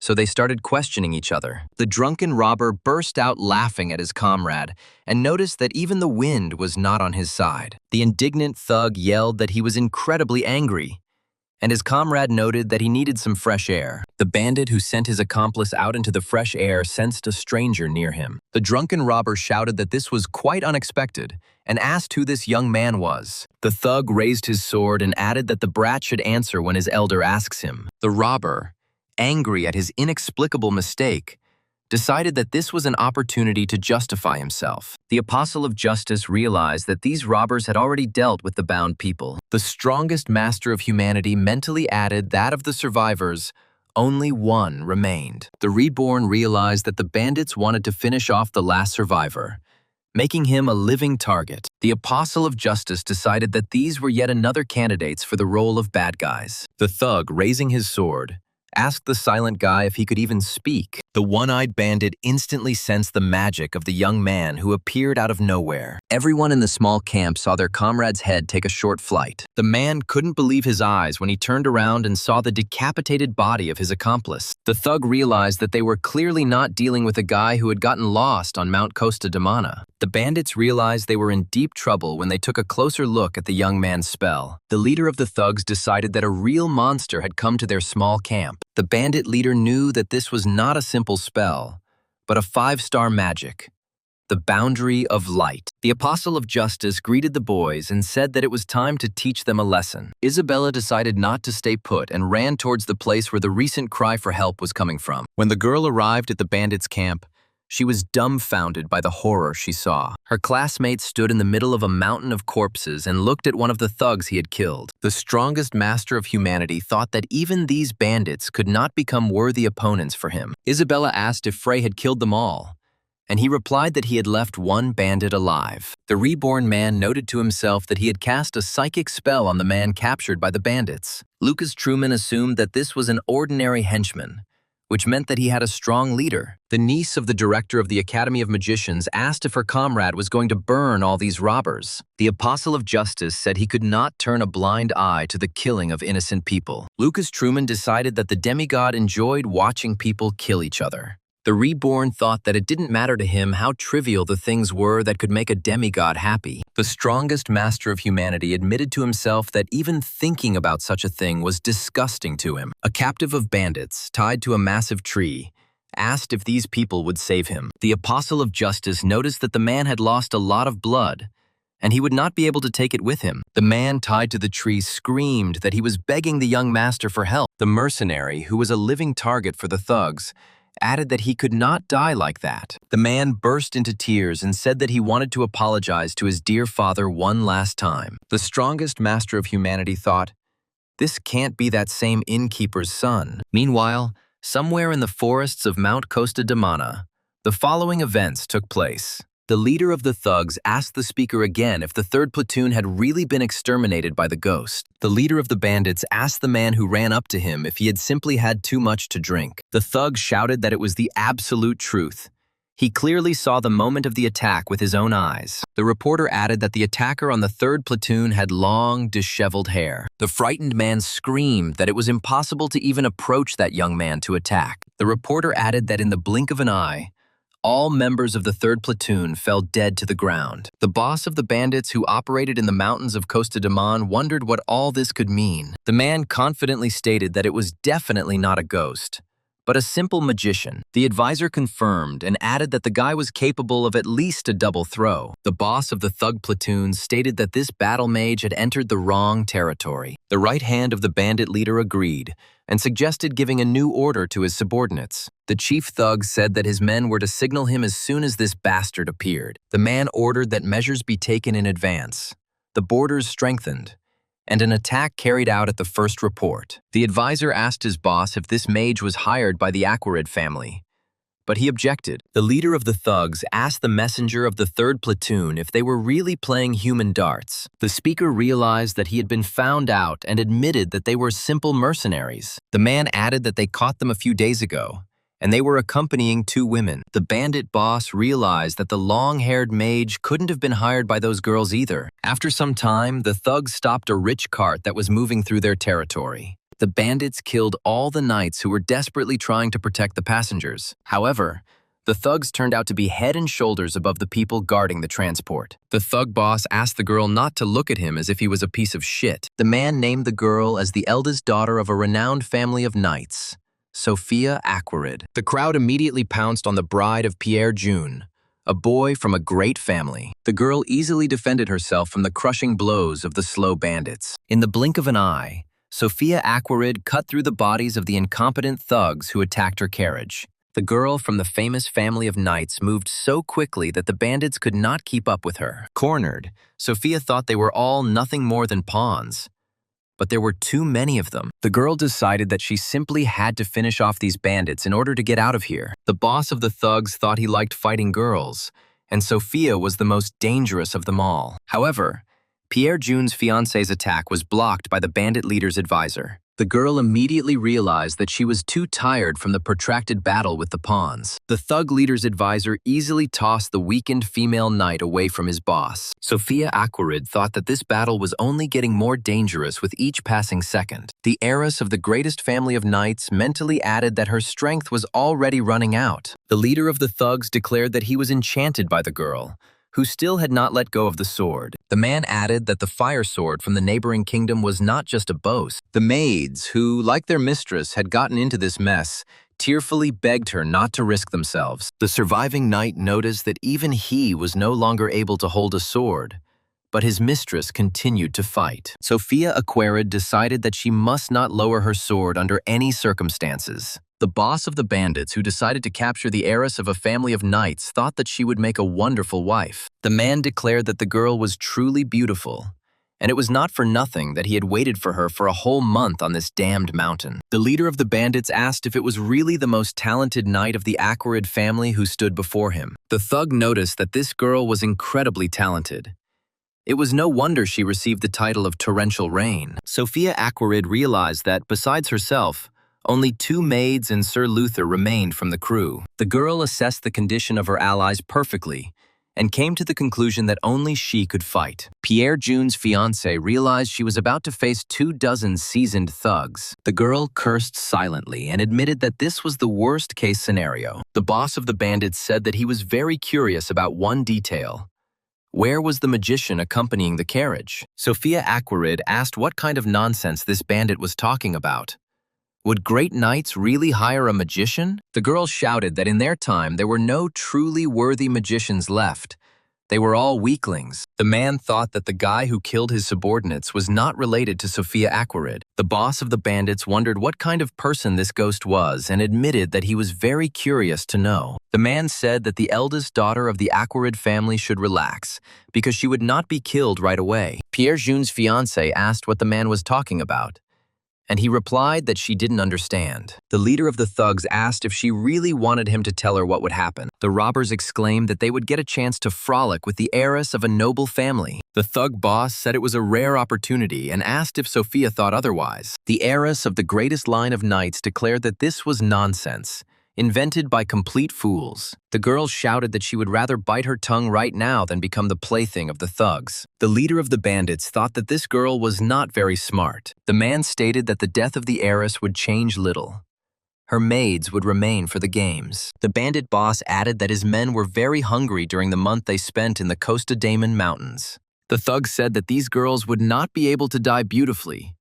His guys simply would not allow it. Sophia Aquarid realized why the thugs left these defenseless maids alive. The girls behind the heiress of the great family shouted that they would not be a burden to their mistress. Pierre June's fiancé looked back and saw determination in the eyes of her surviving subordinates. The last night of Sophia's guard, Aquarid, declared that it would be an honor for him to die for the lady. Sir Luther thought that they simply had no other choice but to disrupt the bandits' plans. The girl from a great line of knights realized that this was a difficult decision that needed to be thought through. Sophia Aquarid apologized to her subordinates and noted that all this happened because of her incompetence. The maids remarked that their mistress should not regret it. They grew up healthy only thanks to her. The thugs watched the scene unfold, not believing that the girl would agree to such a decision. However, Sophia Aquarid's maids asked her to end their lives with her own hands. The girls said that if they were defiled, they would not be able to meet with dignity in heaven. The eldest daughter of the Aquarid family said that their heads should be raised and their chests full of determination. The boss of the thugs asked them to wait a bit because he couldn't understand what they were talking about. The girl shouted that she would do this for the sake of the freedom of the two maidens and for the honor of the Aquarid house. The knight raised her sword and added that she gratefully accompanied the maids on their new journey. The bandit leader shouted for his men to stop this cur immediately. Sophia Aquarid brought down her sword to save her subordinates from dishonor. The thugs couldn't believe that the girls would take such a step just to avoid getting into their hands. The eldest daughter of the Aquarid house decided that this was the end of it. The bandits would not achieve their goal. However, when the girl opened her eyes, she saw the maids unharmed and did not believe what she saw. The girl realized that one of the bandits snatched the sword from her hands just before the blow. Sophia Aquarid glared at the thugs who had smashed her carriage. The girl could not believe that among these non-humans there would be someone with such incredible abilities. Pierre June's fiancé decided that in the end, she would have to endure the most terrible humiliation. Sophia Aquarid apologized for failing to provide a dignified death for the handmaidens. The eldest daughter of the House of Aquarid ordered her people to bite their tongues. However, the girls asked their mistress to look back. It was not the robbers who snatched the sword from her hands. The boss of the thugs noticed that this magician had finally revealed himself and come to the aid of his employers. The bandit leader added that this long-haired guy, nicknamed the Ghost, was too late. Neither the knights nor the thugs could figure out where this incredible young man came from. Sophia Aquarid couldn't believe her eyes. No one had ever been able to pull off something like this. The maids of the eldest heiress of the Aquarids wondered if this guy was really acquainted with the thugs. Sir Luther understood that such robbers did not give nicknames to ordinary passers-by. Isabella thought that Frey hadn't even finished training before he got into serious trouble. The boss of the thugs asked if it was this young man who had recently taken care of his boys. The Apostle of Justice asked in disappointment if this man was really their leader. Sophia Aquarid asked herself why this guy gave her back the sword. Was he not going to fight? The leader of the thugs realized that in front of him stood the very ghost that had frightened the informer. The man mentally added what this young man could do. After all, he was made up only of bones and skin. The bandit boss pointed towards the main camp and asked if that's where the guy came from. The leader of the bandits angrily asked what exactly this young man had done to his people. The strongest master of humanity replied that this thug himself knew. The guy took good care of them. The boss realized that he simply had to avenge his subordinates and gave the order to kill the bastard. The man added that they should not let this guy prepare for the spell. The leader of the bandits knew from the report of the 3rd platoon that this young man was a battle mage. The boss of the thugs acknowledged the mage's strength, but he had no chance against such numerical superiority. Lucas Truman thought that these bandits were no different from those who were in the camp. The young man activated the spell and struck everyone who rushed at him with magic arrows. The leader of the thugs who attacked the carriage of Aquarid's eldest daughter managed to parry the magical blow. The man realized that this guy was no simple battle mage. The power of his techniques was simply devastating. The boss realized that this was only the first wave of magic shots, and the next one was about to hit. The Apostle of Justice concentrated the bulk of his arrows on the leader of the bandits. Everyone who watched this battle decided that this young man possessed simply incredible power. Sophia Aquarid asked who these people are and what purpose they are pursuing in helping them. The niece of the director of the Magic Academy said that now the knights can rest easy. The girl added that they are definitely not their enemies, so there is no need to worry about anything. The leader of the thugs thought that even he knew the main weaknesses of the battle mages. The man decided that this magician would not last long, since there was a certain cycle of spells. The gangster boss added that the young man's skills were truly impressive, but the world didn't end there. The thug was sure that the guy would collapse from fatigue faster than his men could get to him. The robber finally decided that he would personally cut the throat of this brat, whoever he was. The bandit leader thought that this guy had an incredible amount of mana. When would it run out? The man saw that his subordinates continued to crumble under the barrage of attacks from this magician. The leader of the thugs thought that this was simply impossible. No magician was capable of such a thing. The robber shouted at the brat attacking him that he possessed simply incredible destructive power. The bandit boss roared. How could this guy use so much energy at once? The leader of the attackers on the carriage knew that it was simply impossible to use magic for that long. However, the man saw perfectly well that the young man standing in front of him didn't give a damn about this law. The thug admitted to himself that he had never heard of anything like this. So how could it be possible? The bandit boss realized that he had lost the battle to this brat, having lost almost all of his subordinates in the process. The man felt that his strength was almost exhausted. Was he really going to die on this mountain? The leader of the bandits asked the guy to stop and roared, "Why continue this senseless battle?" The strongest master of humanity thought that he had already beaten up these thugs enough. Those who survived the young mage's attack tried to catch their breath and gather their strength to run away. The ordinary bandits could not understand what kind of monster had crossed their path. How this could have happened. The bandit boss laughed maliciously when he noticed that the young man had stopped attacking. The man shouted that the brat was out of mana and ordered his men to charge. The leader of the thugs added that if they didn't finish off the magician now, then they would all die on this damned mountain. Sophia Aquarid asked if the guy was really out of mana and said that she would help. However, the youngest 6-star mage asked the girl not to interfere, as it was dangerous. The bandits realized that their boss had made a big mistake. This guy hadn't spent his mana yet. The leader's advisor decided that this time they would definitely remain at the foot of Mount Costa de Mana. The bandit boss wondered why the ground under their feet suddenly started shaking. Whether it was the guy's doing, the thugs shouted that this young man had summoned a real earthquake. The rank-and-file bandits shouted in fear that they were falling between the debris. The bandits who attacked the Aquarid family's carriage begged for mercy.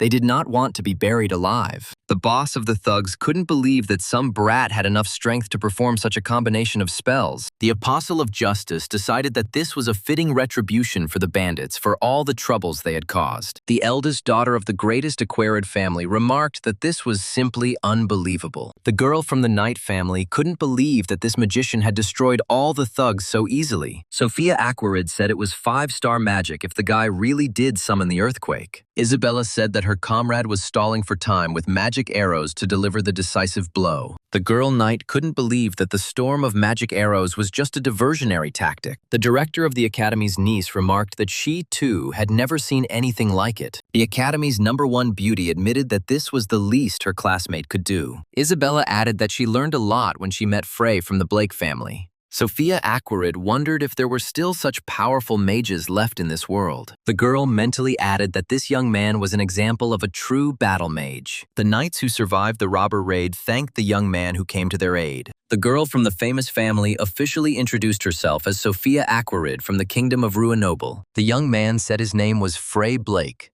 and thought he had heard the name Aquarid somewhere before. The girl was indignant that the guy was speaking informally, and he noticed that she had recently spoken in exactly the same way. Isabella Trisnane intervened in the dialogue with an apology for her comrade's bad character. A classmate asked why the guy couldn't be at least half as nice as he was with the Phoenix. Sophia Aquarid thought that the people who saved them did not look homeless.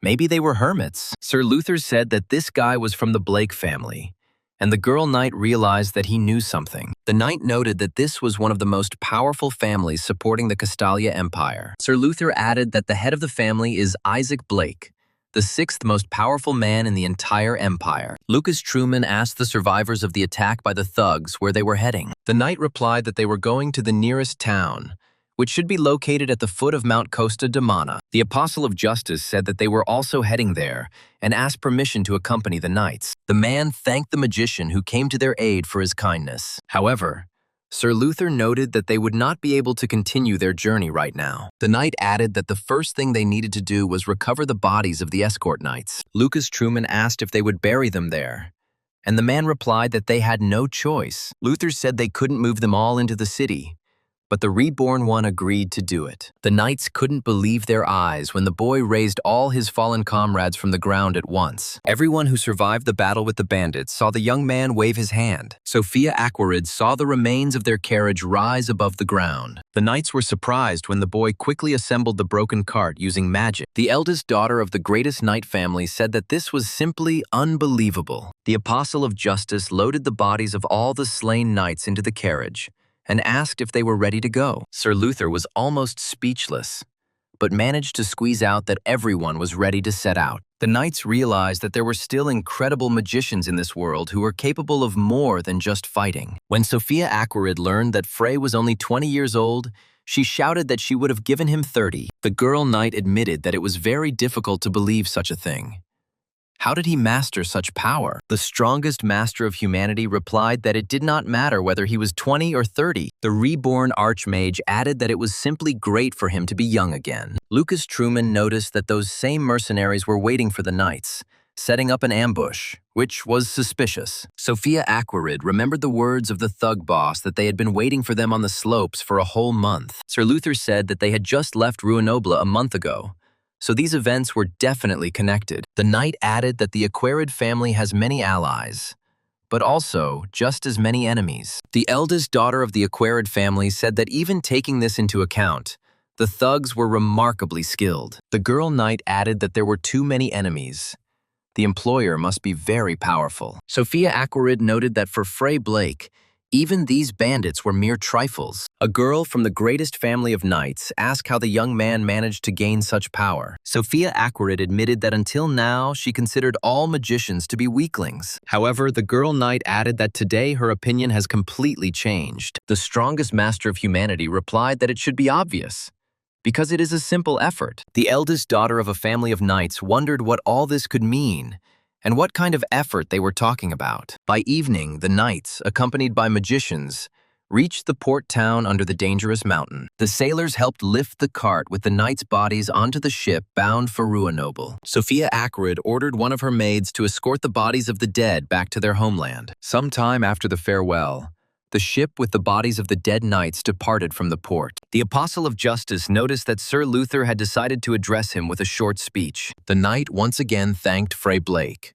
who helped return the bodies of the dead to their families. Lucas Truman agreed and replied that he was glad to have the opportunity to help the knights. The most powerful master of humanity wished the rescued people a pleasant journey and prepared to leave. However, Sophia Aquarid shouted that she would not allow this and immediately caught up with the one who was leaving. The Apostle of Justice asked what had happened that required him to be stopped. The eldest of the daughters, Aquarid, asked permission to thank the incredible magician. Lucas Truman replied that everything was fine, because magicians and knights should help each other. Sir Luther said that if the boy left without a reason, the Aquarid family would lose face. The reborn man thought that he would have to agree with the knights after all. The strongest master of humanity looked at his classmate as if asking her permission. The girl nodded as a sign that it would be wrong not to accept gratitude from the saved people. The Apostle of Justice stated that in that case, he would not refuse a snack in a tavern. Lucas Truman added that this place knows how to make really tasty sausages. Sir Luther thought it wasn't the cleanest place possible,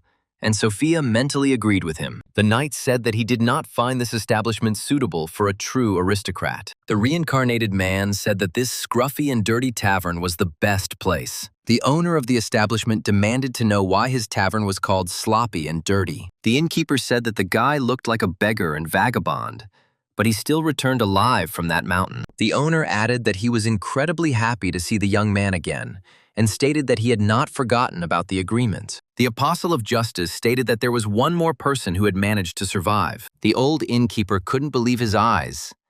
Could these teenagers really have found his son? The mercenary rescued by Lucas Truman was speechless when he saw his father. The innkeeper dropped his tray and shouted out his son's name, and Gene called the old man father. The owner of the establishment immediately rushed to provide first aid to the wounded mercenary. The reborn said that Gene would have to rest for a couple of days, so there was no need to worry about him. The old innkeeper said that his son was taken hostage while guarding the herbalists. The father added that he did not know about the talents of the mercenary Gene, but as a person, he grew up worthy.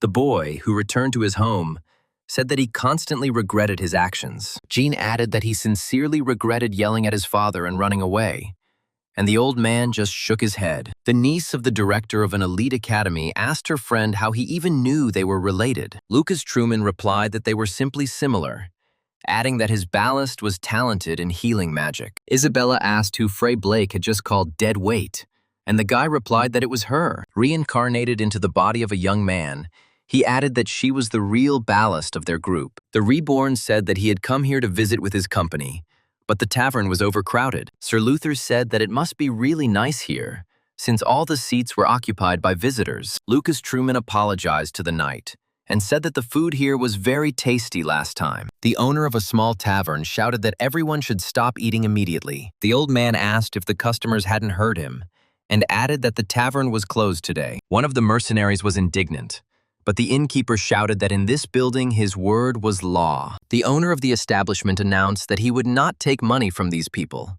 so they could get out of there. The old tavern owner bolted the door after he had shown out all the customers of his eatery. The owner of a small tavern asked what the young man was talking about, since there was no one in the room. The old man said that he had not shown his skills for a long time and added that he would cook the best meat today. After some time, the eldest daughter of the greatest knightly family was already washing herself off the dirt. The girl thought it would be great to learn magic, because that guy was just excellent. However, Sophia Aquarid knew that she had no control over mana, and therefore all magic as well. The innkeeper put his best and freshest dishes on the table to thank his son's rescuers. The Apostle of Justice decided to make up for lost time, since he hadn't eaten anything for a whole week. Lucas Truman noticed that the night girl had already finished her procedures and decided to approach the table. The strongest master of humanity said that he could not resist and had already started dinner without Sophia. The eldest daughter of the Aquarid family thought that the young man began to look somehow different. The Apostle of Justice asked the girl to sit down at the table quickly because it was so delicious. The reincarnated man asked what had happened to the girl,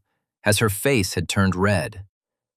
Sophia Aquarid noticed that the guy became more masculine after he got himself in order. The girl knight felt her foot slip, causing her to lose her balance. The strongest master of humanity reacted instantly and caught the slippery woman. The girl thought she had shown weakness when she slipped on a wet slipper. Lucas Truman didn't see anything shameful in this situation, because something like this could happen to anyone. The Apostle of Justice noticed many scars on the girl knight's hands and asked what kind of wounds they were. Sophia Aquarid instantly pulled her hand back, deciding that these warrior scars killed all femininity. The eldest daughter of the Aquarid family was afraid that the young man would consider her ugly because of all those scars. However, the strongest master of humanity exclaimed that this was simply unbelievable. The reborn man added that these were the very same traces of effort that he had recently spoken about. The girl knight realized that her wounds had not turned the mage away, but on the contrary, had even brought them closer together. Isabella asked,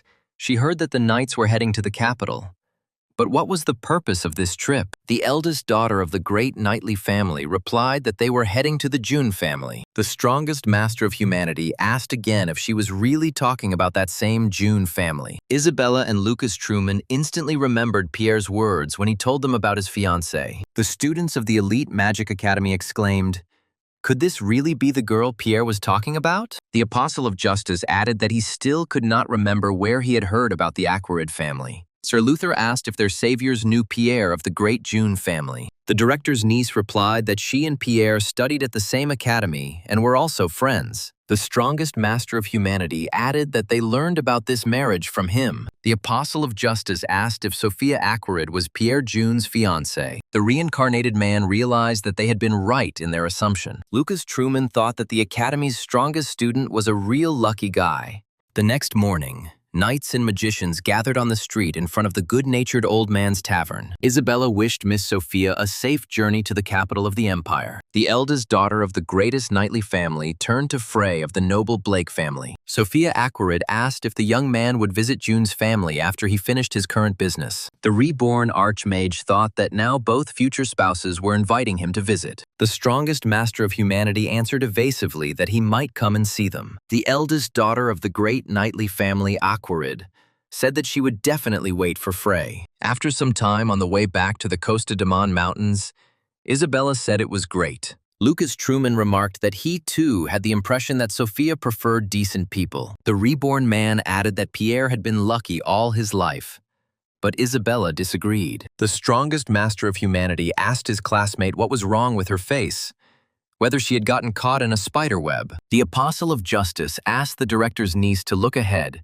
because they were almost there. The reborn archmage pointed to the cloud-high peak and said that they were interested in that place. Lucas Truman added that somewhere there is an entrance to the dungeon of the great sage Carl Goldman. Isabella asked if this wasn't the most dangerous place in the already inhospitable mountains of Costa Damon. The apostle of justice replied that the girl was completely right, because that is where the drakes live. The strongest master of humanity added that these are the largest and most powerful predators in the world. The director's niece asked if they would have to fight these creatures. The reborn man pointed at his feet and asked in response if this was all she was going to do. The apostle of justice stated that the Drake King appeared to be tens of times larger than normal drakes. The first beauty of the elite academy shouted that this simply could not be. The girl noted with fear that she had never heard of such enormous monsters. Lucas Truman asked the girl to pull herself together immediately, because these were the Costa Damon Mountains. The reborn added that whatever happened,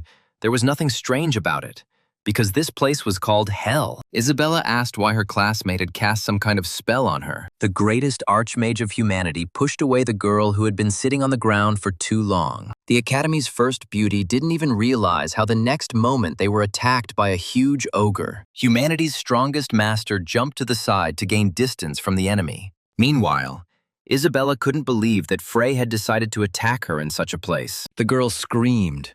Had the third son of the Blake house really gone crazy?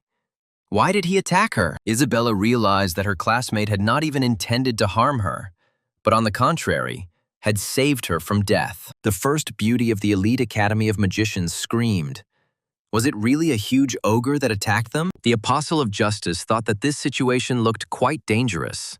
The reborn archmage instantly realized that a mutant ogre stood before them. The strongest master of humanity noticed that the tavern owner was not lying when he spoke about the local mutants. Meanwhile, the monster that attacked the small group of magicians decided to attack the weakest enemy. Ceres Trisnane's niece realized she couldn't avoid a confrontation with the mutant ogre. Isabella decided that now was the time to test the new power of her magic, as she had been training for a long time. Freya Blake's classmate activated Fireball to crush the massive monster. The Academy Director's niece's spell was torn from its place and rammed into the huge monster. The Apostle of Justice thought that the girl's power had grown much more than he had expected. However, the devastating magic of the fire element was not enough to put down the mutant ogre. The monster that attacked the small group of mages let out a wild roar, preparing for a counterattack. Isabella screamed that her magic was simply useless because the huge mutant did not even falter. The reborn archmage said that this ogre's skin is resistant to fire.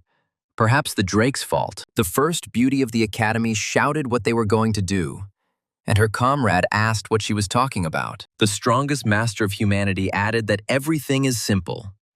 Since fire does not work, they use ice. Isabella thought that the magic of the third son of the Blake family had changed the entire season. Ceres Trisnane's niece noted that all this happened because of the two ice spears. The girl decided that Frey was truly incomparable and admitted that he reminded her of the great archmage. The Apostle of Justice decided not to drag out this battle, so he launched his spears at the monster. Isabella realized that Frey's spell was so powerful that it knocked the brute off his feet. The Academy's #1 beauty decided that they had now defeated this mutant ogre. However, a moment later, Lucas Truman and Isabella realized that even this did not stop the monster. The magic of the little people only angered the creature that lived at the highest mountain in the Costa Daman region. The girl screamed that this simply couldn't be.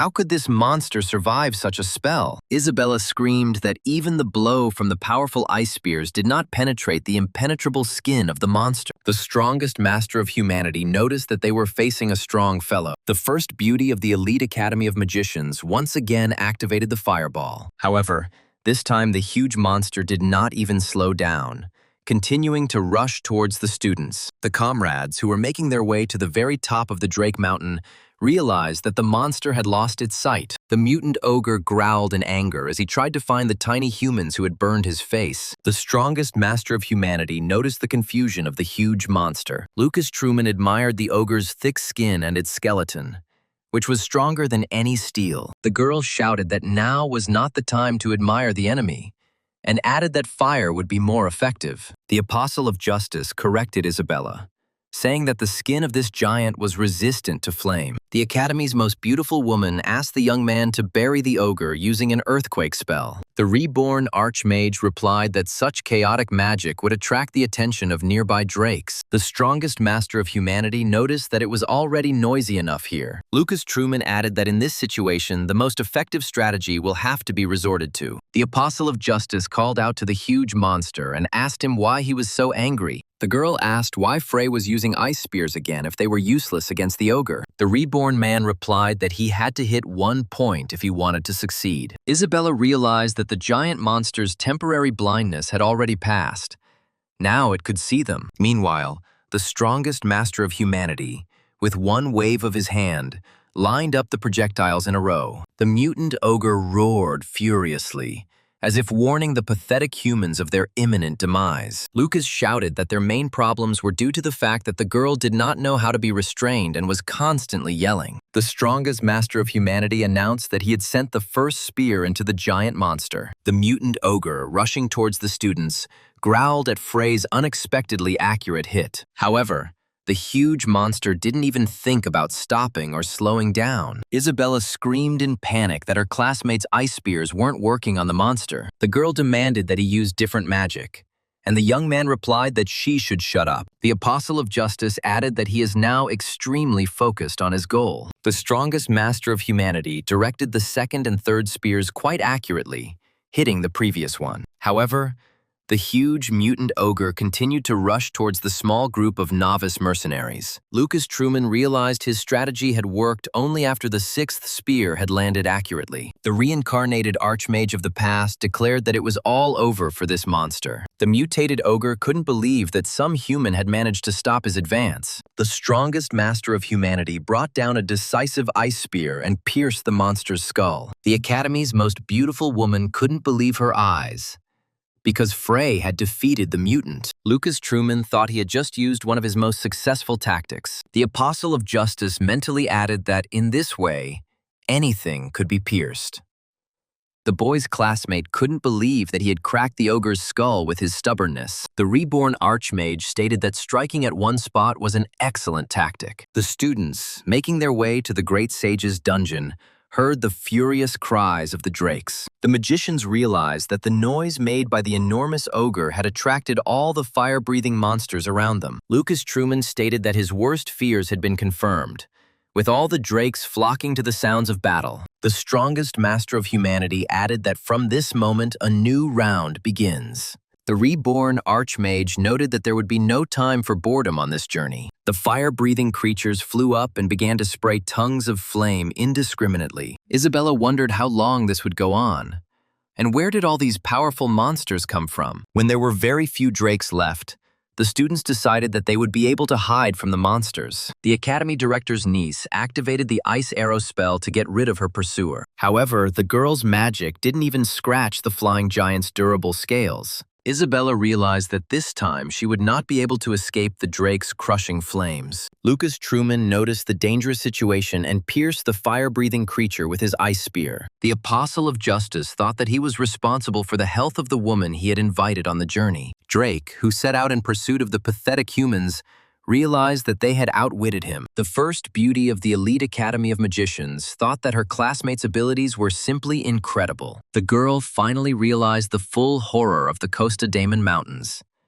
Could it really be even worse higher up? The strongest master of humanity wondered what could have made his comrade freeze in fear. The reborn man realized that the Drake Lord had decided to personally deal with the unrest. The Apostle of Justice immediately stopped the girl's next attempt to shout something senseless. Lucas Truman asked Isabella not to make any unnecessary noise, as they didn't need any trouble right now. The Archmage admitted that he was no match for the Drake King, so they needed to wait for him to leave. The strongest master of humanity understood perfectly well that any movement and they were dead. The Apostle of Justice knew that the Drake King was not the most observant, but it was never a bad idea to be on the safe side. Lucas Truman wondered which way this damn thing would go. The Academy's #1 beauty wondered what kind of power this monster must have if Frey considered himself weaker. The reborn Archmage once again shut Isabella's mouth so that she would not attract the Drake's attention. The king of the fire-breathing creatures continued to move slowly along the Costa Damon mountain range. A classmate of the third son of the Blake family noticed that this monster leaves only destruction in its wake. The girl thought that the young man had acted very rudely when he suddenly shut her mouth. The first beauty of the elite Academy of Magicians mentally added that the king of the Drakes almost trampled them. The Apostle of Justice and the director's niece continued to make their way towards the top of the Costa Damon mountains. The strongest master of humanity did not rush towards the final goal because he wanted to gain strength. The reincarnated Archmage of the past understood perfectly well that even he needed moments of rest. Isabella thought that the higher they were, the more serious the opponents they would meet. The girl said that she had finished healing Frey and noted that she was not an all-powerful healer. Lucas thought that after fighting monsters for 2 weeks, he had become completely accustomed to his body. The strongest master of humanity mentally added that the result was worth climbing these mountains. However, the reborn man thought that he still had to decide the most important question. The Apostle of Justice announced that they were ready to climb even higher up this mountain range. Lucas Truman added that the dungeon was located at the top of the mountain in front of them. The girl wondered if she would really be able to visit the legendary dungeon during this vacation. The strongest master of humanity warned Isabella to be careful and not to let down her guard.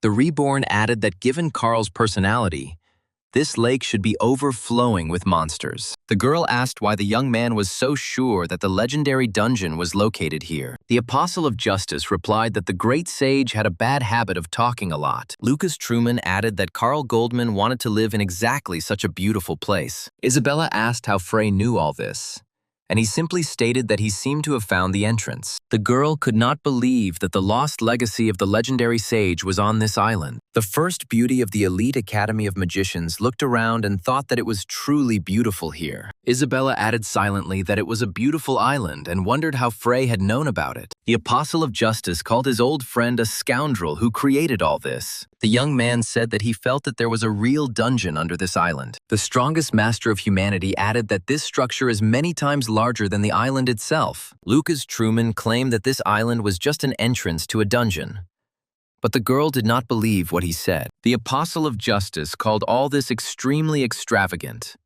but simple to execute. Reincarnated into Frey Blake's body, he added that it was very similar to Carl Goldman. The strongest master of humanity led the girl into the depths of the island, where, as it seemed to him, the entrance was located. A small group of magicians decided that the passage in the giant tree was the entrance to the legendary dungeon. Isabella remarked on the size of the giant tree, and Lucas Truman said the entrance was too obvious. The Apostle of Justice was surprised that his old comrade even made a ladder. How sweet that was. The girl thought about how to ask the third son of the famous Blake family about his impossible knowledge. The most beautiful girl at the elite Academy of Magicians decided that her classmate really did live in the Age of Light. However, Isabella thought that this simply could not be, and admitted to herself the stupidity of such thoughts. The girl decided to simply follow the young man and see what was hidden under this island. The reborn Archmage thought that the inner entrance to the dungeon should appear very soon. After some time, the steps ended, and Isabella wondered if this was Goldman's legacy. The magicians of the elite academy thought that the doors to the dungeon were too huge. The director's niece asked if Frey Blake could open the huge door. The Apostle of Justice replied that because of Carl's magic, they would explode immediately if they used force. Lucas Truman decided that they would have to act according to his friend's plan and use the magic ball. humanity's strongest master poured his mana into the only object at the entrance to the dungeon. Isabella was startled when thick clouds of smoke burst out of the magic crystal. The girl screamed, asking what kind of smoke was that? Had the dungeon's defenses really activated and decided to poison them? However, the first beauty of the elite academy noticed that the haze began to gather in one place. Isabella was surprised when she saw the flying boy.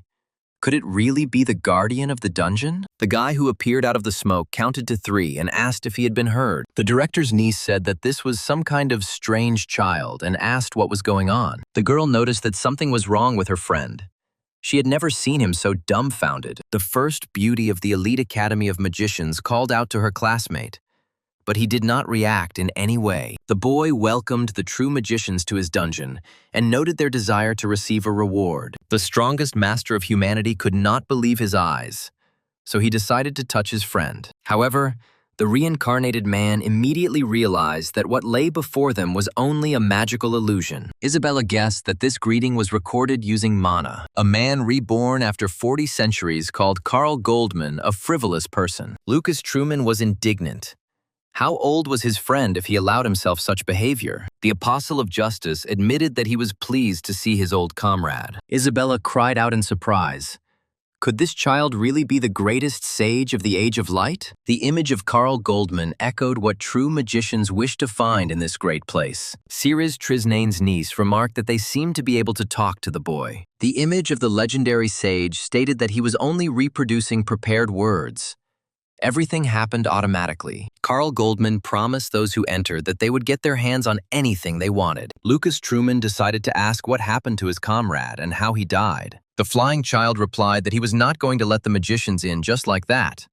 They would have to answer a question. Carl Goldman declared that if those who came to him answered incorrectly, they would never leave the dungeon. The strongest master of humanity thought as if he had returned back to that joyful time. The reborn man thought that his voice did not reach his comrade, although he himself heard and saw Carl. The apostle of justice mentally added that he was indeed the only survivor. Lucas Truman thought that everyone he loved had eventually turned to dust. The strongest master of humanity promised himself that he would crush all those who made his friends like this. The niece of the director of the elite academy of magicians thought that the boy looked a little upset. Carl Goldman said he was eager to get started and would now ask his question. The great sage asked who or what in him, Goldman, aroused the greatest hatred. The boy, hovering in the air, looked at the magicians who were about to answer this difficult question. Reincarnated into the body of the 3rd son of the Blake family, he replied that this something was a demigod. Carl Goldman, the legendary sage of the Age of Light, exclaimed that this was the correct answer. Isabella saw the boy's magical image dissipate and the inner doors of the dungeon open. The girl wondered where her classmate got such knowledge and what kind of demigod he was. Syriza, Trisnane's niece, decided that she simply had to know the answers to these questions. However, Lucas's ballast could not find the strength to ask the guy about everything at once. The girl called out to Frey Blake and asked how he managed to solve this difficult riddle. The strongest master of humanity thought that it was still too early for his companion to know about this. Isabella wondered silently if it was possible that Frey Blake had personally known Carl Goldman. The girl felt that she could not ask this question. Something was preventing her from saying the cherished words. The apostle of justice decided that the classmate of the 3rd son of the Blake family was acting strangely. The reincarnated man asked the director's niece not to be so absent-minded. The strongest master of humanity reminded that this is Carl's dungeon.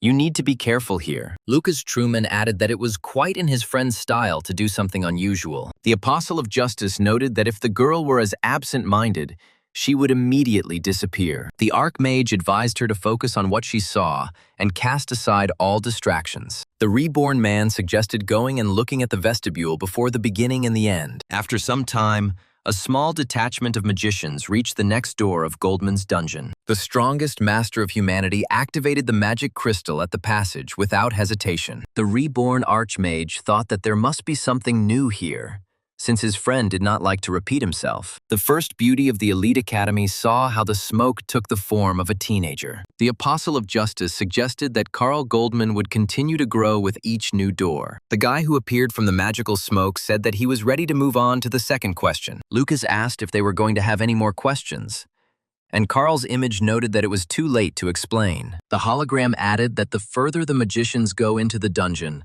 the more amazing things they will encounter. The teenager noticed that from all the variety, those who entered would only be able to take one thing. Carl Goldman added that he does not recommend breaking this rule. Otherwise, the golems will be very offended. The great sage said that Iris Fizman irritated him greatly because he could never understand her. The teenager added that whether the continent was on fire or not, her mind was always occupied by men. Isabella asked her comrade if the great sage was really talking about the Black Witch now. Lucas thought Iris Fizman was a woman with jet black hair and an enigmatic smile. The strongest master of humanity mentally added that it was not for nothing that she was called the Black Witch. The reborn archmage thought that he had never met a man who did not fall in love with her. The image of the great sage added that Iris is Iris, but he hates Lucas himself even more. Carl Goldman asked if he was an archmage or not. How could he not know that he was the whole world for Iris? The Apostle of Justice asked if this was true, and how he could have learned about it so late. The teenager added that a woman cannot take care of everything. So what kind of person is he? An archmage or not? The great sage declared that the golem behind him would have figured it out faster than Lucas Truman himself. The image of the sage said that the Black Witch served 3 demons, and one of them had 6 arms. The teenager added that the demon held various weapons in his hands, and the reincarnated one replied that it was Asura. Isabella was surprised that her classmate hadn't even finished listening to the question before he had already answered correctly. The director of the academy's niece was surprised that the great sage had collected a whole multitude of ornaments. After some time, the magicians reached the next door, where they were met by a magic stone. The matured image of the great sage asked the following question to the magicians who entered his dungeon. The Academy's first beauty said that the sage's magical projection had grown older again. The Apostle of Justice thought he knew it. Carl Goldman grows older with every door he passes through. The strongest master of humanity mentally added that this place could be called his friend's personal diary. Lucas Truman asked himself why his old acquaintance had decided to create this place in the first place. The reborn man added mentally, wondering what and to whom Carl wanted to convey all this. The Apostle of Justice continued to pass through the doors one after another, answering each question correctly. Isabella said that her classmate was simply amazing because they had already reached the 5th room. Lucas Truman thought that the further they went, the less the sage's questions had to do with magic. Ceres, Trisnane's niece, thought it was amazing that Frey answered these questions. A small group of magicians entered the next room, where they met the image of an old sage. The creator of this dungeon warned that behind this door there is a final room. Reborn after 4,000 years, he couldn't believe his eyes when he saw the old man. The Apostle of Justice realized that Carl Goldman stood before him in his final form. The old great sage addressed the man standing before him, calling him Lucas Truman. The strongest master of humanity realized that this dungeon was built only for him alone. The old man said that his friend became an archmage at the age of 40 and was the greatest teacher of all mankind. Carl Goldman said that friendship with such a man was the greatest pride and happiness of his life. The reborn man replied that for him, too, this was the greatest happiness in his life. The niece of the director of the Elite Academy of Magicians wondered what was going on. The old man said that it was time for his last question, whether this magician could tell him his real name. The Apostle of Justice thought that the more questions there were, the more mysterious they sounded. However, the archmage of the past admitted that he was the only one who could answer all these questions. Lucas replied that the old man's name was Solomon Gnome, and Isabella was surprised why the boy chose that name. Carl Goldman replied that he was ready to let his old friend pass, because everything here was for him. The strongest master of humanity asked his old friend to wait a little longer. The greatest sage of the Age of Light asked Lucas Truman to return as soon as possible. The one reborn after 4,000 years shouted that the old man should stay a little longer. Isabella couldn't believe what she heard, because the great sage had just called her classmate Lucas. A small group of mages entered the final room of Solomon's legendary dungeon. The girl said that, unlike other rooms, this one felt like the life of a great sage. The reborn man declared that he had found what he had come all this way for. Lucas Truman claimed that the bottle contained the ice river, and the girl screamed that she didn't believe it. The girl added that, according to legend, one drop of this liquid can cause an explosion of mana throughout the body. The strongest master of humanity noticed his classmate's good awareness. Isabella screamed. Was this really the ice river? She thought it was just a legend. The Apostle of Justice said that he needed her to reach the 7-star level. The niece of the director of the Magic Academy said that now she understood why they came to this place. Isabella found unusual earrings in the great sage's belongings and asked Frey what they were. The most powerful master of humanity could not believe his eyes when he saw the jewelry found by the girl. Syriza Trisnine's niece remarked that the earrings looked rather tasteless. Lucas Truman swore and said that such an insignificant thing should not be in the last room. The Apostle of Justice added that these were hurricane earrings that he made with his own hands. Isabella asked her friend how something he made could have ended up in Solomon Gnome's dungeon. Lucas explained that he made them 4,000 years ago out of boredom. But his friend liked the decoration. The reborn one did not even think that these earrings could be so dear to Solomon Gnome. The director of the Academy's niece asked a classmate to tell her in more detail about what happened to him. The strongest master of humanity thought that it was too early for him to tell this story to Isabella. However, he understood perfectly well that this girl would not just leave him without an explanation. The Apostle of Justice confessed to Frey Blake's classmate that his real name is Lucas Truman. The reborn Archmage added that 40 centuries ago, he fought the demigod together with Solomon. However, the Supreme Being sealed him in darkness, where he spent 4,000 years in trials. The most powerful Archmage added that one day the darkness receded, and the voice of an unknown person was heard. The reincarnated man said it was the voice of the third son of the famous Blake family. Lucas Truman admitted that he still doesn't know why he called him and why they became in sync. However, the Apostle of Justice responded to this young man who needed powerful wings. Humanity's strongest master said that he promised Frey power in exchange for his freedom. The Apostle of Justice said that this is how he received this body. After 40 centuries, the girl thought that the third son of the Blake family was telling her something impossible. The director of the Academy's niece said that she now understood the reason for the boy's sudden change. Lucas Truman thought the girl wouldn't believe his words, but she admitted that the story really did sound absurd. Isabella added that a lot had happened during this time, and, oddly enough, it made sense. The girl said that she completely agreed that Frey was actually Lucas Truman. Syriza Trisnine's niece added that she once again welcomed the Archmage. The strongest master of humanity thought that the girl had knelt down in front of him in vain. Lucas Truman said that Isabella should call him Frey.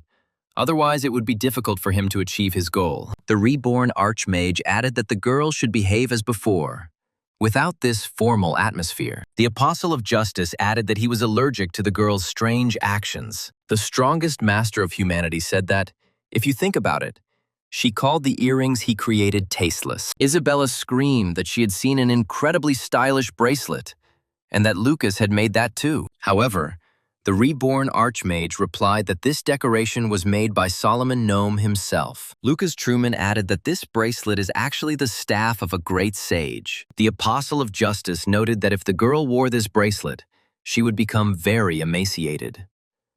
The reincarnated master of humanity decided to show Isabella the power of the artifacts of the past. Lucas Truman thought that he himself would like to see these items activated again. The most powerful master of humanity has unleashed the power of an ancient bracelet and earrings. The first beauty of the elite Academy of Magicians said that this was something incredibly amazing. The girl noted the huge increase in Lucas's mana, but quickly corrected herself and called the guy Frey. The Archmage said it was not his style to use artifacts, but they were his friend's property. The niece of the director of the Academy of Magicians returned to the things of the great sage and asked what they were. Lucas replied that it was the golem core, and the girl noticed that it had a very high concentration of mana. The Apostle of Justice asked his classmate to take it easy on such important subjects. The Archmage said that Solomon Gnome loved all sorts of nonsense like candles that never go out. The director's niece said that she still felt the presence of the sage as if he were somewhere nearby. The strongest master of humanity thought that this was simply impossible, because an unimaginable number of years had passed. The reborn Archmage couldn't believe his eyes when he read the entry in his comrade's diary. The book lying on Solomon Gnome's desk began with the words about Lucas having disappeared without a trace. The sage assumed that the demigod was involved in this, since no one else could have gotten rid of the Archmage. Solomon noted that this was not just the disappearance of a magician, for Lucas was a fundamental link in the world. The reborn Archmage learned that after his disappearance, a conflict occurred between Fravicius and Rashmid. Solomon Gnome also recorded in this diary the sudden disappearance of the Black Witch Iris Fizman. The great sage felt that he could no longer trust anyone, even the people around him. The diary's author wrote that those around him put on friendly masks, pretending to admire him. However, the sage felt that they were only waiting for the right moment to pounce on him. Lucas Truman realized that his friend, who had no one to rely on, continued to fight alone. Solomon Gnome admitted that he tried to take on his friend's burden,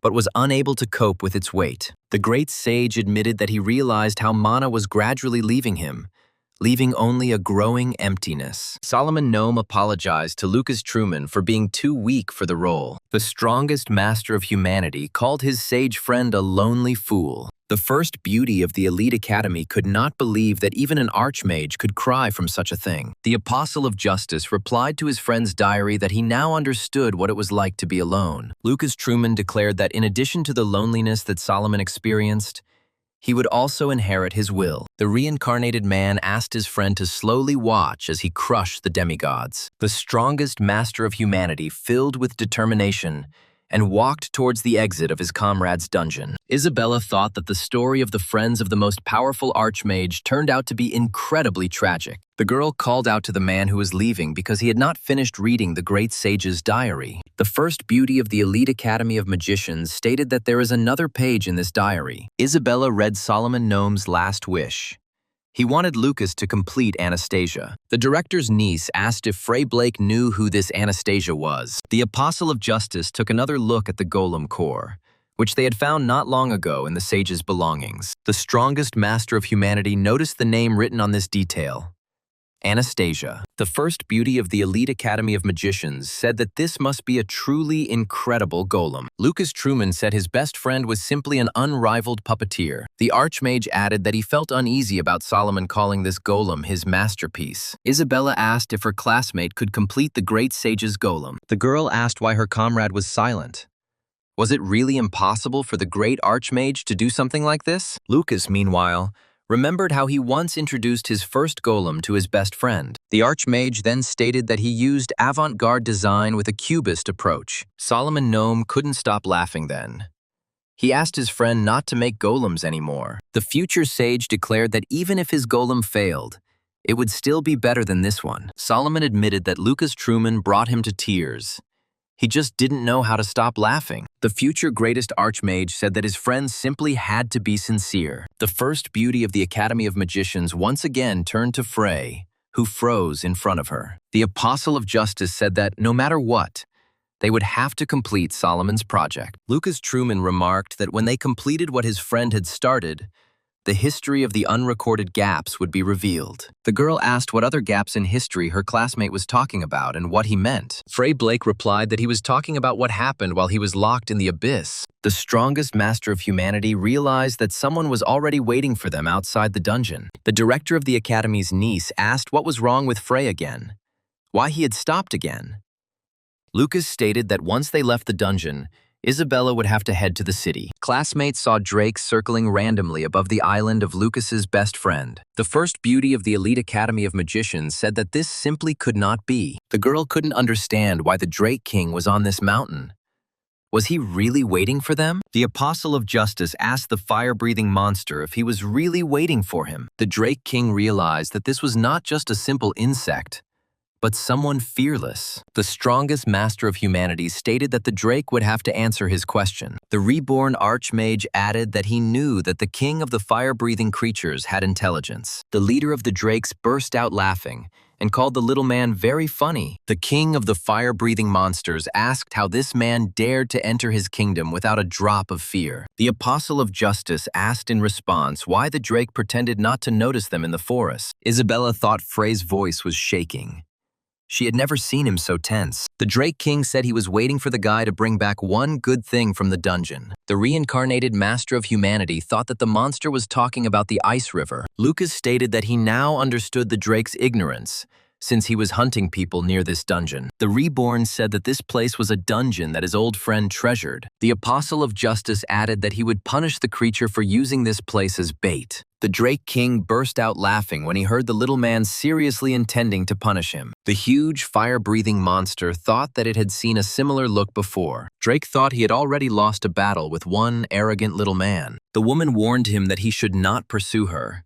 Otherwise, he would die. The Drake King stated that he really didn't like the look of this boy. The strongest master of humanity noticed the monster's hesitation and ordered Isabella to flee from here. The reborn Archmage admitted that this time he was not confident of his own victory. The giant fire-breathing monster declared that these little people looked incredibly tasty. The Drake King growled that he would probably feast on these weak mages. Lucas Truman activated Solomon Gnome's bracelet to transform it into a staff. The strongest master of humanity decided that with the weapon of his old friend, he had a chance. The reborn Archmage activated the stone wall spell and struck the giant Drake with it. The Drake King realized that this tiny human possessed incredible power. Lucas Truman shouted, "Couldn't the girl get the vibe, and why was she still here?" The strongest master of humanity added that Isabella should not get under his feet. A classmate of the third son of the famous Blake family realized her powerlessness in this situation. The girl decided that she would definitely become stronger so as not to be a burden to Lucas Truman. The niece of the director of the Elite Academy of Magicians shouted that she would be back very soon. The giant, fire-breathing monster screamed that this magician was simply incredibly impudent. Reborn in Frey Blake's body,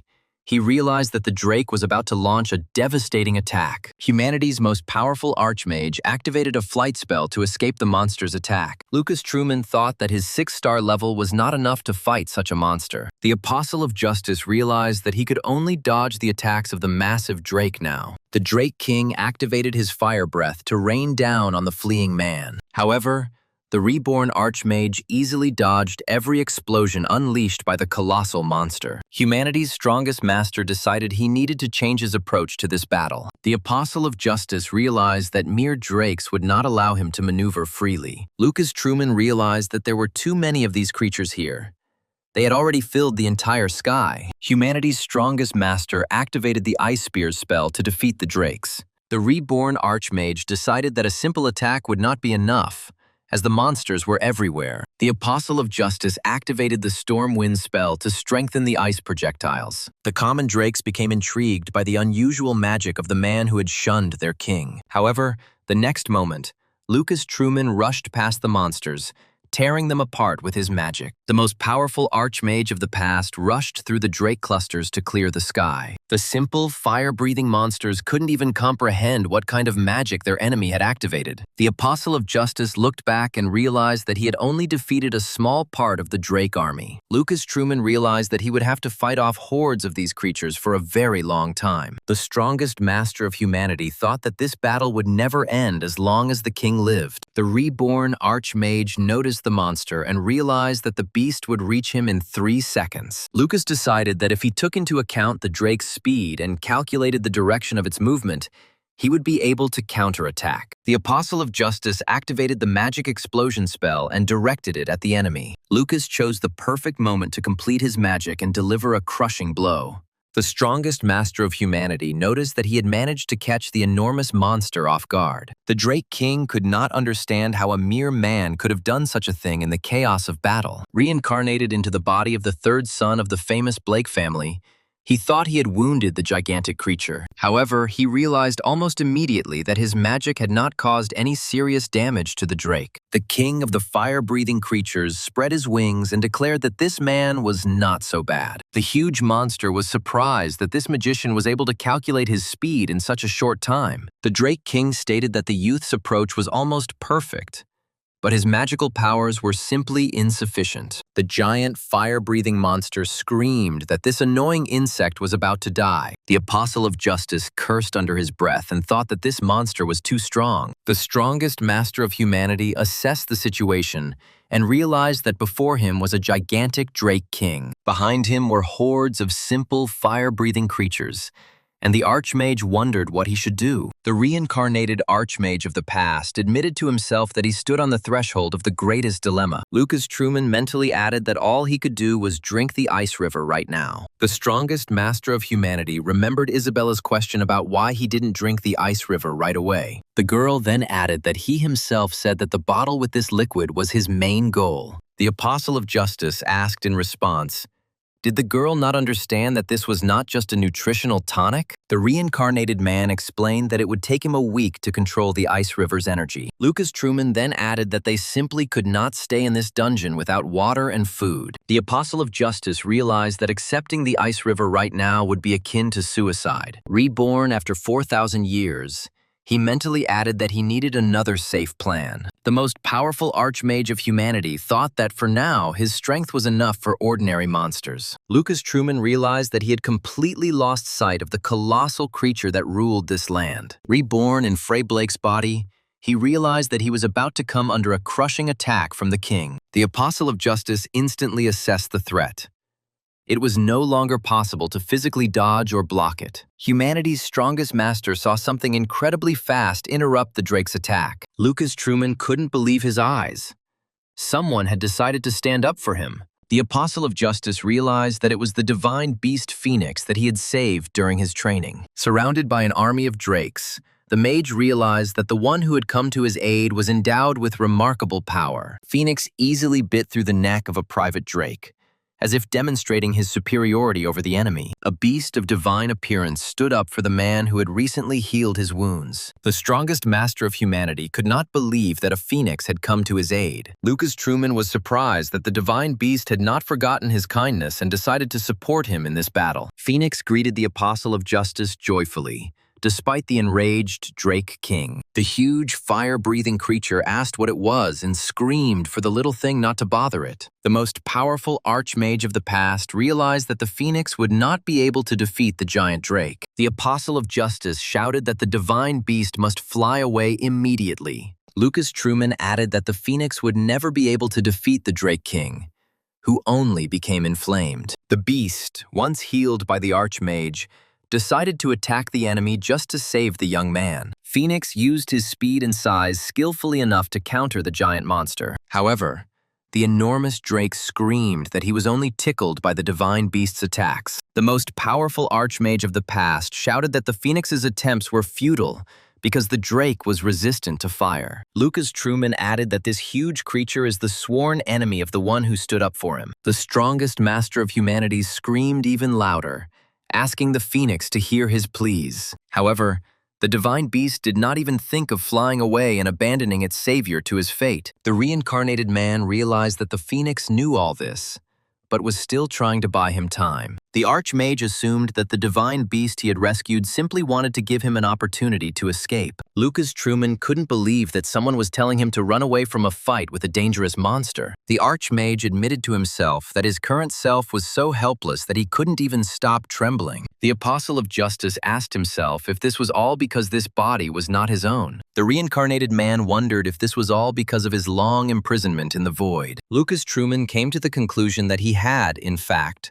run out of determination. The strongest master of humanity apologized to the Phoenix and flew towards the earth. Reborn in Freya's body, he mentally added that he should learn from the divine beast. The greatest Archmage thanked the Phoenix for reminding him not to stop again. Lucas Truman decided that death was just another chapter in his life. The Apostle of Justice mentally asked the Phoenix to give him some time to subjugate the ice river. The strongest master of humanity decided that he could quickly overcome the power of the ice river. The reborn Archmage mentally added that he had already passed this test. However, having returned from the void, Frey felt unbearable pain throughout his entire body. The Apostle of Justice decided that it would not be easy for him, but he had to cope. The strongest master of humanity screamed from the incredible pain that spread throughout his body. Lucas Truman felt himself slowly losing control of the ice river's power. The Apostle of Justice felt that he would not be able to absorb this unimaginable amount of power at once. However, the reborn Archmage struggled to control the ice river he had absorbed. Lucas Truman knew full well that at that moment the Phoenix was risking itself for his sake. Meanwhile, the divine beast was preparing for another attack by the giant Drake King. However, The huge monster burst out laughing and suggested that they had already met not long ago. The huge monster declared that today was a very lucky day because it had met a phoenix. The Drake King added that the man was good, but the life energy of the bird was much more valuable. The divine beast remembered well that rainy day when he was seriously injured. The giant drake then said that the phoenix had no strength left after his crushing blow. The fire-breathing creature added that the bird should immediately surrender and become its food. The divine beast then thought that all was not lost for him.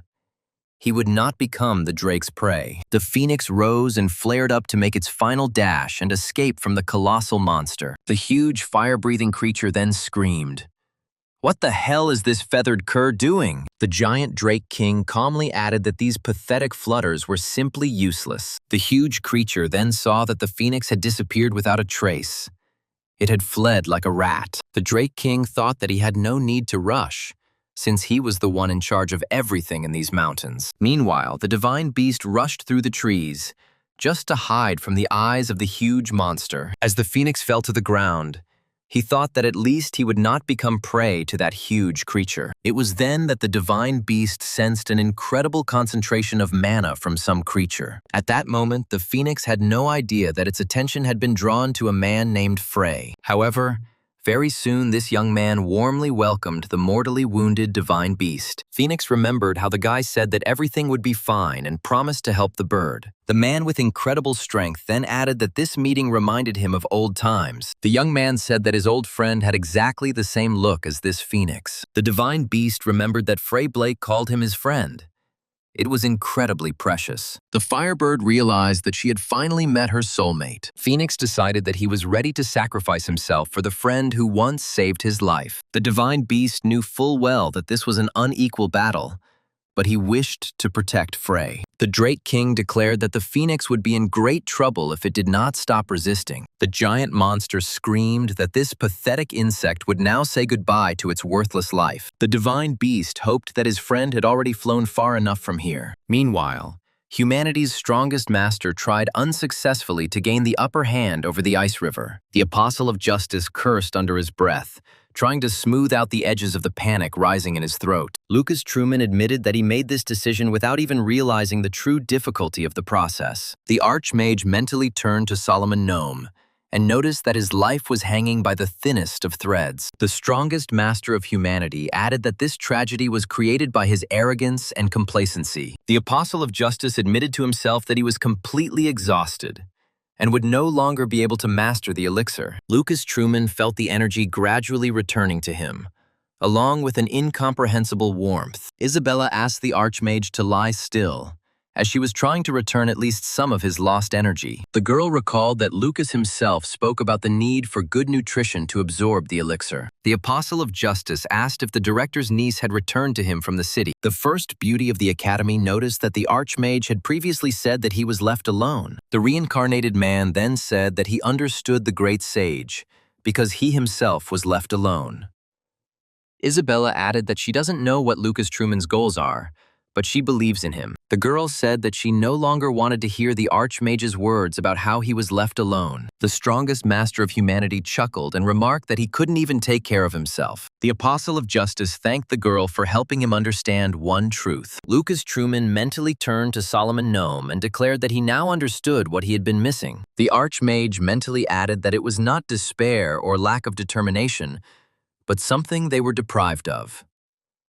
The reincarnated man stated that the missing link was trust in the people around him. Meanwhile, outside the cave, the giant Drake King and the divine beast fought. The giant monster couldn't believe what was happening when it felt the terrible cold. The Drake King shouted what the hell was going on in that cave and who was capable of such a thing. Phoenix sensed the huge monster's confusion and decided that he simply had to take advantage of it. The Firebird instantly closed the distance with the monster to deliver its blow. The massive Drake King screamed at how dare this creature take away his eye. The gigantic monster grabbed the feathered divine creature with a death grip. The massive Drake King screamed at how this tiny insect dared to resist his will. The giant creature added, "How dare the phoenix encroach on the eyes of the Drake King himself?" A giant monster brought down a fiery bird onto the rocky ground of the Costa de Mon Mountains. The lord of the fire-breathing creatures cursed and ordered this damned little thing to die already. However, the phoenix did not even try to obey the Drake,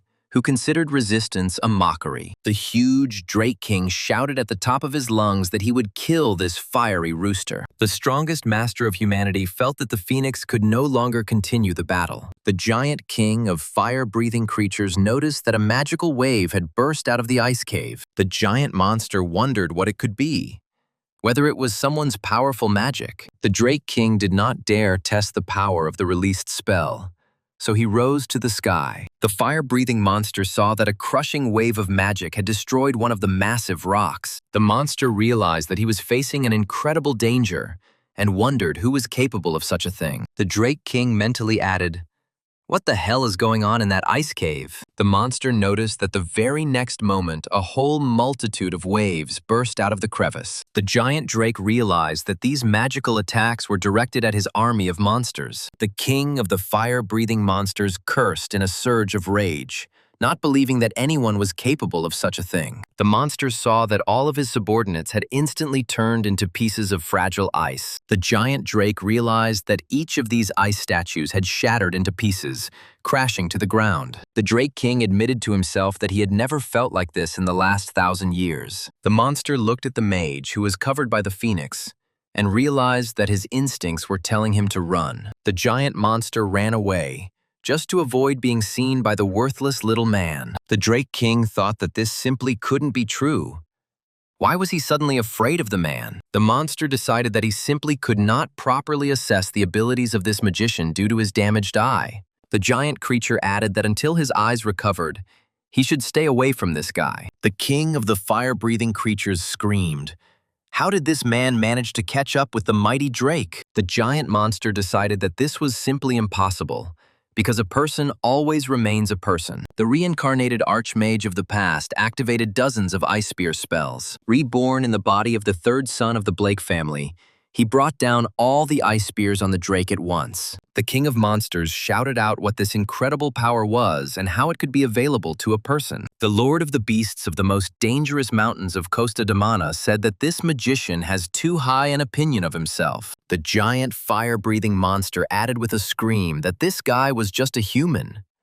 So why? The Drake King was pleased when he realized that the ice spears had not done much damage to him. However, the giant creature quickly came to its senses and realized that it had lost sight of the man. Lucas said that the Drake was so overconfident that he relaxed and began to rely only on his sight. The huge monster realized that this pathetic little bug had entered his blind spot for another attack. Humanity's strongest master activated the ice spear spell to crush the monster. The Apostle of Justice unleashed his magic on the colossal Drake's wounded eye. The huge fire-breathing creature screamed that the bastard would pay for this fateful day. The Drake King skillfully twisted and brought his massive tail down on the little man he feared. The giant monster saw how the young man destroyed one of the small rocks with his body. The giant fire-breathing creature burst into laughter because it believed in its absolute victory. However, the monster quickly felt a painful, stabbing sensation at the tip of its tail. The Drake King instantly realized that he had failed to finish off this strange guy. The colossal creature asked the one who had come out of the dust whether this magician could be considered a human. The monster realized that normal attacks were useless against this bug that frightened him. The Drake King screamed, "What is this magician even like?" Because no human could survive something like this. The first beauty of the elite academy of magicians thought that the archmage was simply incredible right now. The girl mentally added that now she knew how strong 7-star mages were. Isabella admitted to herself that the Apostle of Justice could fall at any moment due to exhaustion. Reincarnated into Frey Blake's body, he activated the Great Ice Spear spell. The king of fire-breathing creatures sensed the monstrous, magical energy of the young man in front of him. The giant monster asked if this magician really wanted to win that badly. The giant Drake shouted that this guy asked for it and activated fire breath. The king of the Costa de Mana Mountains refused to believe that his fire breath would not work on the young man. The giant Drake thought that even the phoenix couldn't cope with his magic, and even less so a human. The huge monster screamed that this was the end of this man, but Lucas Truman blocked it with his spear. Ciriz Trisnane's niece screamed as the Drake King's magic clashed with her classmates. Isabella thought how terrible this blow was, because it shook the entire mountain range. The girl mentally added that the collision of flame and ice was truly beautiful. The first beauty of the Academy of Magicians saw that the king of fire-breathing creatures continued to feed the flames. The niece of the director of an elite academy decided that at this rate, Lucas Truman's ice would be lost. The girl thought about what she could do to support the reborn Archmage. Isabella admitted to herself that right now she could do nothing to help the Apostle of Justice. The first beauty of the Academy of Magicians was stunned when she looked closely at the magic of her comrade. The girl immediately wondered where humanity's strongest master had gone. The Drake King shouted that this human being was about to fall, because humans could not jump above their heads. Ciriz Trisnane's niece couldn't believe her eyes when she saw Lucas Truman over the Drake. The most powerful archmage of humanity cut off the head of a gigantic monster in an instant. Reborn into the body of the third son of the Blake family, he thought that this Drake was inexperienced. The first beauty of the Magic Academy froze in amazement when she saw her classmates' victory. The girl decided to fly up to the Archmage, since nothing else was stopping her from getting closer to him. The niece of the director of an elite academy of magicians thought that Lucas Truman was one step ahead. The Academy's #1 beauty mentally added that no one would believe in defeating the Drake King. The girl thought that if the Archmage of the past fought at half strength, then what was his real strength? Isabella noticed in time that the reborn man had lost control of his flight due to weakness. Ciriz Trisnane's niece called out to her classmate, hoping to bring him to his senses. The first beauty of the elite academy of magicians managed to snag Lucas Truman. The girl worriedly asked if the guy was okay, because his body was completely frozen. However, the strongest master of humanity squeezed out of himself that they urgently needed to find the Phoenix. Isabella admired how amazing the Archmage was, and he noted that he had not won thanks to strength at all. The reborn man admitted that he won this battle only because of the Drake King's inexperience. The girl screamed, "How is this possible?" "Because this monster lived for more than 1,000 years. Lucas replied that long life and combat experience are two different things, because ultimately, it is tactics that decide. The Archmage said that he deliberately made the enemy believe that he had given all his strength. The strongest master of humanity added that the final blow took away only a quarter of his magic reserves. The girl said that it was a good lesson from Frey, which she would try to remember. After some time, a small detachment of magicians reached the place where the Phoenix fought with the Drake King. The Apostle of Justice thought that he had defeated the giant monster only thanks to the divine beast. At this time, the first beauty of the elite academy of magicians could not calmly look at the body of the Phoenix. The girl, with a trembling voice, suggested that the divine beast was already dead. The strongest master of humanity lifted the Phoenix's body to move it to another place. Isabella asked what Frey was going to do, and he replied that he wanted to save the Phoenix. The reborn man added that the energy of the flame from the heart of the Drake King would help the bird. The girl couldn't believe her eyes when she saw how the Drake's inner fire began to be absorbed by the Phoenix. The Apostle of Justice said that the divine beast would be resurrected once it absorbed all the monster's power. Lucas Truman declared that the monsters would carry out a bloodbath in the Costa de Mon Mountains and elect a new ruler. The reborn Archmage added that he wanted to see the divine beast in the face of the king of these places. The Apostle of Justice asked the Phoenix to protect his best friend's dungeon. Lucas Truman said he was looking forward to their next meeting in the Costa Damon Mountains. A small detachment of magicians returned to the capital city by the next day using teleportation. The reincarnated man thought that the people in this place were incredibly happy with their lives. The Apostle of Justice mentally added that he wished it were the same everywhere. The most beautiful woman at the Elite Academy of Magicians said that she managed to reserve a place on the ship. The girl added that, according to forecasts, no ships will appear in the port today. Isabella said she had bought some juice and asked how the third son of the Blake family was feeling. Lucas Truman said she was doing well and replied that he would have to work hard to gain weight. The Academy director's niece noticed that Carl Goldman's robes were holding back the cold of the elixir. The girl asked why Frey took all the weapons from the Drake King's nest, since the bag could no longer be lifted. The strongest master of humanity replied that he might not need all these weapons. The apostle of justice added that he simply could not leave his friend's things to rot in that place. The first beauty of the elite academy of magicians noticed that the new semester would begin very soon. Isabella added that it had been a long vacation, and the archmage said that time had flown by very quickly. The girl asked why they didn't go visit Pierre June at his mansion, and Lucas remembered his invitation. A small group of magicians decided to visit a friend because they wouldn't be returning home today anyway. The strongest master of humanity was surprised that his friend lived in such a huge estate. One of the guards asked what brought the young people to the June family estate. The apostle of justice asked in response whether Pierre was at home, which confused the guard. The man asked who this guy was, to which Lucas Truman replied, "He is a friend."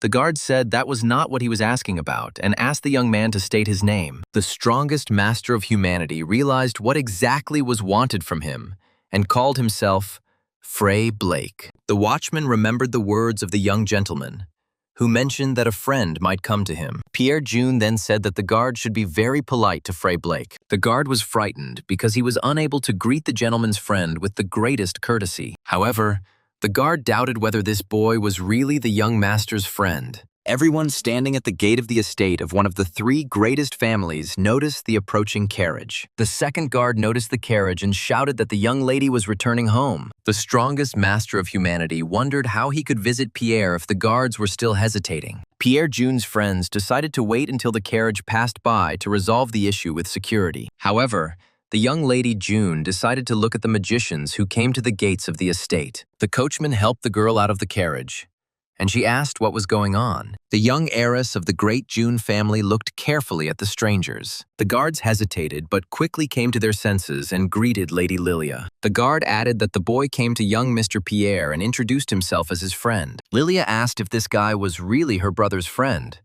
to which Lucas Truman nodded silently. The girl immediately realized that the young man perfectly matched the description given by Pierre. Young Mrs. Juno said that she had heard a lot about Mr. Frey from her brother. Lily noticed that the girl standing next to the third Blake son was probably Isabella. Syriza, Trisnane's niece, said she was delighted to meet Pierre June's sister. The young lady said that her name was Lilia, and asked her brother's friends to get into the carriage. The first beauty of the elite academy of magicians noticed that Pierre's sister was a charming girl. Isabella added that despite being a girl herself, Lilia's beauty still took her breath away. However, the guard stated that, with all due respect to the lady, they had not yet confirmed the guy's identity. The girl asked the estate guard with just one glance if he really doubted her decision. The man realized without words that the young lady was completely certain that the boy was Frey. The guard shouted that he was asking for forgiveness from Lady Lily and that they would open the gates immediately. A moment later, Pierre's sister's carriage had already entered the June family's property. The strongest master of humanity thought about how huge the estate of his friend Pierre's family was. The girl thought that Frey Blake was really different from what her brother had said about him. The apostle of justice asked why Miss Lily was looking at him so intently. Reborn in Freya's body, he added, wondering if his friend's sister really had anything to tell him. The girl replied that the guy was a little different from how her brother described him. The strongest master of humanity noticed that a lot had happened since their last meeting. Lilia said that they could speak informally, and Lucas immediately interrupted her with his agreement. The young heiress of the June family thought that the guy had switched over a bit too quickly. Isabella yelled at Frey, and the guy said that Lilia herself asked him to communicate informally. Lilia said that she had heard that the young man was studying with her brother at the same West Road Magic Academy. The reborn archmage replied that Pierre was a second-year student, so they had not encountered each other. The girl thought that Frey was only 2 years younger than her, and realized that their age difference was not very big. Lily wondered in her mind if her brother was really friends with such a guy. After some time, Lily's carriage reached the main building of June's estate. The apostle of justice saw that Pierre June had already gone out to greet his dear guests. Young June asked why Frey had visited him so late, adding that he had been waiting for him for a very long time. Pierre asked if his friend had finished his business, and he replied that he had indeed done everything he had planned. The young man noticed that Frey's hair had turned white, and the boy replied that he had decided to change his image. The archmage complained to his friend that he was very tired and hungry, and Pierre noted that he understood this without words. Lily was surprised to see her brother so happy about his friend's visit. The girl said that she had never seen Pierre so excited before. Lily June told her brother that she was actually there too, and asked if he couldn't see her. The young man grinned and remarked that he simply could not help but notice Princess Lily. Pierre asked his sister how the party went, and the girl was upset about her brother's priorities. Lily asked her brother not to take all this nonsense to heart and wished her friends a good time. Young June became thoughtful because he could not understand his mistake, which offended his sister. Lucas Truman said his friend should not have called his sister a princess without some remorse. Pierre said he had no idea Frey had spent his holidays in the Costa Daemon Mountains. The young man hosting the guests added that he heard this from his fiancée, whom Frey saved from bandits. The strongest master of humanity said that he believes that Sophia has arrived safely. Young June noticed that his fiancée was still busy with fencing training. The young man added that, despite her age, Sophia fully deserves the title of Heavy Rain. Pierre was completely confident that his bride would achieve incredible results in the knightly craft. The Apostle of Justice joked that this girl was a waste of time for his friend. Lucas Truman asked where they were going, and Pierre replied that their family had some strict rules. Young June added that they would have to greet his family members first. The guy who invited his friends over asked their permission to introduce his father. A few moments later, the head of the June family ordered the table to be set for dinner. The strongest master of humanity learned that his friend Pierre June had two brothers. The Apostle of Justice met with the mother of young June and his sister, whom he had met earlier. The young man hosting the guests was happy to introduce the boy who saved him to his family. The head of the June family said he was pleased to meet them and asked how the Earl of Blake was doing. Isabella thought Shepard had impressive energy, and Lucas replied that his father looked healthy. The Apostle of Justice thought that he had merely borrowed Frey's body and had never met his father. Lucas knew that Shepard June was a 7-star mage and the master of the 4th tower. The strongest human master thought that the head of the June family might know the key to the demigod's mystery. Shepard said that the 6th tower is located far enough away that he rarely sees the count. The man added that meetings are held once a year, and that conversations with Father Frey are always pleasant and meaningful. The Apostle of Justice replied that he regretted the rare meetings between Shepard and Frey's father. The strongest master of humanity looked closely at the face of his interlocutor. The reborn Archmage was certain that the magical tattoo on Shepard's face was made by Solomon. The head of the June family said that it seemed that Frey took care not only of Pierre, but also of his fiancée. The man added that he would like to express his sincere gratitude, and Lucas replied that this was unnecessary. Shepard June asked what kind of work Frey could have had in the hellish mountains of Costa Daemon. The reincarnated archmage of the past replied that he had one personal matter there. Lucas Truman added that it was just a trivial question and of no interest. The head of the June family laughed, agreed with the guy, and asked his son how the preparations for the banquet were going. Pierre June replied to his father that everything was going as smoothly as possible, and the banquet would definitely take place. Shepard noted that there would be important people present at this banquet, so everything had to be perfect. Young June replied that, of course, he would oversee all the preparations personally. Pierre asked Frey to come with him, but Shepard said he remembered one important question. The head of the family added that there was magic that he was working on, and he was curious to hear an outside opinion. Lucas replied that he didn't even know if he could help, and Shepard said that it didn't matter. Lord June added that he needed new perspectives and would like to hear the young mage's opinion. The strongest master of humanity realized that the head of the June family was inviting him to a dialogue. Pierre told his friend that they would see each other later in the banquet hall, and Lucas wished the guy good luck. The reincarnated archmage asked Isabella to help young June in the banquet hall. The Apostle of Justice decided to talk to Shepard face to face, as he wanted. The head of the June family turned to the 3rd son of the rather famous Blake family. Shepard June, without hesitation, suggested to the young man to get to the heart of the matter.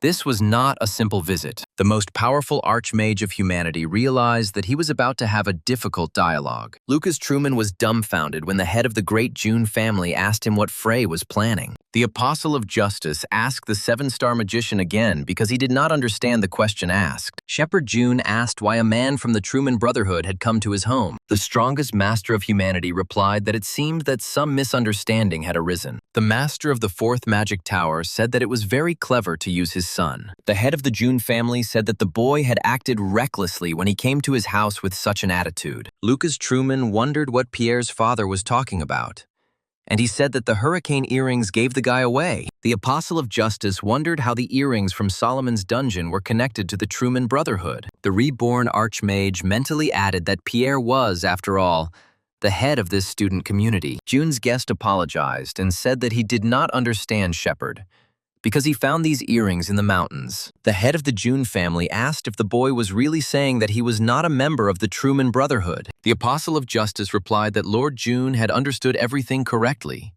He had no connection with this commonwealth. The reborn Archmage added that Pierre asked him to join their ranks, but he refused. Shepard June shouted that he was not talking about the community his son led. The man realized that he had crossed all possible boundaries of etiquette and had been rude to the guest.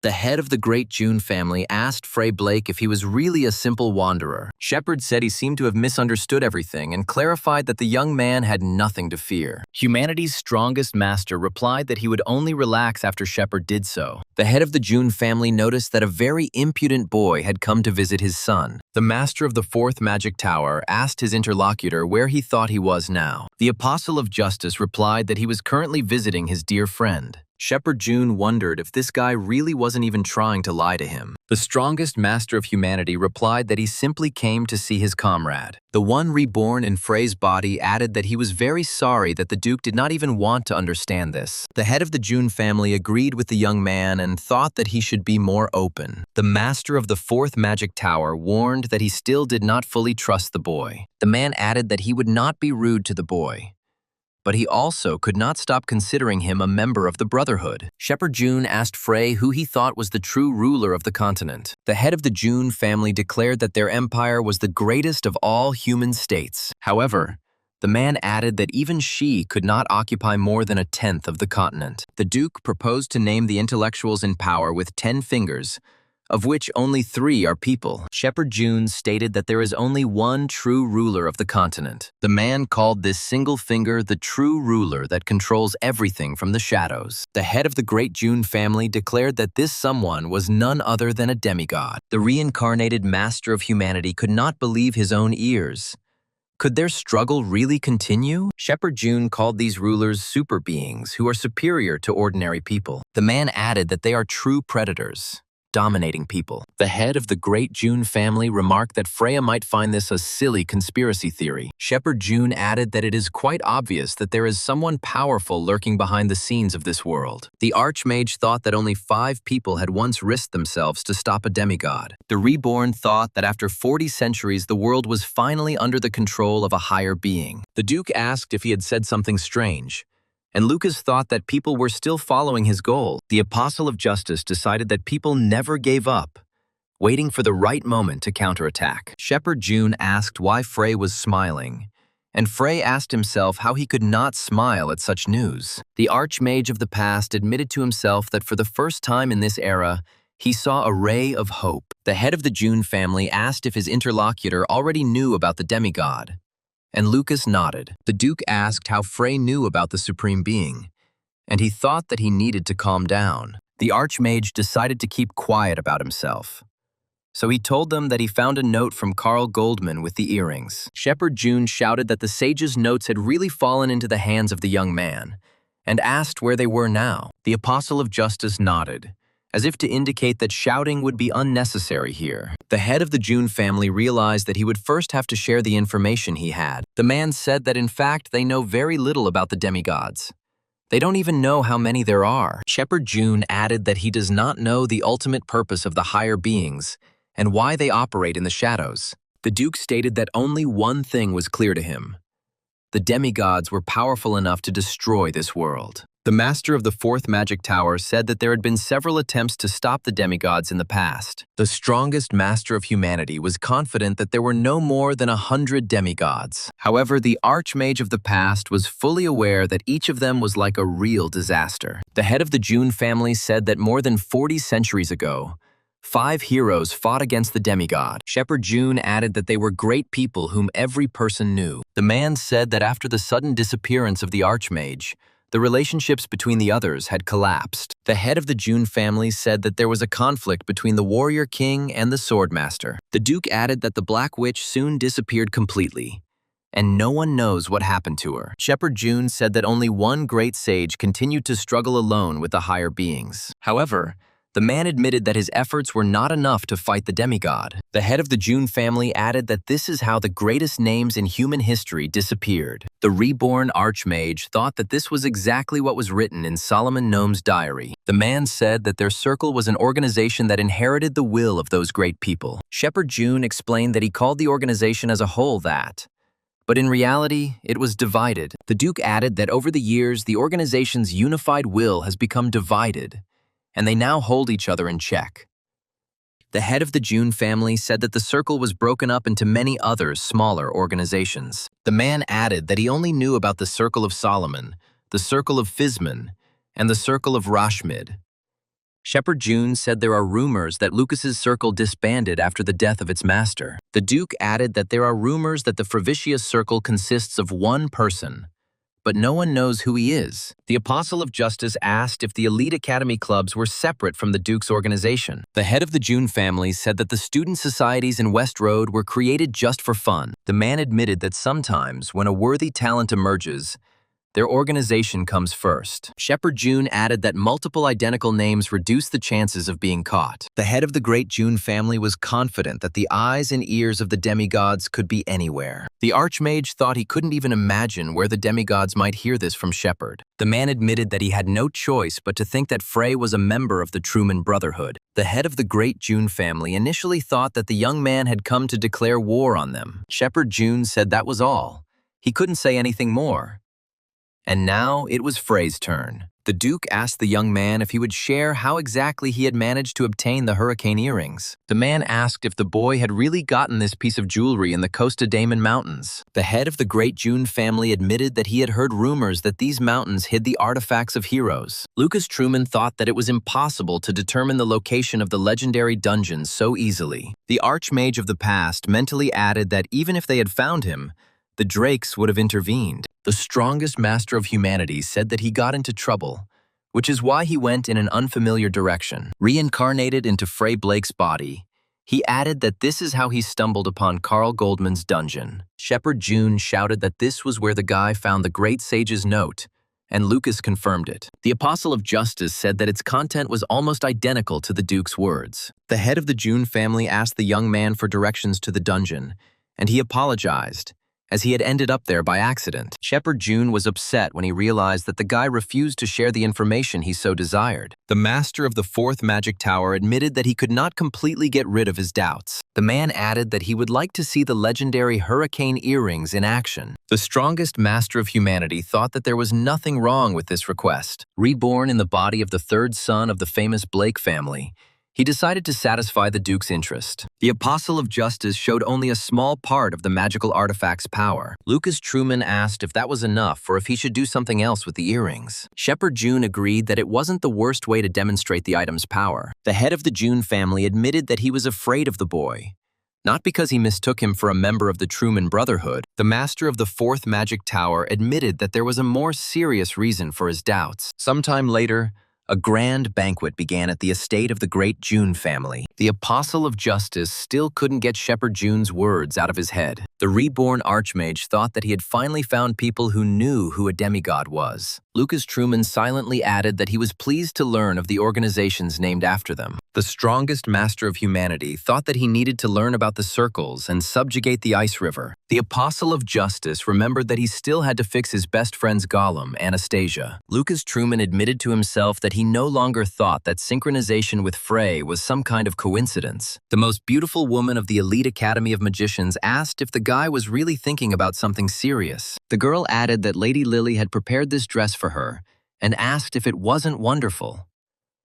The strongest master of humanity said that Isabella was truly lucky to live without worrying about anything. The West Road Academy principal's niece asked the young man what it all meant. The reborn Archmage once again remembered the words of the master of the fourth magic tower. The Apostle of Justice then asked what the Duke was talking about and what could be a more serious reason. The man replied that at the last meeting in the tower, he heard that someone had made contact with a demigod. The strongest master of humanity could not bear it then and screamed, wanting to know who it was. The head of the great June family thought about how to announce to the young man who it was. The master of the fourth magic tower then said that it was Isaac Blake, Frey's father. Some of the banquet guests happily gossiped, saying that a certain Patrick could not fence at all. The aristocrat turned to a friend named Hoos and invited him to attend his banquet next time. The man, invited to the next banquet, thought that he had easily hooked this bastard. Gus mentally added that this was the only way he could join the Theobliuni family banquet. The aristocrat invited to the banquet thought that nothing could spoil the day. Gus decided that there really were a lot of pretty girls here and thought about trying his luck. The man who had begged for an invitation to Theobliuni's celebration noticed the Blake puppy at the banquet. The director of the academy's niece froze in amazement when she saw Sophia Aquarid approaching them. A girl from the greatest knightly family greeted Frey and Isabella. The academy's most beautiful woman asked Sophia if everything was okay,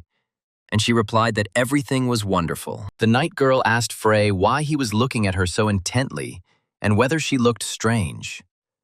Lucas said that the dress suited Sophia very well, and Isabella was indignant that the guy did not appreciate her outfit. The Archmage replied that this was an objective judgment, and the girl shouted that she wanted to hear the details. The Apostle of Justice asked Sophia Aquarid if she wanted to tell him something. The night girl, who was saved by humanity's strongest master, replied that she had nothing to say. The reborn Archmage wondered why the girl was looking at him with such a strange look. Lucas Truman offered Sophia his glass, and Isabella realized that the guy didn't understand anything at all. Gus decided to interrupt the young man's quiet evening and asked if he really saw Frey Blake. The aristocrat said that he would never have thought that he would be able to see the young man at the June's banquet. Isabella asked if Frey knew the man, and he replied that he couldn't remember right away. The Apostle of Justice asked himself if Frey knew this guy, and Gus added that they hadn't seen each other for a long time. The man who approached the Archmage said that he never even thought he would meet the Blake loser in such a place. The aristocrat who had secured an invitation to Theobliuni's banquet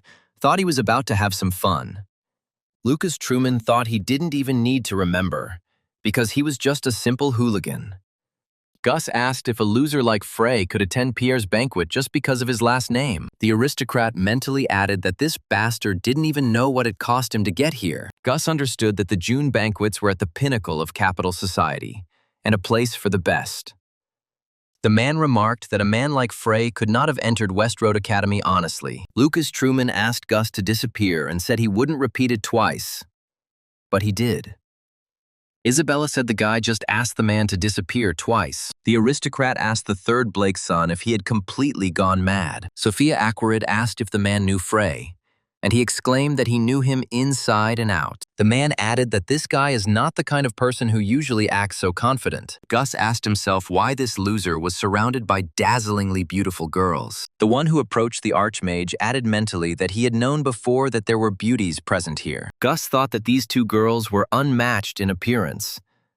So why were they standing next to Frey? The man wondered why these chicks were standing with a guy like Frey Blake. Gus realized that the young man just wanted to look cool in front of such beautiful girls. The friends of the aristocrat who had made it to this banquet asked Gus what had happened here. The man immediately recognized the slob who approached them as Patrick from the Theobliuni family. The aristocrat immediately leaned forward and thought that such beauties should not enjoy solitude. Patrick Theobliuni introduced himself and asked the girl to do him the honor of telling him her name. Gus thought these bastards were like hyenas, and thought they were picking up the girl he had spotted first. Sophia Aquarid introduced herself and thought that the person who approached her was not the most pleasant guy. The man who had managed to secure an invitation to Theobliuni's banquet was horrified to discover who the girl really was. Gus realized that the girl simply did not understand who Frey was, and he decided that Sophia was very popular. The aristocrat, who had barely made it to this banquet, finally decided that today he would humiliate Frey. Gus asked if this meant that this girl was the eldest daughter of the Aquarid family with the title of Torrential Rain. The man said it was impolite not to recognize Mr. Pierre's fiancée, and Patrick realized his mistake. The eldest daughter of the Aquarid family turned to the young man and said that it had not yet been decided. The Archmage asked why she was telling him this, And Isabella was surprised by Frey Blake's impenetrability. Gus said that Sophia's care for the guests was admirable, but she should not even speak to Frey. The girls immediately realized what exactly the man who approached them was getting at. Patrick Theobluni took the initiative and declared that he knew Frey Blake's brothers well. The aristocrat added that the boy's older brother had long since become the owner of the Magic Tower. Patrick Theobluni said he understood perfectly well why Count Isaac Blake had exiled the young man. Huss's comrade added that he found it difficult to believe that Frey had inherited the same blood as his great brothers. The niece of the director of the elite academy shouted that the aristocrats who approached them were talking too much. Isabella added that no matter what kind of magicians these guys were, they were hundreds of times worse than Frey. The academy's first beauty demanded an apology from the aristocrats, and the archmage asked her to calm down. Patrick stated that the eldest son of the Theobluni family would never apologize to Frey. The aristocrats said that the one who invited this loser to the party should apologize. Patrick Theobluni added that the young man was spoiling the banquet with his appearance and asked who had invited him. Pierre June calmly said that he regretted this misunderstanding, since it was he who invited Frey. The aristocrats who had attacked the banquet organizer's friend realized their mistake. The young man noticed that Patrick and Gus didn't seem to expect to see him as the one who invited the guy. Pierre June said that he was very sorry for disappointing these aristocrats. Young June said he had no idea he needed to ask permission from the Theobluni family. The young man added that Frey was the most honored guest he had ever invited to a banquet. Pierre June asked his house guests to relax and enjoy his party. Young June remarked that if it weren't for the atmosphere of the banquet, all those who disagreed with his opinion would already be dead. The aristocrats, realizing their mistake, ran away, apologizing for their tactlessness. The strongest master of humanity noticed that Pierre's character was much worse than he thought. Young June replied that he had kept an eye on Frey because he knew of such incidents. Lucas said he was incredibly dazzling, and Pierre asked if his friend ever looked in the mirror. The archmage replied that he could not see his own face in the mirror because it was incredibly bright. Young June added that the boy simply had too many shiny bald spots. Pierre June noticed that the third son of the famous Blake family is actually quite an eccentric. The strongest master of humanity wondered what Shepherd June's son was talking about now. Pierre added that if others had known about what happened at the Hofgarten, no one would have called the guy a loser. Lucas Truman replied that real men shouldn't brag about something like that. Young June said that Frey had spoken to his father for a long time and asked if something had happened. The reborn Archmage replied that Shepherd June suspected him of being a member of the Truman Brotherhood. Pierre June asked if the boy finally wanted to join their club. The Apostle of Justice replied that he was unlikely to join the student union. Lucas remembered what Shepherd June had said during the conversation. Freya's older brother had confirmed his identity. The strongest master of humanity asked what this meant and who could confirm his identity. The master of the fourth magic tower replied that it was a member of the Circle of Solomon, High Blake. The head of the June family admitted that he knows what wounds the Blakes inflicted on his interlocutor are innumerable. Shepherd added that High was different from the rest of the Blakes, and it was not without reason that he supported Frey's expulsion. The man said that this was all he wanted to tell the young man at that moment in time. The Apostle of Justice told Pierre that he had no intention of returning to West Road Academy. The niece of the director of the elite academy couldn't believe her ears. Could their paths really be diverging? Young June asked if his friend was joking now, and Frey replied that he had no reason to stay there. Isabella thought it was bound to happen, but she couldn't have imagined it would happen so soon. The girl asked herself what she would do if Frey really did not return to the academy. Pierre June asked what his friend was going to do now, and he replied that he would go to the Magic Tower. Lucas Truman added that he would find more specialized books in the third Magic Tower. Sophia Aquarid noticed that Isabella had turned pale, and she apologized and said that she would leave first. The niece of the headmaster of the elite West Road Academy couldn't sleep last night. The girl understood that tomorrow her friend would go to the tower, and she would return to the academy. Isabella knew, ever since she learned it was Lucas Truman standing before her, that this day was inevitable. The girl admitted to herself that she was still not sure what she should strive for. Syriza. Trisnine's niece noticed that Frey Blake and Pierre June were also awake at that late hour. Young Jun asked his friend if he was really planning to leave tomorrow. The reborn Archmage nodded and remarked that thanks to Pierre, he had had a great time today. The Apostle of Justice noted that the young man simply had an excellent reputation in high society circles. The strongest master of humanity called his friend a genius born into the great Jun family. Young Jun replied that the word genius did not suit him, although many considered him to be one. The young man confessed to his friend that he first felt mana only at the age of 5. The Apostle of Justice asked if the guy was really now boasting about his phenomenal achievements. Lucas Truman thought that feeling mana at the age of 5 was an amazing achievement. The strongest master of humanity thought that even he and Solomon Gnome felt mana at the age of 7. Pierre added that at 17 he reached 4 stars, although others reached this level at 20. Young Jun admitted that Frey was the only one he wanted to open up to. Pierre Jun declared that he was cursed by his own talent and thought about how to open up to his friend. The Apostle of Justice thought that he should listen to his friend and help him understand himself. The strongest master of humanity decided that Pierre Jun was going too far when he said such a thing. Young Jun said that he once had a teacher, a very wise old man with a long beard. Pierre added that his mentor was the master of the 5th magic tower and a 6-star wizard. The boy said that when he asked questions, the old man answered them with a kind smile. The young man added that he was happy about this, so he asked even more questions and studied harder. Pierre said that the old man became a real guide, teaching him the joys of life and magic. Young Jun said that he thought so until he reached the 4th star. The boy added that he once asked a question that even his teacher could not answer. The genius of the Jun family said that his question made the old man very embarrassed and angry. The young man added that the same good wizard had called him a monster in a rage. Pierre Jun said that it was not even ordinary rage. His look was filled with horror. The boy said that the old man continued to watch the student's incredible rate of development without smiling. The young man added that the wizard was no longer joyful and happy.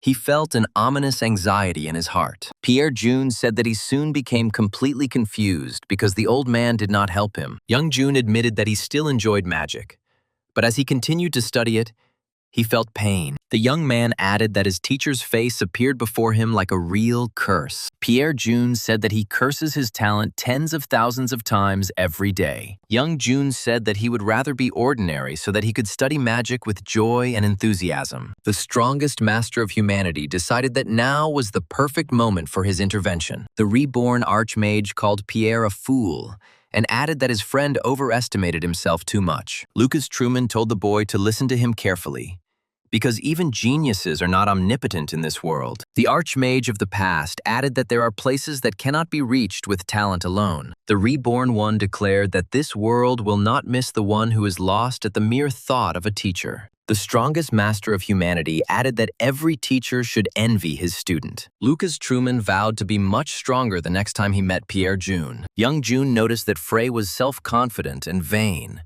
and the Archmage replied that this was as it should be. The genius of the Jun family thought that Frey Blake might well have a point. The strongest master of humanity called the true enemy of humanity a demigod. Reborn in Freya's body, he guessed that Pierre knew about the higher being. The Apostle of Justice said that the demigod is dominant over all intelligent beings in the world. Lucas Truman added that human stupidity allows people to be led without realizing it. However, the Reincarnated One emphasized that this also gives humanity the opportunity to never give up. The strongest master of humanity declared that only people have the power to change this world. The Apostle of Justice added that if his friend pretended to be a genius, he would not reveal his true potential. Reincarnated into Frey Blake's body, he remarked that he would prefer to defeat the demigod and improve himself. Lucas Truman asked his friend what he would choose, and whether Pierre would decide to change his life. Young Jun thought that the 3rd son of the famous Blake family was saying incredibly correct things. However,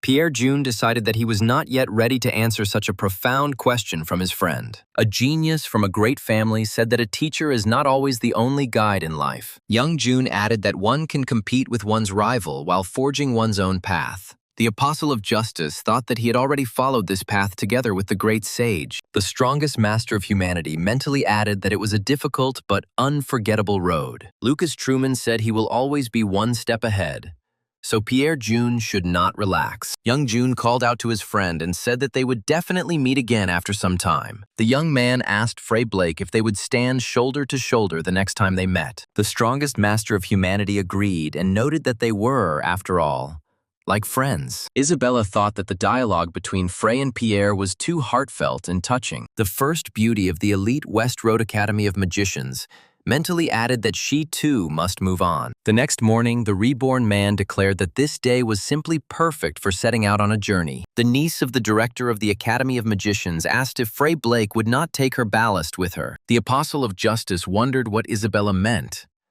Not a single example came to his mind. The strongest master of humanity replied that he had no ballast, and the girl admitted that this was disappointing. Syriza Trisnane's niece asked if Frey Blake hadn't called her ballast. Lucas Truman asked if Isabella had decided to go with him, and asked what the academy was like then. The girl replied that she had gone to West Road to learn the art of magic. Isabella admitted that the Archmage himself was standing before her, and asked if there could be a better teacher. The Apostle of Justice said that the director's niece would regret her decision more than once. However, the girl replied that she would not repeat herself and suggested that they set out immediately. Isabella said that even if the road was difficult, she would follow the Archmage to the very end. The strongest master of humanity thought that this girl had finally gotten her head around it. The reborn Archmage mentally added that today a new chapter in Isabella's life began. Meanwhile, Patrick Theobluni reported to Lord Michel about the unusual relationship between Frey and Pierre. The non-fencing aristocrat said that young June had called Frey the most honored guest at the banquet. Michel Blake asked what benefit this information gave him,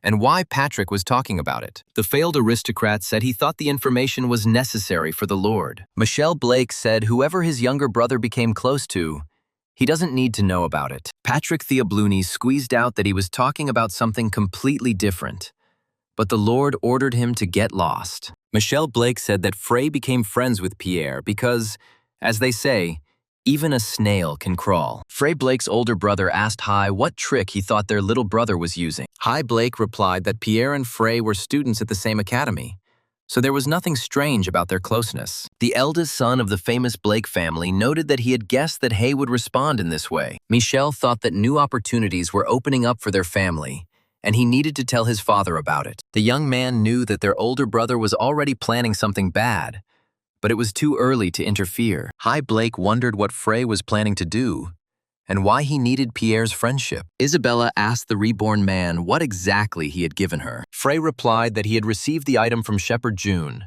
and that it was a kind of qualification for the Circle exam. The girl remarked that it would be better if the guy joined this secret association. Syriza. Trisnane's niece admitted that she had never heard of the demigod before. Isabella added that she also knew practically nothing about the great heroes who fought against him. The girl admitted that if it weren't for the Archmage's story, she would have decided that it was a wild conspiracy theory. The most powerful master of humanity replied that the truly terrible power is the invisible power. Lucas Truman added that people cannot live independently. They eat and drink only what is given to them. The Archmage thought that humanity had turned into slaves who did not even realize their situation. The Apostle of Justice turned to the girl who had once followed him like a little tail. The strongest master of humanity stated that he never played and does not intend to change anything. A small group of mages saw that they had almost reached the third magic tower. Isabella admitted that this was the first time she had seen the magic tower, and it put a lot of pressure on her. The Apostle of Justice thought that in just 6 months he would be able to join the Circle of Solomon. Lucas mentally added that until then, he would have to train here and stabilize the ice river. The strongest master of humanity said that this place reminds him of old times. The Apostle of Justice added that the magic tower was the place where he focused on studying magic. Lucas Truman added silently that he did indeed enjoy these warm memories. The reborn Archmage and his niece, Syriza Trisnane, looked back as they heard the sound of footsteps. The magician saw that a real crowd of dark silhouettes was heading towards the third magic tower. The strongest master of humanity wondered if all these people were heading to the tower. Lucas Truman looked closer and wondered if they were all dark elves. Isabella asked why Frey was so surprised, since dark elves were allowed to walk freely among people. The Apostle of Justice admitted that, come to think of it, He had read about it at the elite West Road Academy. Lucas Truman admitted that at the time he could not even think of something like this. The Archmage thought that the elves had achieved great unity and occupied all the dense forests in the far north. The strongest master of humanity mentally added that there was still no particular friendliness in them. The Apostle of Justice saw that in the third magic tower the magicians were working tirelessly. The reborn Archmage saw that even here the mages were of a rather mediocre level. Ciriz Trisnine's niece thought she had a pretty good grasp of the battle technique. The girl mentally added that she had already become accustomed to the legendary technique of the warrior mage Frivicius. Isabella thought that humanity's strongest master had been training completely differently all this time. Ciriz Trisnane's niece added silently that this could be the next stage of the battle. The girl thought that she would not be able to see all the movements of the greatest Archmage. The strangers said that there were already some rumors circulating in the tower about that white-haired boy. The man added that this strange guy dances all day and then sits in the library all night. Isabella thought that, at first glance, all these movements of Frey really looked strange. The girl admitted that now she can read the flow of energy, and therefore sees the meaning of these movements. Ciriz Trisnane's niece thought that crushing blows were hidden in the movements of the reborn Archmage. Isabella knew that Frey Blake moved at an incredible speed, unnoticeable to those around him. The girl decided that she should also emulate the Archmage, and the stranger called this dance strange. Meanwhile, on the other side of the training hall, one of the mages lost the battle. The man shouted that he would admit his defeat if only the beating would stop. The dark elf thought that the level of the mages in the third magic tower was quite low. The winner of the battle said that the people in this place were so weak that it made him sick. Another elf said that the remark was extremely rude to someone who admitted defeat. Lameson's mentor asked if this was the vaunted virtue of a warrior that everyone talked about. The one who defeated the magician of the third magic tower sadly admitted to the teacher that this was not an advantage. The dark elf helped the one who admitted defeat to stand up, to show the true dignity of a warrior. Lameson noticed that there was a rather unusual magician in this hall, whom he had not seen before. The winner of the small battle could not take his eyes off Frey Blake's dance. Isabella wondered if this was the same dark elf who was walking ahead of the whole group. Lameson approached Frey and asked if the guy was really a battle mage. The strongest master of humanity replied that he was an ordinary magician, but the elf did not believe the young man. The dark elf asked himself if this was the movement of an ordinary mage, and decided that the guy was definitely a battle mage. Limeson called the third son of the famous Blake family a man, and he corrected him by giving his name. The Apostle of Justice asked the dark elf who spoke to him to call him Frey. Lameson gave his name to keep the good start of their little conversation going. A dark elf who had recently defeated another mage challenged the young man to a fight. The strongest master of humanity wondered what kind of requests this Lameson was making. The elf realized that he had expressed himself a little strangely and said that he meant the fight. The dark elf corrected her student, saying that he was talking about fair sparring. The mentor of Lameson and the other dark elves came closer and introduced herself as Camilla. The woman added that she was looking forward to working with Frey and the girl behind him. Isabella Trisnane introduced herself, showing respect to the elven mentor standing next to Frey Blake. Camilla apologized for the idiot interrupting the boy's training and asked Frey to forget about the request. Lameson became indignant and began to argue with the teacher in his native language, and Isabella said that she was hearing Elvish for the first time. The reborn Archmage answered the Dark Elves in their own language that he did not care who he fought. The Apostle of Justice added that he is always happy to fight any battle, especially with a strong opponent. Lameson was surprised that the boy could really speak Elvish, and he replied that only a little. The Dark Elf said that the longer he looked at Frey, the more interesting he found him. The Apostle of Justice noted that they, the elves, were diligently studying human magic. Lameson said the boys spoke just like them and prepared for the upcoming sparring match. The mages of the third tower were surprised that the Dark Elves decided to start another battle. The people studying magic in the magic tower thought that the elves simply decided to intimidate them. Meanwhile, Lucas Truman saw the incredible aura of his opponent and realized that he was a good warrior. The Apostle of Justice thought that such complex movements were only characteristic of Dark Elves. The strongest master of humanity thought that he had gone out to fight a night predator. Lameson couldn't believe his eyes when he realized the young man had easily blocked his attack. The reborn Archmage dodged the elf's swift and powerful attacks, looking for a moment to counterattack. The Apostle of Justice decided that Limson was using the Shadow Silent Step technique. The most powerful master of humanity knew that the key element of this technique is the foot. Lucas Truman took advantage of a perceived weakness to catch his opponent off guard. Limson thought it had been a long time since he had encountered such obvious resistance. The Dark Elf decided that he would have to act more aggressively to defeat Frey. The Apostle of Justice noticed that Limson's movements were like those of a wild animal and thought it was cool. The Dark Elf replied that the young man had a very good eye, since he was able to follow him. Humanity's strongest master realized that Limson would now begin to fight at full strength. However,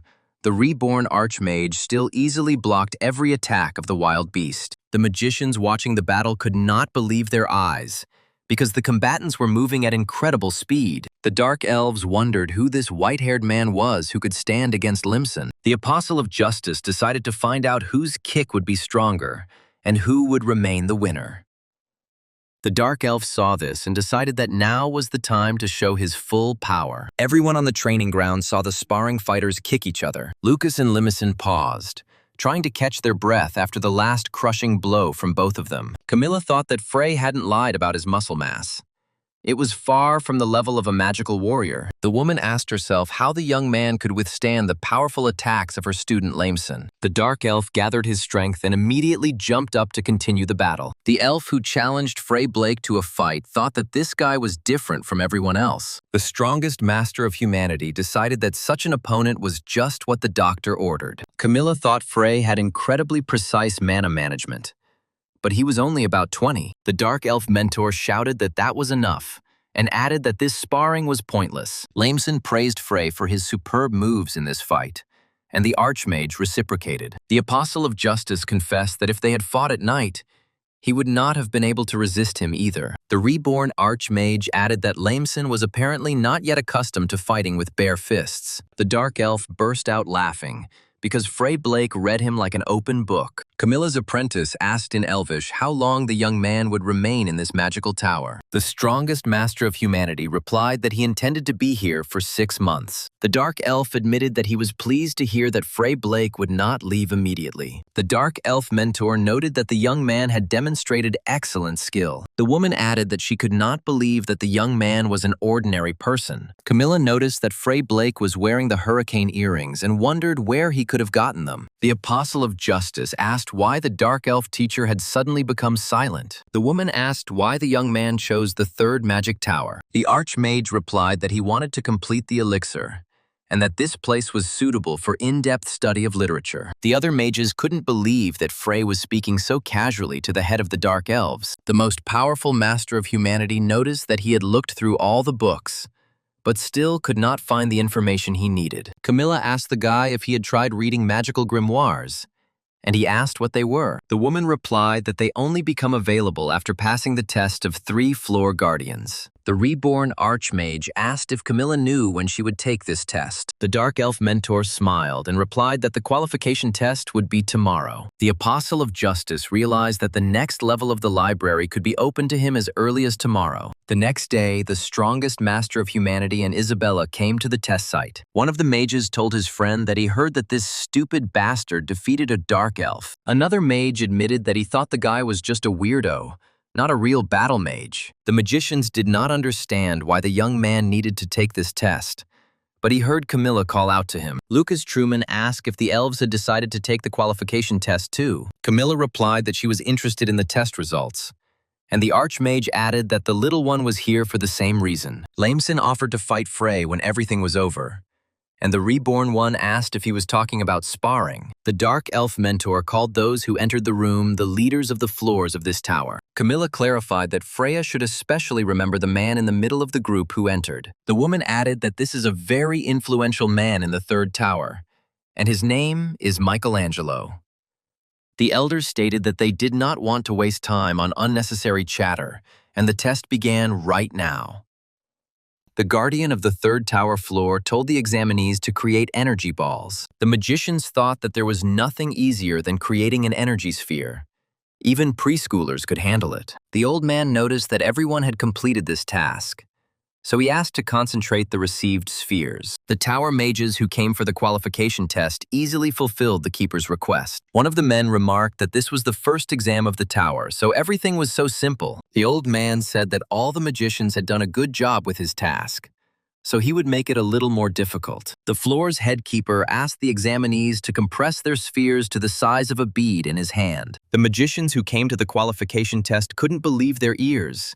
Who could even do such a thing? The guardians descended to evaluate the efforts of everyone who came to this not-so-easy test. One of the mages tried his best to compress his concentrated sphere, but nothing worked. Michelangelo declared the man disqualified and no longer required to work on the sphere. The magicians, disqualified by the old man, were outraged that the keeper had given them an impossible task. The floor guardian thought that this girl had almost compressed the energy sphere to the required size. The old man told Isabella that she was doing well, and that she was passing this stage of the qualification test. The floor's chief custodian noticed those who completed his task with flying colors. Michelangelo chuckled and exclaimed that the dark elves had done a wonderful job. The keeper said that the guests of their tower no longer need to take tests.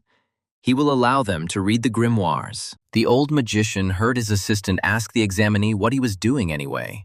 The man asked the reincarnated archmage if he was refusing to take the qualification test. The chief custodian of the third tower floor exclaimed that he could not believe such a thing. The old man's assistant stated that the young man seemed to be refraining from completing the task. Michelangelo exclaimed that his comrade should not rely on sight. He should feel mana. The floor's chief keeper said the guy's energy was so concentrated that it couldn't be seen. The old man thought that this youth had shown incredible control over his own mana. Michelangelo added that this young magician no longer needed to pass any qualification tests. The guardian asked the boy to introduce himself, and he asked him to call himself the third son of the Blake family, Frey. The old man stated that he would allow Frey to read the magical grimoires and asked if they could talk. The reborn archmage thought that there was nothing wrong with the upcoming dialogue and agreed to the conversation. Michelangelo asked how the young man had gotten into the third tower with such extraordinary abilities. Lucas replied that Duke Shepard had helped him, and the old man was surprised and realized that their conversation would be quick. The chief keeper suggested that Frey had already reached 5 stars, and he said that he would not deny it. The Apostle of Justice thought that he was about to reach 7 stars, but the others didn't need to know that. The old man asked the young magician if he knew anything about a higher being. The reborn archmage admitted that he knew very little about the demigod. Michelangelo said that traces of a demigod had recently been discovered in Gusiano. The old man clarified that it was a sign of the apostles, and Lucas asked what kind of apostles they were. The guardian explained that these were people chosen by the demigod to use divine power. Michelangelo added that fanatics of the supreme being were already crowding around the proclaimed apostles. The archmage thought that nothing like this had happened in his time and asked what he should do. The keeper said that Gusiano had come under the jurisdiction of the head of the circle, Lucas. The old man added that they must investigate immediately, otherwise the city would turn into ruins. Michelangelo asked if the boy would agree to accompany the old man on this matter, and the archmage nodded. The chief keeper of the third tower could not believe his ears when he heard the young man's immediate consent. However, when the old man looked at the guy standing next to him, he realized that he was absolutely serious. Michelangelo remarked that this was a very dangerous mission, and he could give them a little time to think. The Apostle of Justice asked the guardian for permission to ask why he had chosen him. The chief keeper of the third magic tower decided that a visual example would be better than any words. The strongest master of humanity instantly recognized the relic on the old man's hand.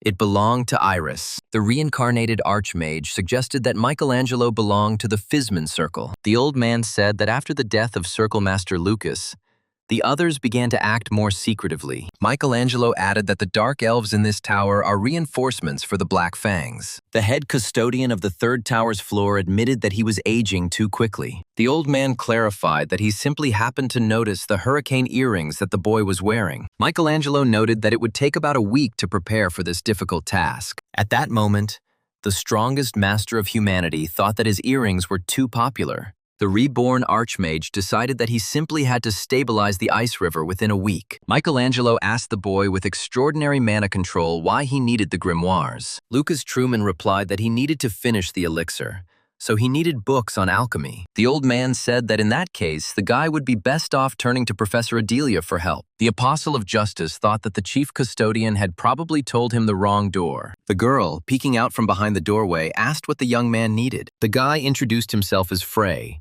and clarified that Mr. Michelangelo had sent him to her. Lucas Truman thought that Adelia was known as the genius professor at West Road Academy. The girl said that she remembered a conversation with the old man, which meant that he meant Frey.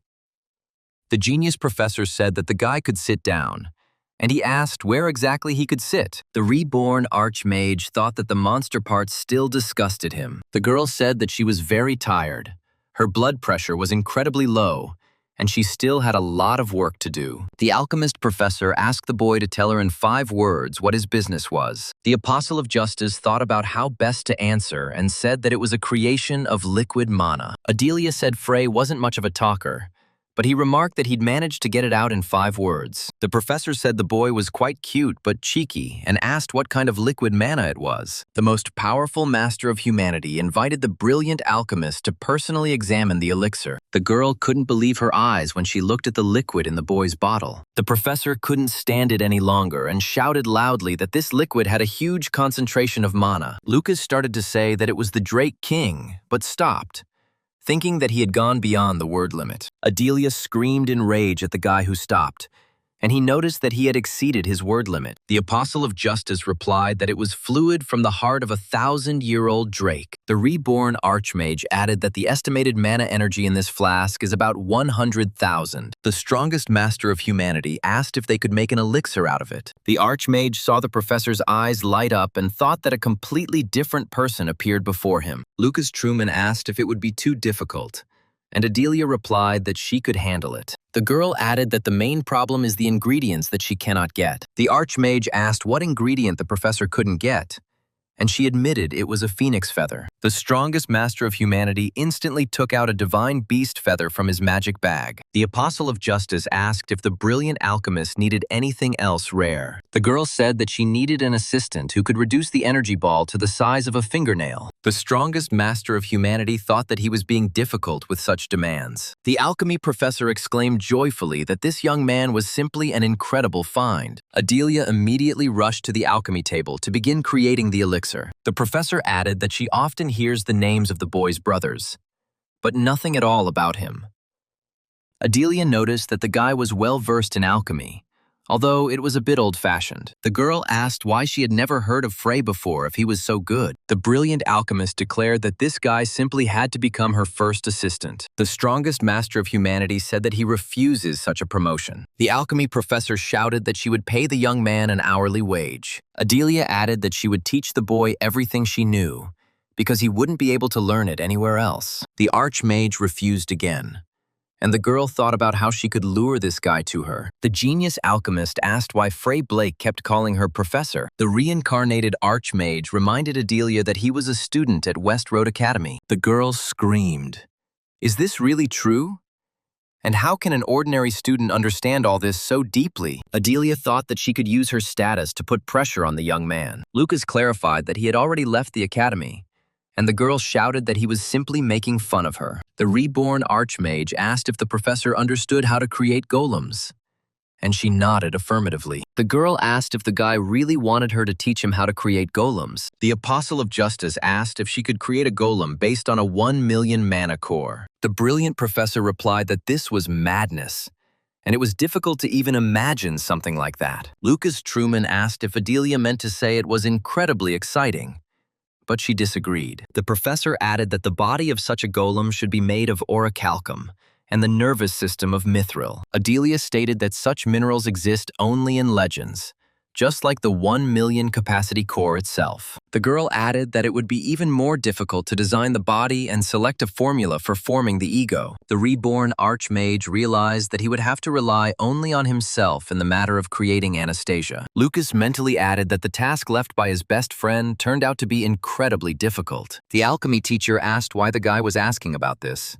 Did he really have such a core? The strongest master of humanity thought that it was too early for him to reveal the secret of such a relic. Reincarnated into the body of the 3rd son of the Blake family, he replied that he had nothing like that. After some time, Lucas Truman agreed to Limeson's offer to arrange a sparring match. The Apostle of Justice realized that his opponent's movements had become completely predictable to him. The Dark Elf admitted that this was the first time he had lost to someone in a fair fight. The Archmage replied that he now had a complete understanding of Limeson's movements. The comrades who had finished sparring heard the joyful cries of the other Dark Elves. The elves shouted with delight that Isabella had given them a great way to control mana. The Dark Elf mentor admitted that Freya's friend's lessons were incredibly simple and detailed. Ceres Trisnane's niece asked if Frey had finished the elixir, and he replied that it would be ready today. Isabella exclaimed that the boy's promotion to 7 stars was indeed just around the corner. The Apostle of Justice told his little tale that he was now simply standing at the entrance to new heights. The Dark Elf mentor wondered what other 7 stars were there.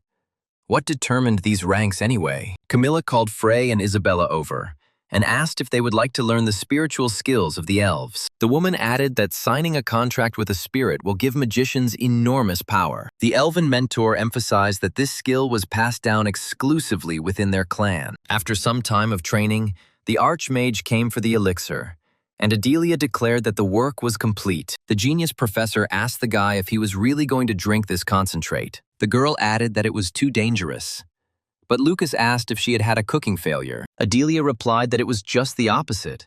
This elixir turned out to be even too good. The genius alchemist added that it was twice as strong as the original Drake mana concentrate. The girl said that the guy's body would burn from such power, but he exclaimed that he was pleased to hear it. The professor thought that the young man was deliberately looking for such a sophisticated way to commit suicide. Adelia said that the guy is free to do as he pleases, and she will not interfere in someone else's life. The brilliant alchemist asked Frey not to appear to her in her dreams if he really turned into a ghost. The strongest master of humanity said that he had a small gift for the professor of alchemy. The girl asked what it all meant, and the Archmage replied that it was Manai's necklace. Adelia screamed.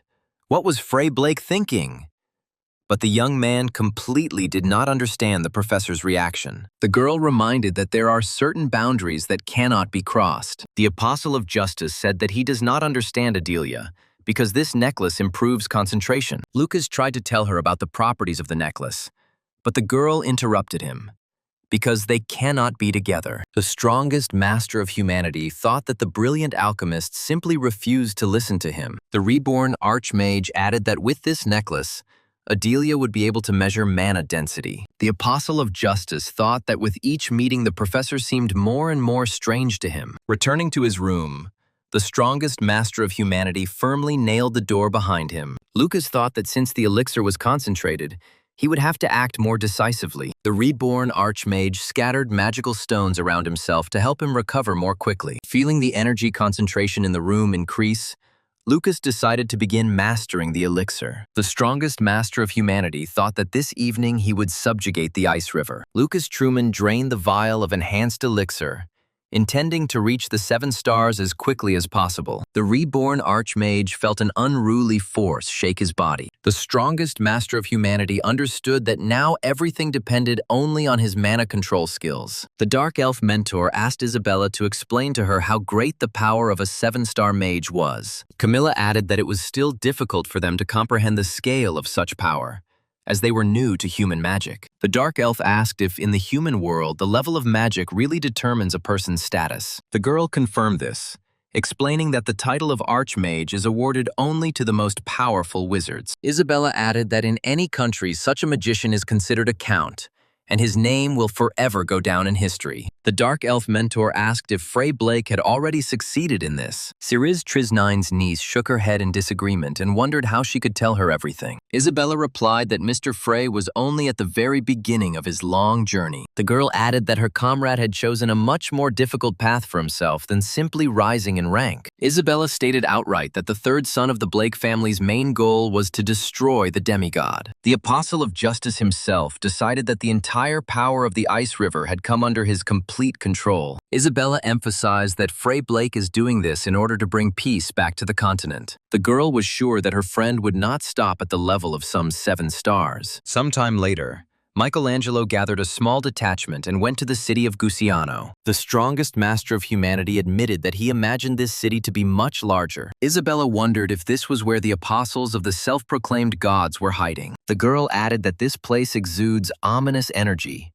What could it be? The Apostle of Justice explained to his companion that this was the action of divine power. The girl asked again why this power is called divine, since demigods only bring evil. Lucas Truman thought he hadn't felt such a nasty energy in a long time. The reborn archmage admitted to himself that he was sickened by such disgusting mana. The most powerful master of humanity asked Michelangelo to tell him everything in more detail. The Apostle of Justice clarified that he was interested in what kind of power the demigod bestowed upon his minions. The leader of the detachment replied that this quiet town had not been in contact with neighboring villages for a long time. Lameson added that the creation of the apostles was the perfect ploy to subjugate local fanatics. The old man reminded them that he had already warned them about the incredible danger of this mission. Michelangelo noticed that Freya's friend had been silent since entering the city.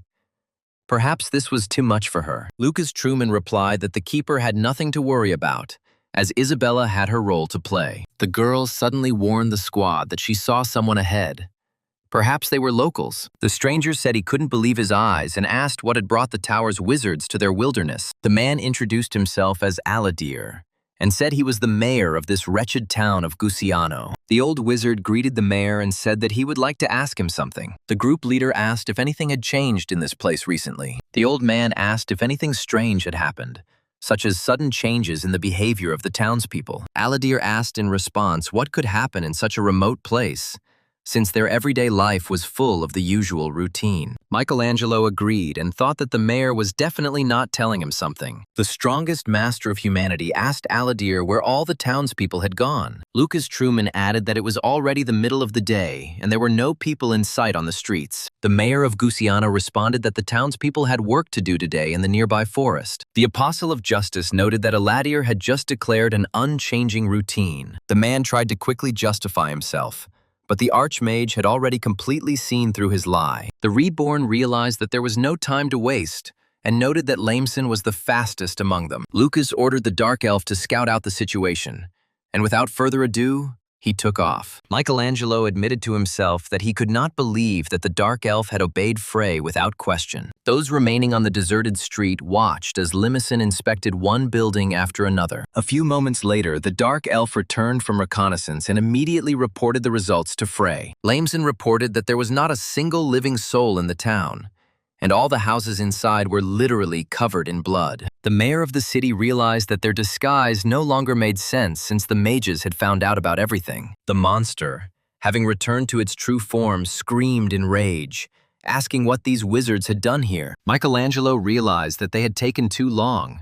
The city was already destroyed from the inside. The old man shouted that they were facing the offspring of a demigod, and the creatures declared that they would not let the people go alive. The monster, who introduced himself as the mayor, ordered his comrades to first take care of the old man. The monsters rushed forward, intending to tear apart the leader of the squad of magicians in order to decapitate the squad. Ceres Trisnane's niece decided that she had a duty to protect the guardian of the third floor of the magic tower. The girl activated the firewall spell to burn the enemies rushing towards them. The monsters couldn't believe that this little thing could possess such impressive strength. However, the monsters quickly realized that the raging flames did not cause them any harm. The mayor's transformed assistants rushed at the old man and the girl right through the wall of fire. The Archmage of the past activated the Wind Cutter spell to destroy the creatures that had broken through. Michelangelo saw how the boy, in the blink of an eye, cut up dangerous monsters with his magic. Former Mayor Gusiano exclaimed that humans could not so easily defeat perfect beings. Realizing the inevitability of defeat,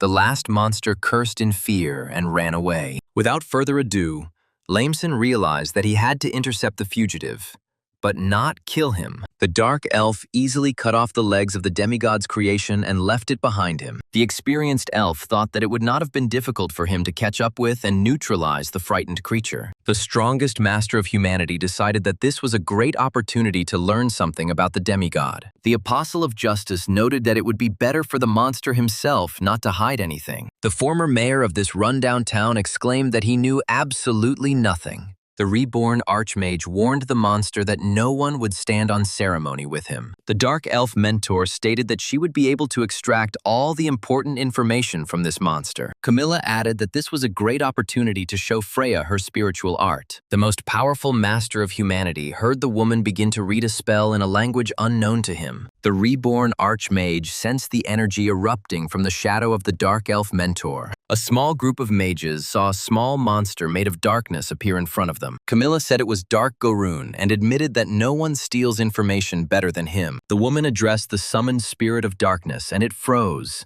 awaiting its mistress's orders. The Dark Elf commanded her creation of darkness to take control of the monster's mind. Dark Goroon obeyed his interrupter without hesitation and attacked the former mayor. The monster screamed for the creature to stop immediately, but the creature of darkness was relentless. The strongest master of humanity said that he would have tortured him much more gently and, perhaps, more effectively. The squad leader mentally shuddered, finding the elven mentor terrifying because of her eerie laugh. Michelangelo mentally added that he would never go against the Dark Elf. Camilla asked the captured monster to tell her where all the inhabitants of this city had gone. The monster, captured by Dark Goroon, involuntarily uttered that all the inhabitants of Gusiano were dead. The Dark Elf mentor asked the creature to tell in more detail who killed them and why. The mayor of the city, transformed into a monster, added that all these people were needed as an offering. The strongest master of humanity thought that it would be better to call this a sacrifice. The monster added that all this was necessary to create the creation and release the apostles' power. Camilla noticed that the monster began to fiercely resist Dark Goroon. The Dark Elf mentor shouted that this was very dangerous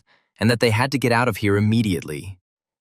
Everyone who stood on that deserted street of Gusiano saw an explosion of incredible power. The old wizard thought that it was all over for them, that they were about to be swept away by a crushing explosion. The Dark Elves decided that an attack of such power was intended not only for humans. The reborn Archmage realized that he was the only one capable of protecting the squad. The Apostle of Justice noticed that the apostles had blown up the mayor before he had time to say anything of value. Michelangelo exclaimed that the situation did not look good, so they should go back. The old man added that they simply would not be able to cope with the apostle who created such creatures. Lucas Truman said they couldn't let this go now and had to move forward. The reborn Archmage added that the enemies already knew about them, so the squad could not lose track of the apostles. The old wizard exclaimed that they must wait for the return of the head of the circle, Lucas. Michelangelo added that meeting such a powerful apostle without a 7-star magician is suicide. Humanity's strongest master declared that he could replace the head of the circle, Lucas. The guardian of the third tower's floor exclaimed that now was not the time to show his arrogance. Michelangelo added that a 7th-level mage is capable of the radiance of incompatible phases. The old man said that the head of the circle was able to unite opposing elements, preventing them from detonating. The strongest master of humanity said that this is not arrogance at all, but reality. The Apostle of Justice activated pillars of fire and ice magic with a snap of his finger. Michelangelo screamed that this brat didn't understand the consequences of merging such amounts of magic. However, the reborn Archmage decided to show the old wizard what he was truly capable of. The leader of the squad shouted that this fool must stop if he was not going to finish them all off. Michelangelo added that this was not the kind of magic that a brat like Frey could master. However, the old wizard already noticed that the huge columns of flame and ice were not trying to explode. The leader of the squad exclaimed that he could not believe what was happening, because the guy had united opposites. The old guardian of the floor of the magic tower asked if the young man had really reached the 7th star. Humanity's strongest master declared that he could replace the head of the Lucas Circle. Michelangelo admitted that the boy was indeed strong, so he agreed to continue the investigation. The old magician's small detachment examined the ruins of Gusiano until midnight. The Dark Elf mentor asked Frey Blake to look at the body of a city resident. The woman said that the man did not burn completely, which meant that he did not die from fire magic. Camilla added that it looked like he had been burned by lightning, as she knew of no other magic capable of doing such a thing. Michelangelo concluded that the owner of this apostle is the master of lightning. Lucas Truman said that it is becoming more difficult because people are using the powers of demigods. The old man said that the existence of the apostles was not entirely disadvantageous for people, which puzzled the Archmage. The Guardians stated that the first victory over the Apostle took place in their great empire. The leader of the squad added that after their victory, something unprecedented happened. The demigod controlling the Apostle disappeared. The old man noted that this does not happen every time, so they do not know how and why it happens. Michelangelo claimed that the murder of an apostle somehow affects the demigod who controls him. Lucas Truman wondered why the higher beings were using the apostles and putting themselves at such risk. The reborn Archmage mentally decided that something had changed among the demigods in 4,000 years. A small detachment from the third tower went into the forest to scout out the situation near the city. The magicians agreed that there was no sense of life force at all in this forest. The Dark Elves called this place the Dead Forest, which will not be able to recover anytime soon. Lameson added that trees, animals, and even insects, not a single living creature remained here. Camilla added that the apostle absorbed all the life energy from these places. But what was the purpose of all this? Isabella said that the entire forest was surrounded by a huge barrier, so they wouldn't be able to move freely. The reborn Archmage said that he would have to destroy all of this and continue on his way. The girl noted that if the forest accidentally caught fire, the flames would reach neighboring villages. The Dark Elf mentor said that she agreed with Frey, for they had a duty to move forward. The old wizard stated that it would take a long time to destroy such a powerful barrier. Humanity's strongest master decided that he would have to find the weak spot of this barrier. Camilla asked what Frey was doing now, and Isabella replied that he was scanning the barrier for weaknesses. The woman said that the guy decided to act rather than think, and emphasized that they are similar in this. The Dark Elf mentor said that the young man could relax, because they would have his back. The strongest master of humanity refused such a service, and stated that he had already completed the scan. The reborn Archmage asked Michelangelo's squad to stay behind him. Lucas Truman activated the Stormwind spell to destroy the Apostle's powerful barrier. The small detachment of the floor guardians of the third tower could not believe their eyes when they saw this spell. The mages and dark elves were amazed by the devastating power of Frey Blake's Stormwind. Michelangelo exclaimed that it was simply incredible how the boy had mastered such power at his age. The old wizard admitted that the power of this 20-year-old boy exceeded all expectations. The old man wondered whether the time had come for the younger generation to replace them in high positions. The strongest master of humanity noticed someone ahead and said that this creature had finally shown itself. The Archmage noticed that the stranger's aura radiated divine power. He was definitely an apostle. Michelangelo couldn't believe his eyes when he saw the face of the man who came out to meet them. The guardian of the third floor of the magic tower screamed, "How could this even be possible?" The old man exclaimed that this simply could not be, and asked how such a thing could have happened. The old wizard shouted that the person standing before them was none other than the head of the Circle of Lucas, Lucas Honor. Michelangelo exclaimed that the head of the Circle of Lucas had forgotten himself here. Had he really already dealt with the apostle? The reborn Archmage asked if the old man had really recognized the exceptional man as an apostle of the demigod. Luke's honor said that he had already warned old Michelangelo that he should have waited. The tower floor guard exclaimed that something was wrong here, as this was definitely some kind of misunderstanding. The man who had defected to the demigod's side said that he was not pleased to hear such words. The demigod's apostle stated that the old man should have suppressed his curiosity. Luke's honor activated the spell and said goodbye to Michelangelo, who still had doubts. The reborn Archmage easily deflected the apostle's magical projectile, protecting the old wizard. The man who attacked his old friend was surprised that the guy had parried his attack. Michelangelo was unable to stand on his feet after realizing that the head of the Circle of Lucas had become an apostle. The old man said that this simply couldn't be true, since Luke's honor was one of the demigod's main opponents. The strongest master of humanity told the keeper that this man was no longer the one Michelangelo knew. The reborn Archmage asked the traitor why he had defected to the vile demigod. Luke's honor stated that his young friend, whoever he was,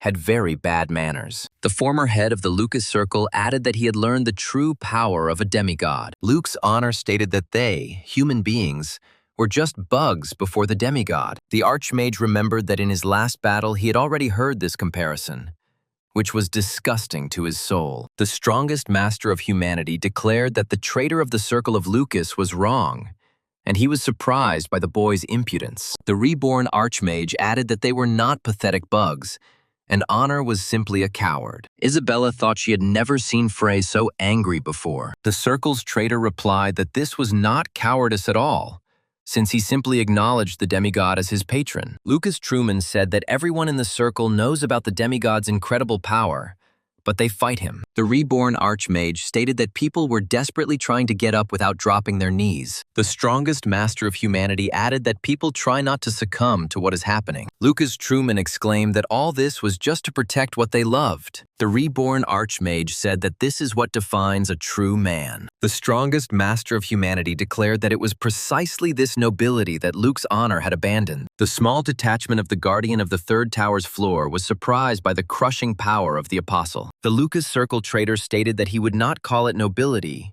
but rather stupidity. The niece of the West Road Academy's principal decided that the apostle was on a completely different level. The girl couldn't believe that the traitor could activate spells with just one finger. The man shouted for the boy to take a closer look, because this was real lightning, which a person could not summon. The Lucas Circle traitor added that he got it without any headaches, research, or spell learning. Luke's honor claimed that he surpassed any 7-star wizard just by turning to a demigod. Camilla screamed that the sky was swallowed by dark clouds and asked if such a thing could be done by human power. The strongest master of humanity replied that this was not human strength at all. The reborn Archmage said that Luke's honor is now using the power of a true demigod. Lameson asked Frey Blake what they should do now, what his instructions would be. Lucas Truman stated that their plan would be a simple act of sabotage, adding that no complications were needed. The Archmage ordered Lameson to take the front lines, but the elf must not forget his key role. The strongest master of humanity told Camilla to cover the front lines and support those standing behind. The reborn Archmage asked Michelangelo to cover them from the rear, staying behind. The Apostle of Justice stated that he had a special task for Isabella. Reincarnated into the body of the third son of the Blake family, he decided that the rest of the people should not know the girl's role. The niece of the director of the elite academy couldn't believe her ears when she heard Frey's plan. The girl screamed that it was too dangerous, and the Archmage replied that they had no time to argue. Humanity's strongest master said that Isabella might grumble after defeating this creature. The reborn Archmage declared that, as a sign of apology, he was ready to obey the girl even all night. Lucas Truman ordered his comrades to act, for today they would defeat the demigod's apostle. The Lucas Circle traitor burst out laughing at the fact that the pathetic humans had dared to attack him. Luke's activated the natural lightning spell, but Lameson was quicker and avoided the attacks. The dark elf tried to break through to the demigod's apostle, but his shield proved incredibly strong. Lameson realized almost instantly that the traitor to the people was about to counterattack. Camilla's apprentice realized that Luce's honor wasn't even going to pay much attention to him. The strongest master of humanity decided that now was a good time for his attack. The reborn Archmage activated the Staff of Solomon to unleash devastating magic upon the apostle. Lucas Truman shouted, "Burning Earth,"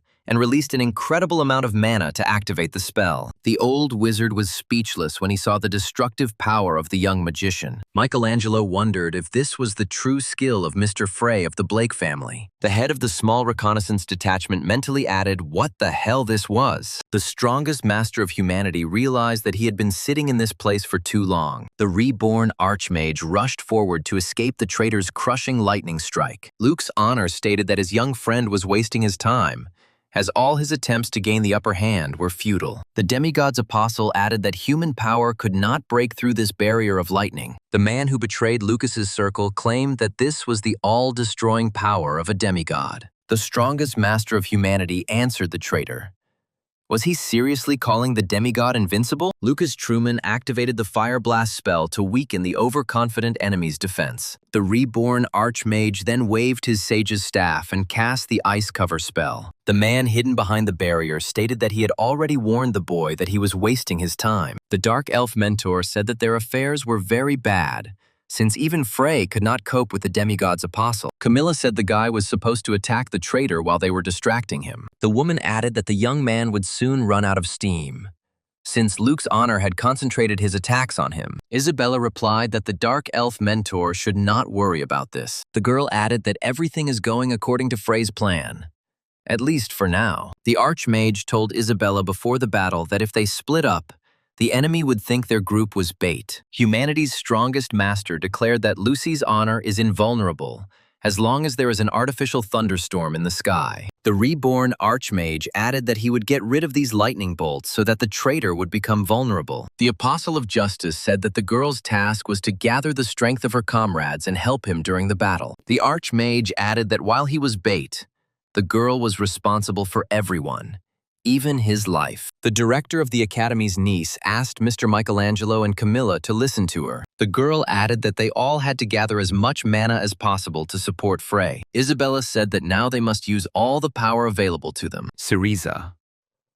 Trisnine's niece said the responsibility for the outcome of this battle rests squarely on their shoulders. The strongest master of humanity wondered how much longer he would have to run from Lucis Honor's lightning. The reborn Archmage mentally added that while the Apostle was distracted by him, everything was going according to plan. The man who had betrayed the resistance forces burst out laughing at the young magician's futile attempts. Luke's honor shouted that this guy's magic was too weak.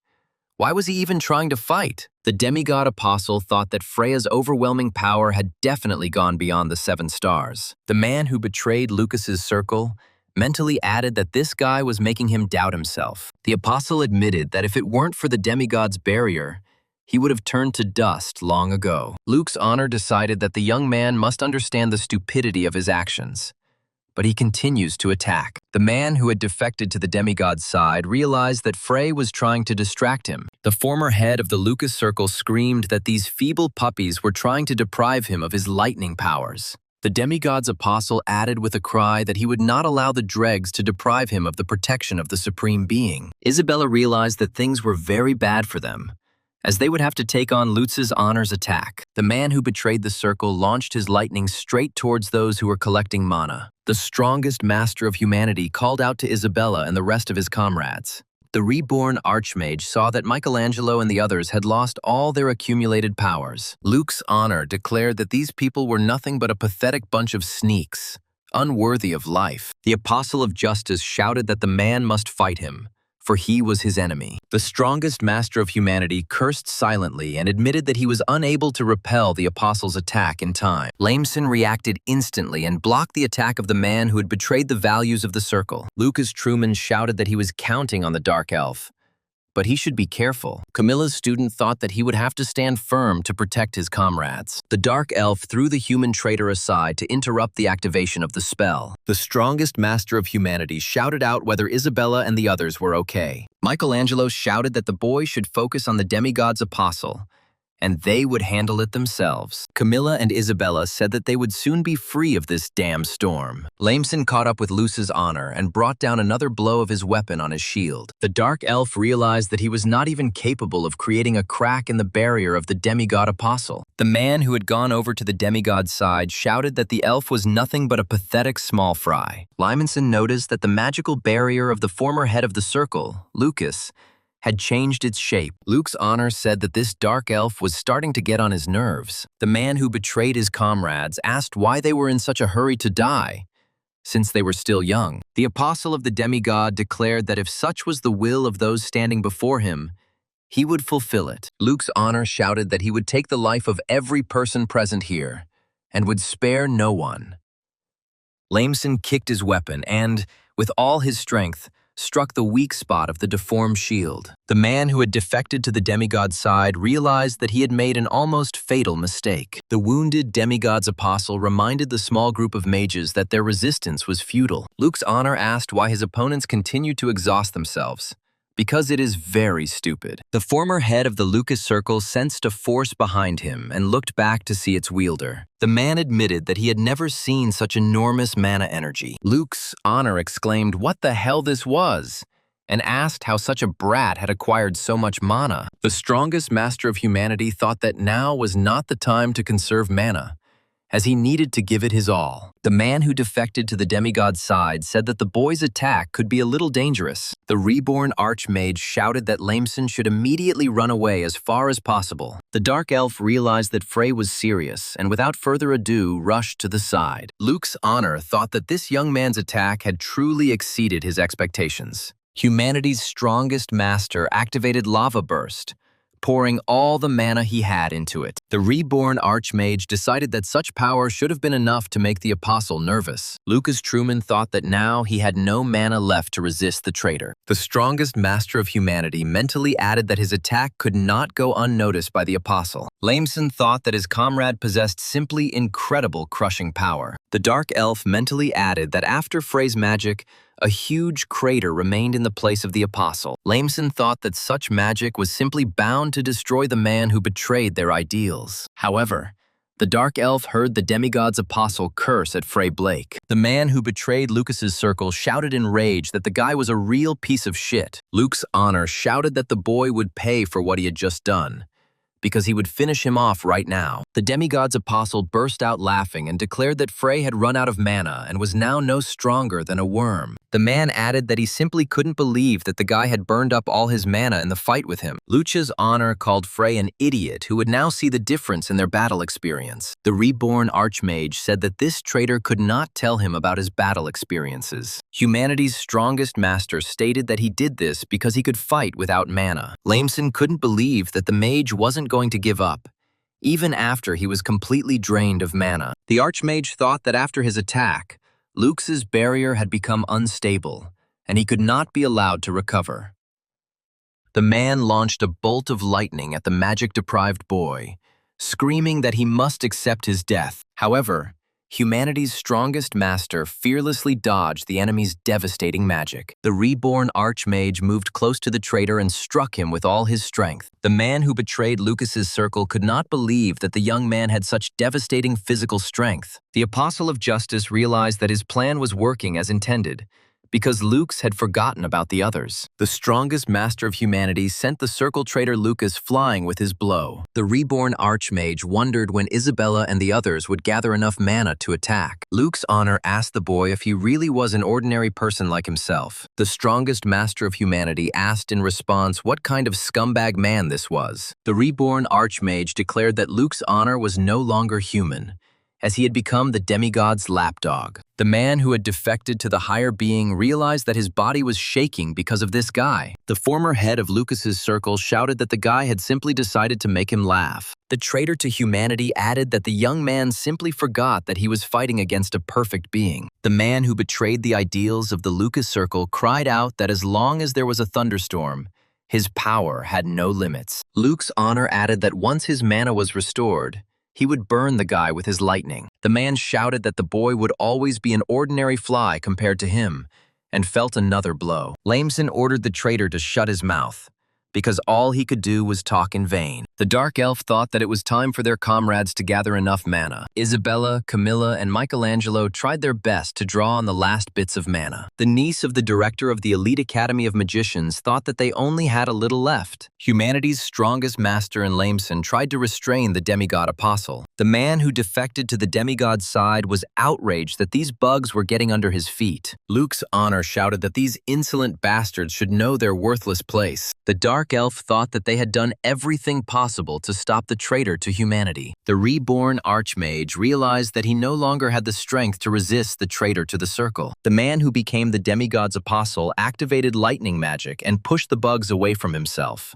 Humanity's strongest master realized that Luce's honor's discharge had paralyzed his body. The traitor to humanity swore and declared that he would tear Frey into pieces and roast him to death. The reborn Archmage realized that he could no longer resist the magic of Luce's honor. The man who had defected to the side of the higher being decided that now was the time to deliver the final blow. However, the former head of the Lucas Circle sensed that something was wrong and looked at the bugs. The man who betrayed humanity realized that Frey's comrades had already finished collecting mana. Luke's honor realized that he had been focused on the boy until the very end, even though he wasn't the threat. Isabella felt that the mana they had gathered was enough to crush the apostle. The niece of the director of the Elite Academy of Magicians activated the Howling Storm spell. The man who defected to the side of the Supreme Being saw how the magic of the people pierced the stormy skies. The former head of the Circle of Lucas realized that his immortality had come to an end, as had the support of the demigod. The apostle of the supreme being could not believe that pathetic humans had dispelled the magic of his patron. Humanity's strongest master declared that Luke's honor had lost this battle. The man who had defected to the demigod's side screamed in rage and anger. The former head of the Lucas Circle shouted that he could not lose to such pathetic humans.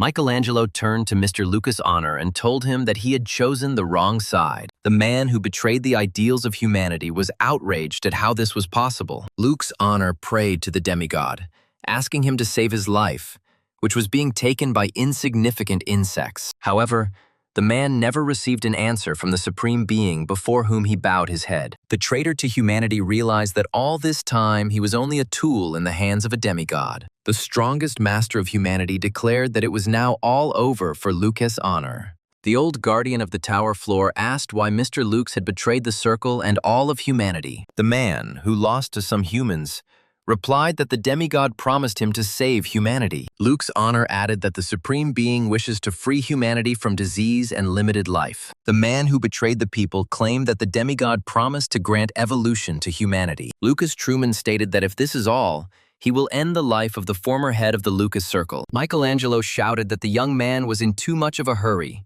and admitted that he wanted to talk to the traitor. The old guardian of the magic tower floor said that it wouldn't take long. The old man realized that Luke's decision could no longer be reversed, and he asked if Michelangelo really felt sorry for him. The old keeper said that they all tried for the sake of the people, so why shouldn't they fight on the same side? The man who had defected to the side of the higher being turned to his old comrade. Michelangelo admitted that he still had hope for the reformation of his familiar magician. However, Lucas Honor stated that he had already gone too far to back down and make amends. The reborn archmage shouted that Lord Michelangelo must immediately move away from the apostle. The old keeper realized that he had been wrong to hope that his friend would return to the right path. Humanity's strongest master realized that he shouldn't have retreated when he wanted to finish off Luke's. The people and elves who defeated the demigod's apostle saw that Michelangelo had disappeared along with the apostle. The dark elf mentor cursed and said that Luke's Honor had taken the keeper with him. Isabella screamed,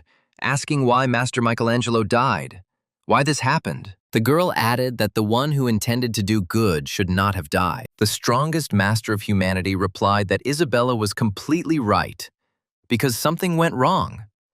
The apostle of justice added that something had gone wrong in this whole world, and they were obliged to restore order. The reborn archmage asked her to remember this, because next time, she might end up in his place. The strongest master of humanity added that, despite this, they simply had to endure. The apostle of justice said that even if there is only one person left, he is obliged to overcome this injustice. After some time, the squad returned to the third magic tower to recuperate. The strongest master of humanity heard someone approaching the door of his room. Isabella said that Mrs. Camilla had left to inform the Fizman Circle of what had happened. Lucas Truman agreed that someone had to do it, and the girl asked what kind of stone it was. The apostle of justice replied that it was a crystal from the body of the apostle, and that it could have power. The reborn archmage said that he was going to show this stone to Professor Adelia. The strongest master of humanity asked Isabella if she still thought about Michelangelo. The girl apologized and admitted that this was the first time she had encountered the death of her friend. The niece of the director of the Magic Academy added that she had heard about the connections between Michelangelo and the Fizman Circle. The girl said that apparently there were not only witches there, and the archmage agreed. The apostle of justice remembered how he asked Michelangelo about the Fizman Circle. The old man then replied that their community was constantly short of members, so anyone could join. Michelangelo clarified that for someone like Frey Blake, the doors to any circle would always be open. The old tower floorkeeper added that the Fizman Circle was indeed not as big as the others. However, Michelangelo then admitted that among them there were both summoners and contracted troops. The old man added that the head of their circle was also a contractor who had entered into an agreement with Barbatos. The apostle of justice asked if greedy Barbatos was not the prince of the demonic world. The old man was surprised that the boy was familiar with the demonic dimension and thought that he was interested in them. Lucas Truman knew that the demon princes were incredibly proud, which is why they did not make contracts with humans. The strongest master of humanity admitted to himself that Iris Fizman was the only one with whom they had contact. The Apostle of Justice admitted that he wanted to know a little more about the Fizman Circle. The reborn Archmage heard someone knocking on his door. Was it another guest? Lucas Truman greeted the newcomer. But when he saw Adelia, he was a little upset. The brilliant alchemy teacher of the elite West Road Academy of Magicians greeted the boy. The strongest master of humanities said that he was just about to meet the professor. Teacher Adelia asked who was sitting in the young man's room.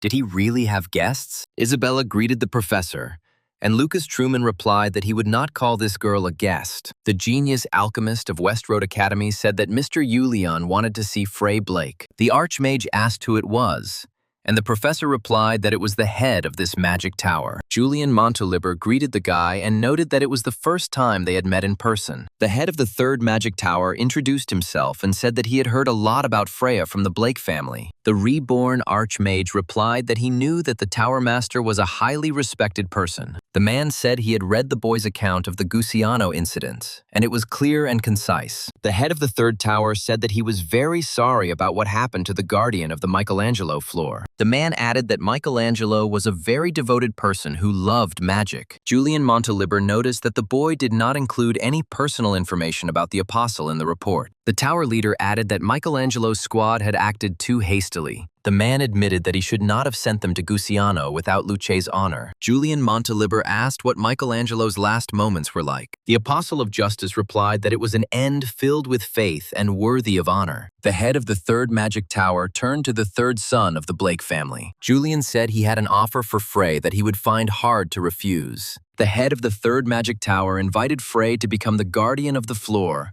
and continue Michelangelo's work.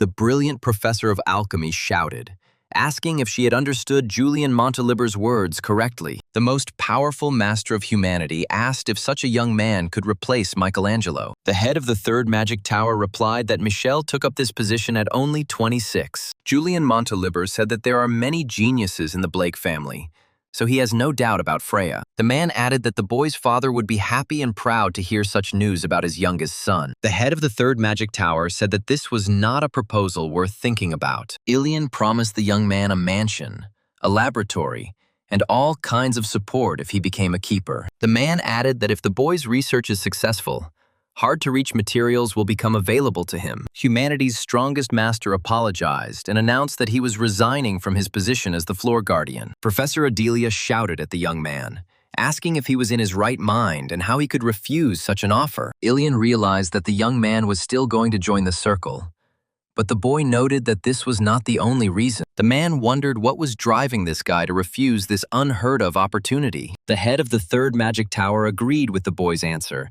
and said that he respected Frey's decision. The brilliant alchemist screamed that this was the first time she had seen an idiot who had refused such a title. Adelia added that the young man could well have been the floor's guardian, and at the same time, a member of the circle. Lucas Truman thought his ears were going to bleed, and said he remembered something important. The strongest master of humanity added that he had to show the professor one thing. After some time, the reborn Archmage and the brilliant alchemist reached the research room. Professor Adelia couldn't believe her eyes when she saw the crystal the young man showed her. The girl screamed, "Was this really the Apostle's Stone?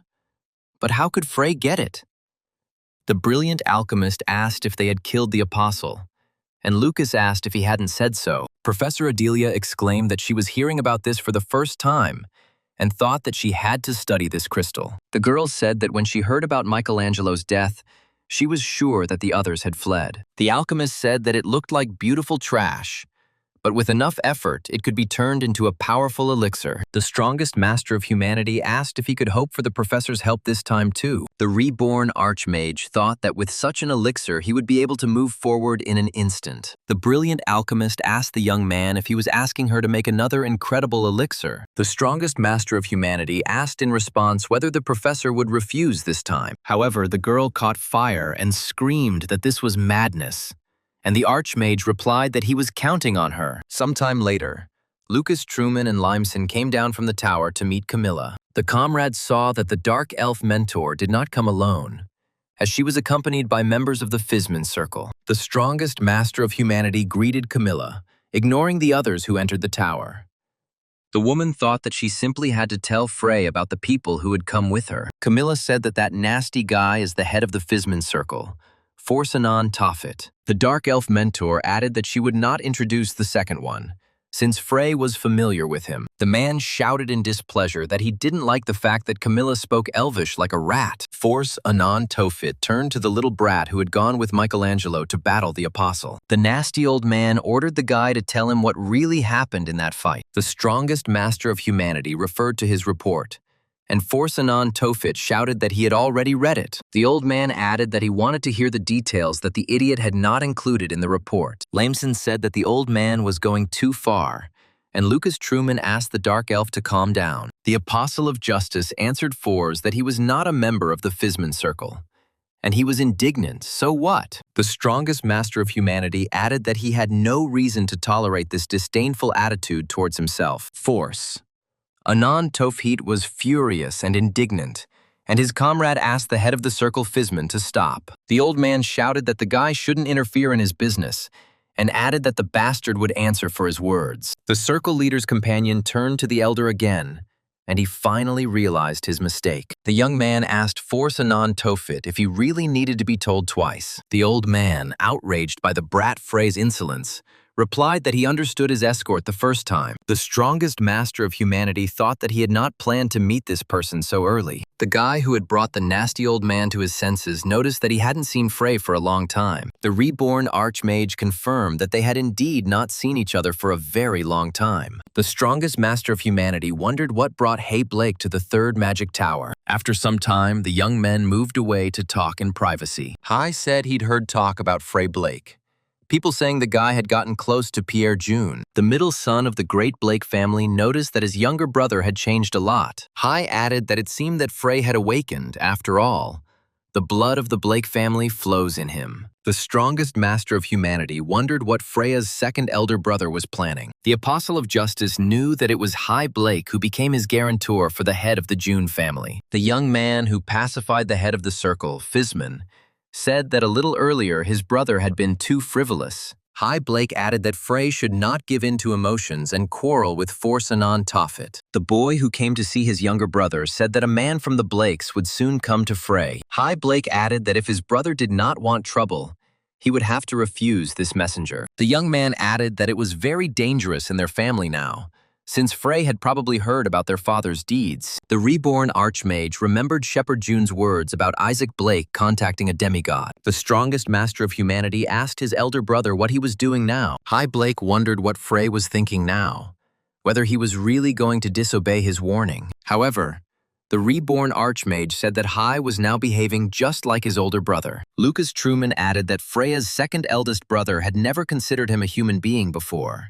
Humanity's strongest master thought that he felt some despair while being next to Hay. The archmage mentally added that this man was one of the reasons that made Frey disappointed in himself. Lucas admitted to himself that he felt uncomfortable talking to someone who had changed their mind about Freya because of their new status. Hay Blake replied that he had no remorse or regret for the way he had treated his younger brother in the past. The guy added that he hoped that Frey would not study magic, and added that he said this sincerely. The strongest master of humanity asked the second eldest brother Frey what he meant. Hay Blake thought he had said enough for his younger brother to draw his own conclusions. The young man added that Frey should not trust the circles, and Lucas asked Hay to stop. The reborn archmage thought that this guy had decided to leave after saying everything he wanted. After some time, the Blake family's butler appeared at the tower and greeted the young master. The man said that he had not seen Mr. Frey for a long time, and the young man recognized the speaker as Alexander. The strongest master of humanity thought that he had not heeded Hay's warning in vain. The reborn archmage mentally added that the man from the Blake family had appeared faster than he had expected. The apostle of justice decided that it was too early for Frey's family to know about the changes in the boy. Lucas Truman stuttered and hesitantly exclaimed how Alexander ended up in the magic tower. The butler thought that despite the fact that the boy had grown taller,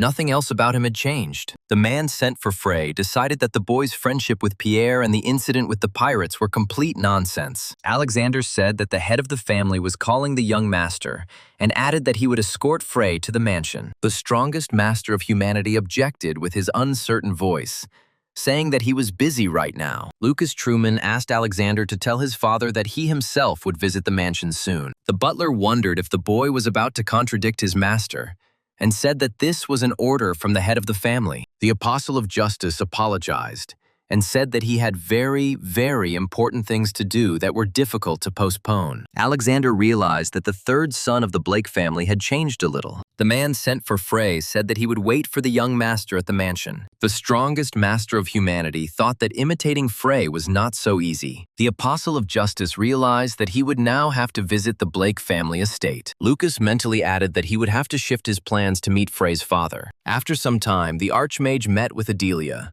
who stated that this time she had a hard time. The brilliant alchemist added that she had to spend several hundred gold pieces for this elixir. The strongest master of humanity said that he would add all the professor's expenses to the reward. Adelia replied that she could not charge students and added that he could thank her in other ways. The alchemist shouted that the guy could become her assistant, and he replied that he definitely would, but in the next life. The reborn Archmage took the vials and asked if one of them contained the elixir.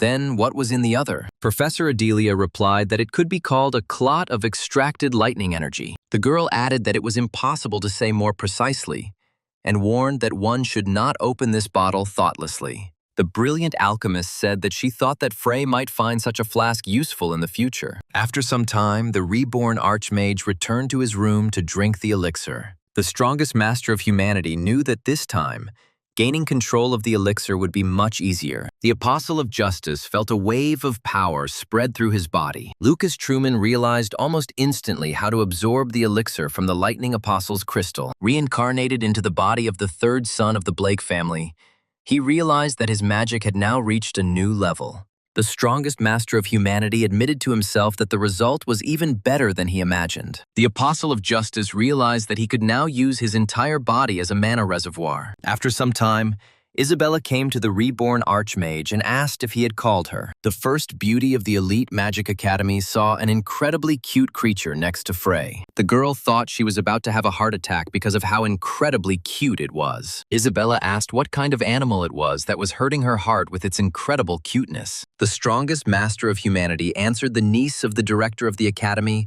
that it was the spirit of darkness, Darkman. The girl said that they practically didn't study with Camilla, but the guy had already managed to sign a contract. Isabella added silently that she would never have thought that the spirit of darkness could be so cute. The Academy's #1 beauty decided that she, too, needed to step up and sign her own contract with the spirit. The girl said that the guy had already calmed the energy of the ice river and found out a lot about the demigod. Isabella added that Frey had mastered the spirit technique and asked what he would strive for now. The strongest master of humanity replied that it was time for them to gradually gather and leave here. The first beauty of the elite West Road Academies said that she would begin preparations immediately. The niece of the director of the Academy of Magicians asked if Frey had chosen the circle he wanted to join. The Apostle of Justice thought about the upcoming choice, because it was not the easiest one. Lucas Truman thought he heard a strange sensation coming from the other side of the door. The strongest master of humanity thought that this was not an enemy at all,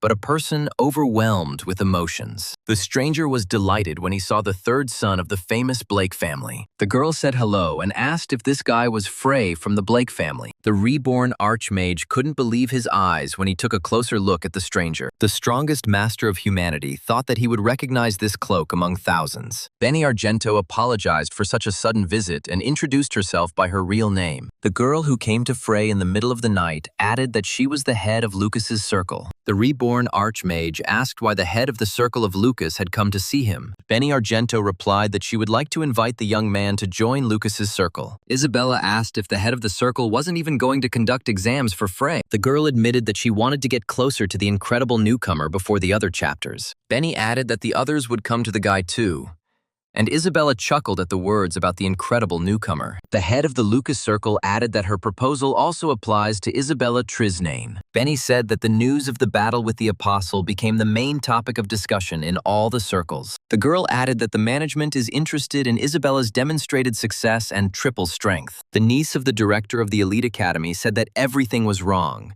because she was simply repeating after Frey. The strongest master of humanity thought that something was bothering him when he looked at Benny. Lucas Truman was absolutely certain that he had worn this cape more than 4,000 years ago. However, the reborn Archmage realized that he was more interested in something completely different than the cloak. The Apostle of Justice approached the head of the circle, Lucas, and asked if she was a dragon. Benny Argento asked the guy in confusion what he meant, what he was even talking about. The strongest master of humanity replied that dragons do not have a vessel for mana. Lucas Truman added that the dragon heart is a mechanism that surpasses any mana vessel. The Apostle of Justice said that the girl has such a vessel, but at the same time, he feels the purest mana. The head of the circle said that the young man knew a lot about dragons, and he replied that he had read about it in a book. Isabella thought that Frey had once told her that the Archmage's mentor was a real dragon. Benny Argento agreed with the young man's words, but said that she was only half a dragon. The girl called herself a half-breed, who was born from the union of a human and a dragon. The head of the circle said that she would wait for Frey and Isabella downstairs, and the boy replied that they would be down soon. Humanity's strongest master thought that Benny Argento seemed like a good person to him. The Apostle of Justice then asked Isabella what she thought about Lucas's circle. The director of the Academy's niece replied that Benny seemed open to her and incapable of lying. Lucas Truman agreed with Isabella's words and said that Benny was ideal for the role of the head of the circle. Syriza, Trisnine's niece, said there was something that really surprised her. The girl said that she didn't even think that the guy himself would ask permission to inspect Lucas's circle. The Archmage replied that he wanted to see the circle, and Isabella asked if Frey was really that interested. The Apostle of Justice told his little tale that he was not going to get involved in politics. Lucas added that the only thing that matters now is how he will gather all his forces in one place. The girl realized that the great Archmage was not looking for the circle, which could become his strength. Isabella mentally added that Frey wanted to find the center and collect all the circles scattered here and there. The girl remembered that a truly great man would not change his words. When Lucas Truman and Isabella went down to the entrance, they heard a disgruntled Forzanon. The niece of the director of the elite West Road Academy of Magic asked what was going on here. Forzanon Tofid asked Benny Argento what he did wrong, and she replied that she was talking about something else. The head of the circle, Fizman, chuckled and said that a great man, Frey Blake himself, had come to visit them. The other two circle masters approached the promising young man without further ado. Jerry Bermuda introduced himself first and explained to Frey that he was from the Circle of Rashmead. Stephen Dickens introduced himself next and said that he came from the Circle of Solomon. Lucas Truman asked if they had all come specifically to him, and they confirmed the guy's assumption. Force Anon Tofid asked if the boy was really going to join Lucas's circle. The strongest master of humanity answered with his own question about what would happen if this were to actually happen. The old man chuckled haughtily and declared that Frey Blake was perfect for Benjamin Argento. The reborn Archmage noticed that the head of the circle of Lucas trembled at Forzanon's words. Stephen approached Mr. Frey and asked him to visit the Circle of Solomon after inspecting the circle of Lucas. The man said that he gave the boy a scroll with teleportation magic to the headquarters of the Circle of Solomon. Jerry said that they would be grateful if the boy would come to see them when he was in the kingdom of Ruin Noble. The reborn Archmage replied that he would definitely think about these proposals. The strongest master of humanity thought that the vile old man had also come to recruit him. Lucas Truman asked if Forzanon Tofid had also come here to hire him. The old man said that there were too many eyes watching them and suggested that they follow him. Force Anon Tofid said that the head of the Circle of Lucas can stay here because they can manage without her. The girl thought that now she could only support the young magician with words. Benny Argento found the strength to turn to Frey of the famous Blake family. The head of Lucas's circle wished the boy with promising abilities to be careful. Humanity's strongest master suggested that Benny Argento had misunderstood him. The reborn Archmage asked Isabella to stay here too, and said that he would go after the old man alone. The Apostle of Justice turned to the head of the circle, Lucas, and she asked what he wanted. Lucas Truman asked the girl to wait a little, because he would be back very soon. Benny Argento realized that the young man had just promised to return, and replied that she would wait. After some time, Forzanon Tofit took the boy into the forest to hide from the eyes of the tower's mages. The strongest master of humanity thought that the old man had not chosen the best place to talk. Lucas Truman asked if this wasn't a rather ugly place to invite someone into the circle. Forzanon Tophet called the guy an impudent person who thinks that someone would lure such a rogue to themselves. The reborn archmage asked what the head of the circle, Fizman, was going to do now. The man stated that a brat like Frey could not defeat the apostle of a demigod. The old man added that he would personally conduct the exam to see what the young man was capable of. Force anon. Tophet activated the Nature's Bind spell to restrain Frey Blake. The reborn archmage thought that the head of the circle, Fizman, must know more powerful spells. The strongest master of humanity asked what the old man would do if he really killed the apostle. Force anon. Tophet shouted that this guy would never be able to handle him, because all magicians are different. The apostle of justice replied that the old man was right. Even 7-star mages differed significantly in strength. The strongest master of humanity added that measuring one's level against the stars is not the best solution. Force. Anon Tophet was outraged that this brat managed to dispel his spell with just mana. The old man realized that he would now have to defend himself from a dense wave of magic containing parts of vines. The Apostle of Justice stated that Force Anon Tophet has no right to be called a 7-star mage. Lucas added that the old man simply shamelessly seized the power of mana, and everything else was unattainable for him. The head of the circle, Fizman, thought that this was simply impossible, since Frey hadn't even lifted a finger yet. Force Anon shouted that he would now teach this brat a lesson, who thought he was God knows what. Circle leader Fizman shouted Flame Wave to activate the devastating spell. However, the old man saw that the magical image of his spell immediately began to collapse. Force Anon. Tophet couldn't believe that Frey Blake had managed to undo his spell. The old man realized that this was impossible, since it was easier to predict the direction of the flying blades and make them fall. The head of the circle, Fizman, realized that while he was lost in thought, the young man had been using ice magic. Force Anon admitted his defeat and asked what the young man would do now. Would he kill him? The reborn archmage replied that this was also a good option, but he had a better idea. Lucas Truman declared that he would test the old man, because this ice would kill the magician with the first rays of the sun. The archmage added that if Force's soul and body were reborn to match that of a 7-star mage, he would escape. The old man shouted, asking how this rogue dared to test the great magician. On what grounds he was doing this? The strongest master of humanity realized that Force Anon Tophet was not aware of his position. The head of the circle, Fizman, wondered what this strange feeling was. After all, the kid in front of him was a completely green kid. The old man added mentally, asking himself why Frey seemed so huge to him. The Apostle of Justice said that Force would have to kill his past self and bury him in his heart. The reborn archmage said that this was his sincere advice to the head of the Circle of Fizman. Humanity's strongest master added that he truly hoped that the old man would survive. Sometime later, Lucas Truman returned to the tower, where he was met by Isabella and Benny Argento. Ciriz Trisnane's niece called out to Frey happily, trying to get his attention. The head of the Circle of Lucas asked if everything had gone well, and the archmage apologized for the long wait. Isabella asked if everything was okay, and Lucas Truman replied that the girl didn't know him. The academy director's niece clarified that she is worried about the life of Force Anon Tophet. The strongest master of humanity replied that she need not worry, because the old man would not die. The reborn archmage thought that by tomorrow morning the icy shackles would melt. There was nothing to worry about. After some time, a small group of magicians stopped in the middle of the forest to spend the night. Benny Argento admitted that she wasn't sure Frey and Isabella would like her soup. The niece of the headmaster of the elite West Road Academy thanked Ms. Benny for caring for them. Isabella noticed that the head of the circle, Lucas, was accustomed to sleeping in the open air, and she agreed. The reborn archmage asked if he could have another portion, and Benny was surprised by the young man's appetite. The strongest master of humanity asked if the master of the circle had Askold Argento among his ancestors. Lucas Tuman suggested that he was Benjamin Argento's father, and the girl confirmed the guy's guess.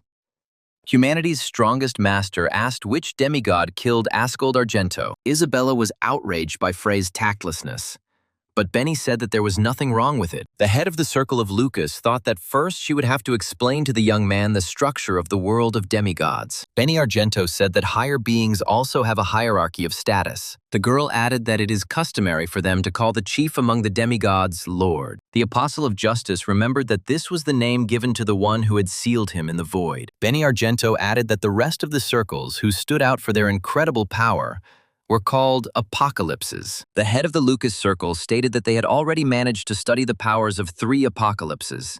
The girl said that each of them refers either to a sword, or to poison, or to death. Benny Argento said that about 2 years ago, her father died at the hands of a demigod who controlled death. Cereza Trisnane's niece offered her condolences, as this is not the easiest topic to talk about. The reborn Archmage thought that the next step in his development had now opened up for him. The Apostle of Justice realized that he already knew the demigod who controlled the poison, and he was incredibly powerful. Benny Argento warned that from this point on, the forest begins, in which the members of Lucas's circle live. The reincarnated Archmage noticed the high-class barrier and asked if Benny had set it up. The girl replied that she could only repair it herself if it broke, but that her father had installed it. Humanity's strongest master thought that Askold Argento was at least an 8-star magician. The Archmage mentally added that Benny was now at the 6-star level, and all because of his training in human magic. The Apostle of Justice realized that it would have been much easier for the girl if she had been born an ordinary person. The strongest master of humanity decided that he was now thinking about something wrong. The Apostle of Justice realized that it was impolite to sympathize with the level of power of the circle leader Lucas. After some time of traveling through the forest, a small group of magicians saw houses inside the barrier. Benny Argento said that this is where the Lucas circle lives, their main base. The circle leader said the place looked bad, but Isabella said it wasn't that bad. Benny Argento heard a subordinate call out to her to tell her he had urgent news. The man reported that they had been unable to contact the chief to tell her about the attack earlier. The speaker stated that hyena-like creatures came to them and took the relic from them. The strongest master of humanity thought that the Circle of Lucas was not living very peacefully in these forests. Benny Argento asked Frey what they should do, since they had come all this way to this unsafe place. The speaker apologized to the young man for not being able to prepare a proper greeting for him. The head of the circle asked what relic had been taken from them, and the man replied that it was the red ring. The reborn Archmage thought that the speaker was now talking about one of the rings that he had made himself. As Benny Argento walked a little further into the camp, she was met by strangers who asked who they were. The unknown person added that the last time they came in,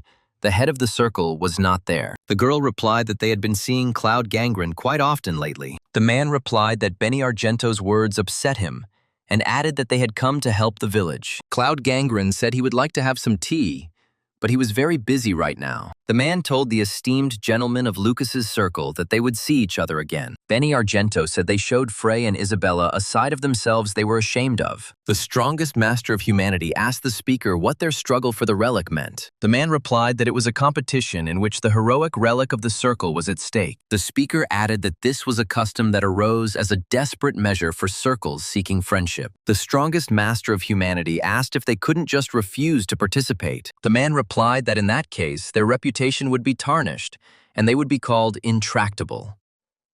The Archmage said that the basilisk tails and hyena-like were stealing relics for the rest of the weakened circle. The speaker added that it wasn't just them, but everyone around them had united to use Lucas's circle. The man said that Frey probably knew that things were bad for them, but in reality, things were much worse. The speaker explained that less than a tenth of their forces were currently at the base, with the rest training far away. The man thought he was ashamed to look Frey and Isabella in the eyes for having to listen to these complaints. The niece of the director of the elite academy of magicians told the boy to look ahead. The strongest master of humanity saw the statue that the members of the circle had built in his honor. The Apostle of Justice thought that she was quite tall and unprepossessing, but made with soul. The reincarnated Archmage heard an unknown person ask him if the young man liked Lord Lucas. The strongest master of humanity thought that it would be a good idea to listen to the opinion of an ordinary member of the circle. The one who was reborn after 40 centuries replied that he didn't really like Mr. Lucas Truman. Phil introduced himself as a respected member of the Lucas circle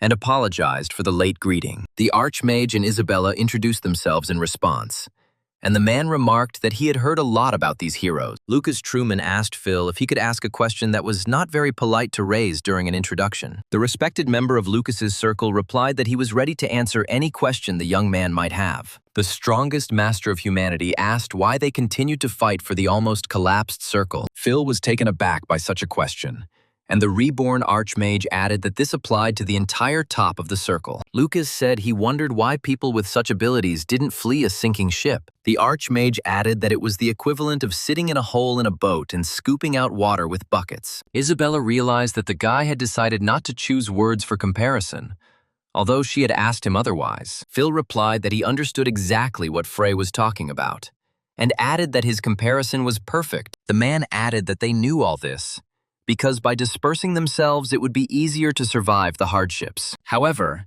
the respected member of the circle added that in such a case, the Lucas circle would be wiped off the face of the earth. Phil said the foundation of every circle is respect for its founder, as they don't want to lose their roots. The man asked the young man if he knew why Lucas Truman was the only one in history to be called an archmage. Reborn in Freya's body, Phil asked him not to embarrass him so much anymore. The man added that Lucas Truman was the forerunner of all who walked the magical path. Phil explained that mages and warrior mages hated each other and fought from time to time. The man added that there was no point in even talking about witches, since no one considered them comrades. A respected member of the Lucas circle said that only their founder was different from everyone else. Phil added that the archmage called all those who walk the magical path comrades. The man said that everyone in Lucas's circle believed that this was the true calling of their circle. A respected member of Lucas's circle added that even despite their current weakness, they would never give up. Phil said they believed that if Mr. Lucas Truman had lived, he would have done just that. The man apologized for saying something that was completely unrelated to reality. However, the reborn archmage understood perfectly well what exactly Phil had told them. Isabella thought that the respected member of Lucas's circle simply didn't know who exactly he was talking to. The strongest master of humanity said that Lucas Truman would be very happy to hear such a thing. Reborn in Frey's body, the archmage added that he would be glad to have such followers. The man thought that for a moment he saw Lucas himself in the image of Frey, and replied that he was embarrassed by him. After some time, the archmage and his ponytail decided to leave the village of the weakened circle of Lucas. The man asked the head of the circle if she knew where Frey and Isabella were heading now. Benny Argento replied that the boy asked her about the basilisk tales and the rules set by the circles. The speaker said the young man seemed more interested in the group of scoundrels than in the weakened crew. The girl replied that she was most concerned about the question Frey Blake had asked last. Benny Argento added that the young man asked her if an outsider could participate in the fight for the relic. Meanwhile, the basilisk tails were screaming in their cave that the circle of Lucas could no longer rise from its knees. The leader of the bandit group suggested to his comrades to suck every last drop out of these weaklings. One of the cave guards informed Cloud Gangren that some vagabonds had come to him. The man reported that these homeless people were demanding a fight for the relic, and the leader ordered that these lunatics be driven out. Humanity's strongest master asked Cloud if the rules didn't prohibit refusing to fight. The cave guards screamed at how this idiot managed to break their barrier and get through it. Lucas Truman asked what barrier they were talking about, and thought that there really was something like that at the entrance. The Apostle of Justice said that he accidentally mistook the cave's protection for an insect net. The leader of the basilisk tails thought, looking at the named guest of their small cave. Cloud Gangren thought that this young man didn't seem weak to him. Could he really be a 6-star mage? The man stated that the young man must have put something on the line if he wanted to take part in the fight for the relic. The strongest master of humanity declared that he was ready to bet Cornelius's dagger. Lucas stated that the basilisk tails were not fools, which meant they could figure out his price themselves. The bandits shouted that this dagger had a mithril engraving on it that concealed a secret technique. Cloud Gangren said that an amazing guy came to see them, because not everyone is ready to lose such an artifact. The man said that he liked the young man and invited Frey to follow him. The leader of the basilisk tails asked the boy if he knew the rules of the fight for the relic. Cloud Gangren stated that it was impossible to refuse to participate, but only 3 battles were allowed per day. Lucas Truman added that the participants bear no responsibility for killing an opponent. The leader of the basilisk tails said that they were setting up the Red Ring and decided that he wanted to see all of the guy's artifacts. Cloud thought that all they needed to do was kill the guy while fighting, and sent Ellis to fight. The strongest master of humanity saw that some mediocre magician had come out against him. Ellis Fix thought it wouldn't be difficult for him to deal with some teenager. The reborn archmage asked if the man standing before him had truly followed the path of a warrior mage. The man asked in response what the young man's specialization was, and the archmage replied that he was a simple magician. Ellis Fix chuckled and thought that simple magicians could only memorize useless spells. The robber who went out to fight mentally added that the ignorant always die young. The bandit appointed as referees shouted that Frey Blake and Ellis Fix could begin the fight. Everyone who watched the battle saw their comrade instantly fall to the ground. The basilisk tails couldn't believe their eyes. Could this guy really be capable of such a thing? The bandits shouted what had just happened.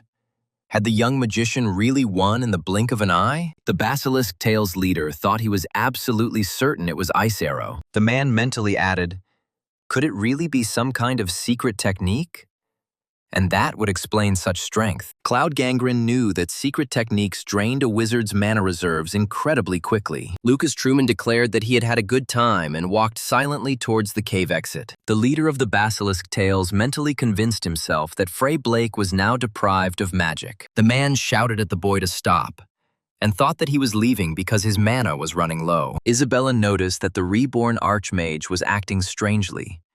Could everything really be going according to plan? Cloud Gangren stated that the guy couldn't leave because he was putting the winged boots and the Kelvin Stone on the line. The Apostle of Justice sighed and said that it seemed he would have to put up his relics. The leader of the Basilisk Tails thought that now this boy would be in trouble. Cloud Gangren approached a subordinate named Killa to send him into the upcoming battle. The Basilisk Tails leader said that Frey had used too much mana on the previous spell. The man added that his subordinate only needed to prolong the fight a little to remain the winner. Cloud Gangren ordered Killa to focus on the protective barrier and wait for Frey to weaken. The subordinate replied that his boss shouldn't worry because this kid was still too inexperienced. Killa declared that victory would definitely be theirs, because he would definitely not lose to such a young magician. Lucas asked if the bandits had finished discussing their strategy, and the man called him impudent. Killa threatened that he would now show this brat the difference in experience between mages. The bandit appointed as judge shouted that he was declaring the beginning of the second battle for the relics. Killa realized that he had managed to activate the protective magic in time, which meant the guy was out of luck. The man chosen for the second battle mentally exclaimed that now they would definitely win. However, the ice arrow of the strongest master of humanity did not even notice the barrier of the mediocre magician. Killa couldn't believe that such a young mage could gain power that surpassed his magic. The Basilisk Tails watched the fast-paced battle with incredible surprise. The bandits could not believe that the young man was finishing his second fight in a matter of moments. The strongest master of humanity thought that these bandits were too blinded by Cornelius's dagger. The Apostle of Justice said that they have one last battle left.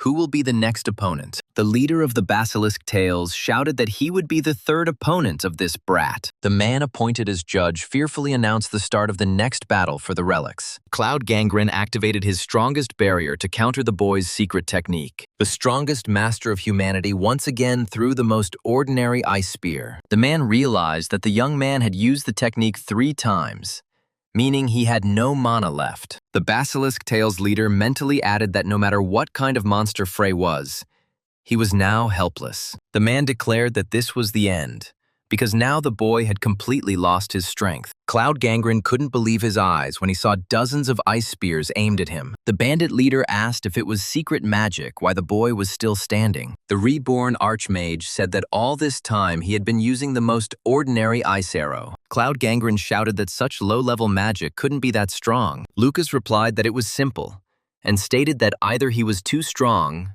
or they were incredibly weak. The leader of the Basilisk Tails asked himself why some brat was allowing himself such impudent behavior. Cloud Gangren shouted an order to his men that they must seize the girl immediately. The strongest master of humanity thought that this bandit was a good thinker, but even here he was wrong. The leader of the robbers, sensing easy money, ordered the magicians to unleash all their might on the brat. Cloud Gangren shouted that they had to finish off this little bastard. The bandit boss added that they were not interested in the fight for the relics at all, since the point was murder and robbery. The leader of the basilisk tails shouted that the dead had no need of such treasures and burst out laughing. The strongest master of humanity asked Isabella what if he killed these guys now. The basilisk tail mages couldn't believe Frey had survived their massive attack. The reborn archmage asked his companion if she knew what such a murder would be called. The niece of the director of the elite academy of magicians asked in response whether Frey was really making a problem out of this. The girl replied that such actions would be recognized by law enforcement as self-defense. The strongest master of humanity confirmed that Isabella understood the current situation correctly. The leader of the basilisk tails stated that these teenagers would not be able to cope with his guise. The reborn archmage asked how such an idiot could even take the place of leader in this circle. The man shouted that he had turned a blind eye to everything out of the kindness of his heart.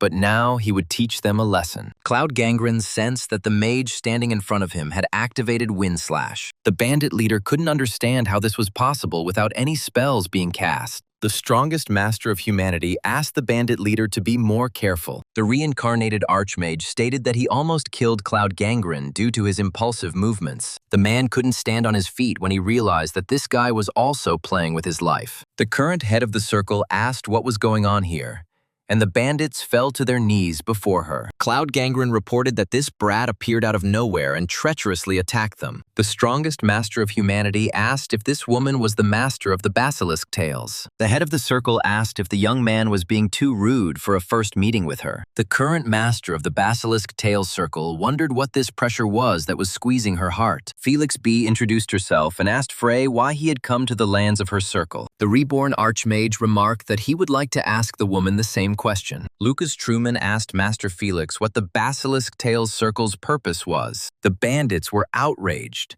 shouting how this brat even dared to speak to their master on equal terms. Cloud Gangren added that their leader was taking too long with someone who had already killed several of their comrades. Felix B replied that they must fight the demigods and free people from their oppression. The bandits shouted what their master was doing.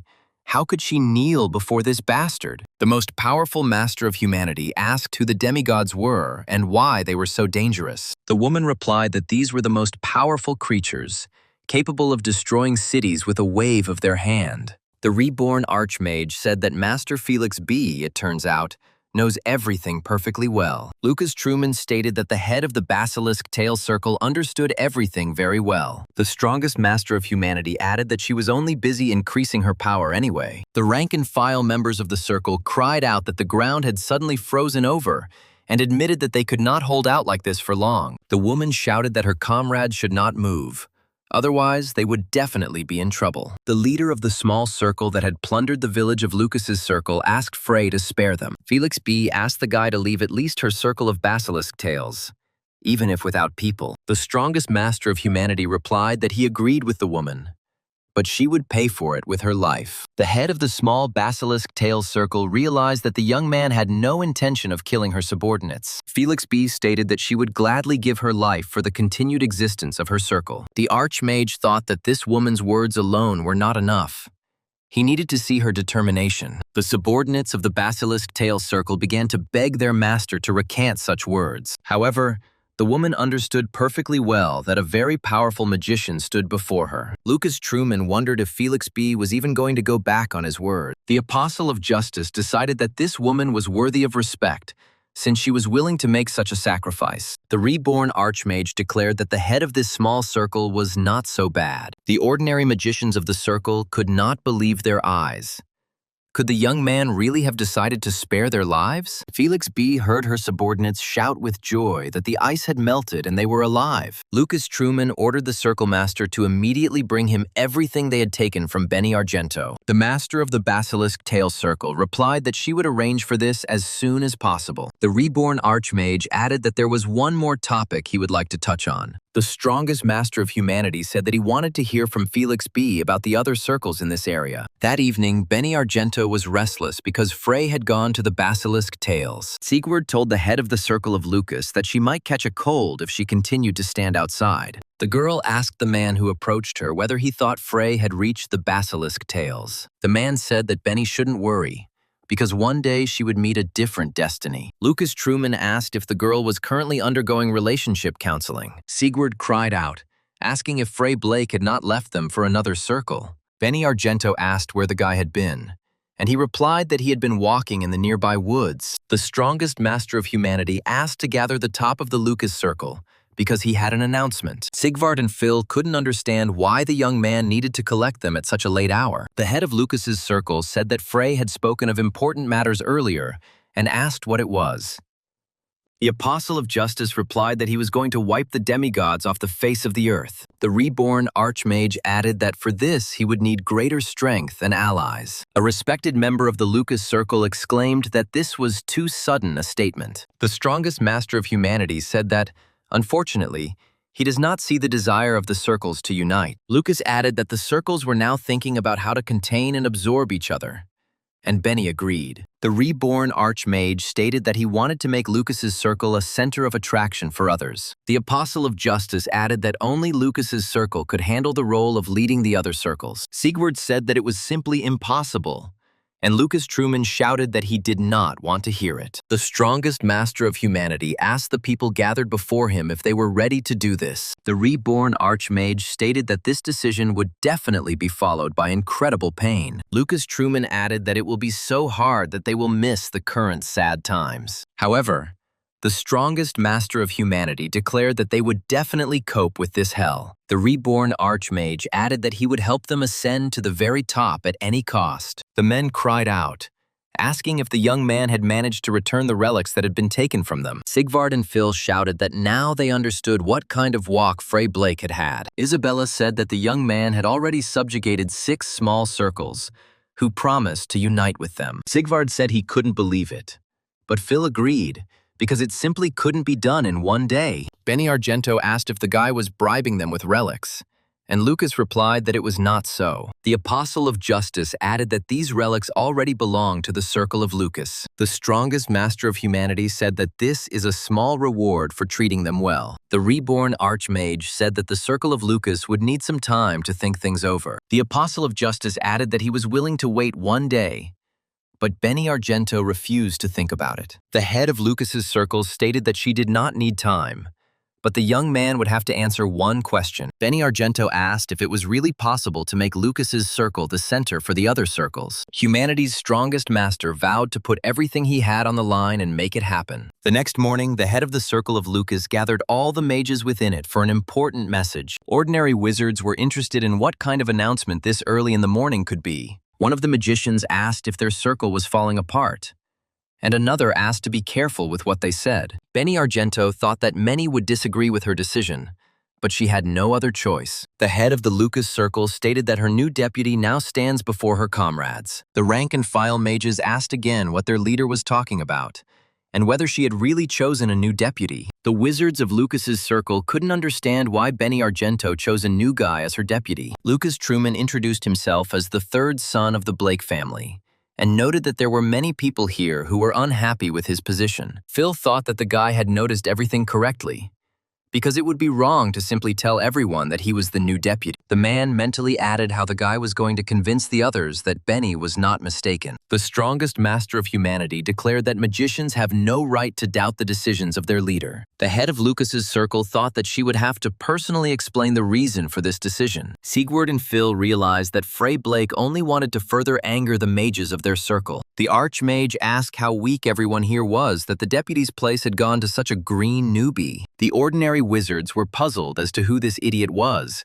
and why Master Benny had chosen him as her deputy. The strongest master of humanity decided that now was the time to settle all the grievances of his subordinates. The reborn Archmage knew that the best proof of his words would be a demonstration of power. The Apostle of Justice stated that he would be happy to help all those who were outraged, but not with words. Lucas added that whoever touches him with magic will instantly receive the title of deputy and the hurricane earrings. The respected member of Lucas's circle wondered what Frey was thinking, since there were plenty of powerful mages here. Sigvard assumed that the young man had 2 intentions that he wanted to achieve. The man added that Frey wanted to see what their comrades were capable of, and Phil noted that the guy had gone too far. Benny Argento said that it seemed like the young man was going to take all the blame on himself. The girl suggested that Frey Blake was worried about those who might make a similar choice. One of the mages stepped forward and introduced himself as Pyo Gun, and the reincarnated archmage asked him to begin. The young man thought that he could handle the guy who had undeservedly found himself in a high position. Pyogong asked if Frey Blake was sure that he should not take a fighting or defensive stance. The archmage replied that if the guy turned out to be better than he expected,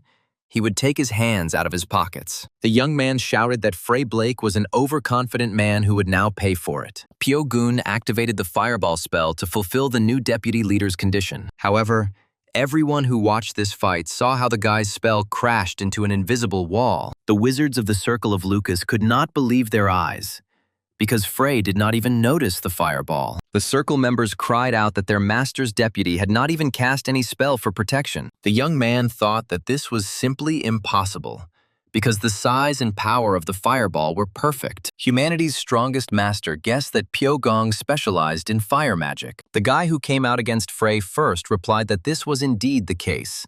The young man had thought correctly. The Apostle of Justice asked what the virtues of fire magic were, and Pyogun replied that it was destruction. Lucas said that the guy was right, because if you compare it to other types of magic, fire magic will stand out for its destruction. The strongest master of humanity said that the guy apparently trains day and night with this spell. The archmage noticed that Pyogong was spending too much energy to maintain the perfect shape of the ball. Lucas Truman asked the boy if he understood that the destruction would not be greater if the ball were perfect. Pyogong asked what he should do in such a case, and the reincarnated archmage replied that he should increase his power. The strongest master of humanity said that it would be useful for the boy to know his fear. The archmage said that one day, one of his acquaintances received very severe burns all over his body. Lucas added that no one believed in him anymore, but he eventually became a reputable fire wizard. The Apostle of Justice said that the boy should be able to determine the power and risk of a spell. The reborn archmage said that negative aspects are always hidden behind positive ones. Lucas Truman added that his friend was able to personally experience fire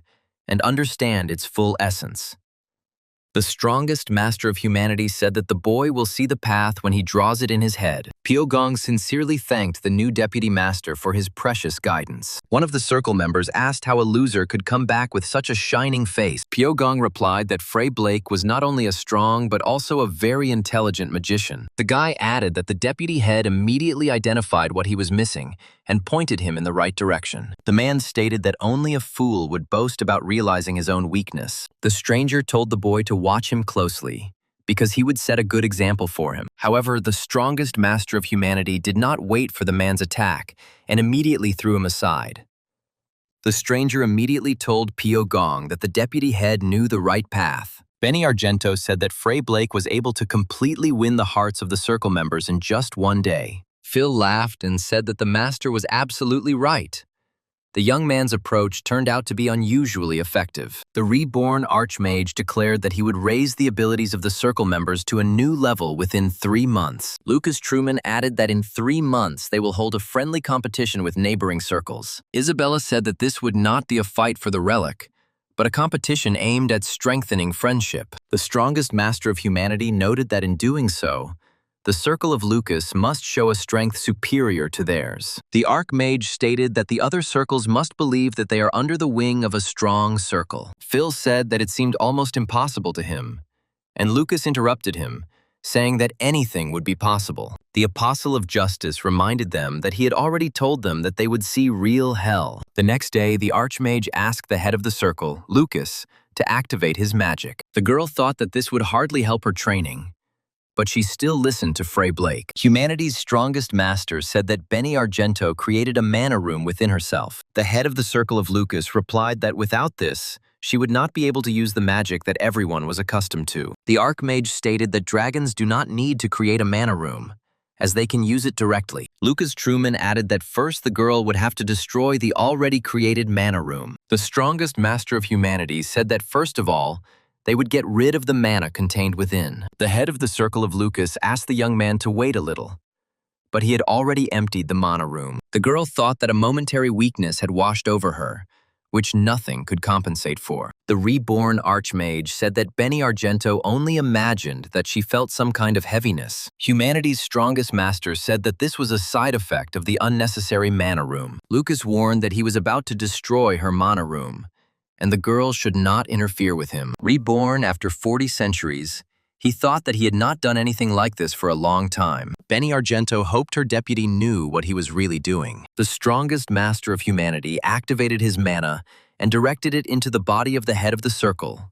Lucas. The reborn archmage felt that he would soon touch the master's mana room. Lucas Truman felt that Benny Argento's mana room was too strong and stable. The strongest master of humanity warned the head of the circle, Lucas, that she was about to be hurt. The reborn archmage realized that it would take him some time to destroy the mana room. Lucas Truman wondered silently if Benny Argento could withstand this much pain. The strongest master of humanity realized that it was hard for him to watch his comrades suffer. The reborn archmage decided that he was worrying in vain about the circle master Lucas. When Lucas Truman stopped pouring mana into the girl, she asked if Frey Blake was finished. The strongest master of humanity replied that they had only finished today's part. The archmage added that Benny's training would take 1 month, and the girl realized that the guy wanted her dead. Lucas Truman recalled that he had already told the head of the circle that she and her subordinates would go through hell. Benny Argento realized that the young man's words about the most severe trials were not an exaggeration at all. Phil decided that he would show the deputy head of the circle everything he was capable of. The strongest master of humanity thought that the respected member of the Lucas circle was too slow. The man decided that he simply had to take advantage of the fact that the boy dodged his first blow. The apostle of justice mentally added that there was nothing special about Phil's technique. Phil realized that the boy had easily blocked his sudden attack despite his previous dodge. The esteemed member of Lucas's circle decided that in that case he would have to continue the offensive. The man understood perfectly well that his series of blows would definitely reach the deputy master. However,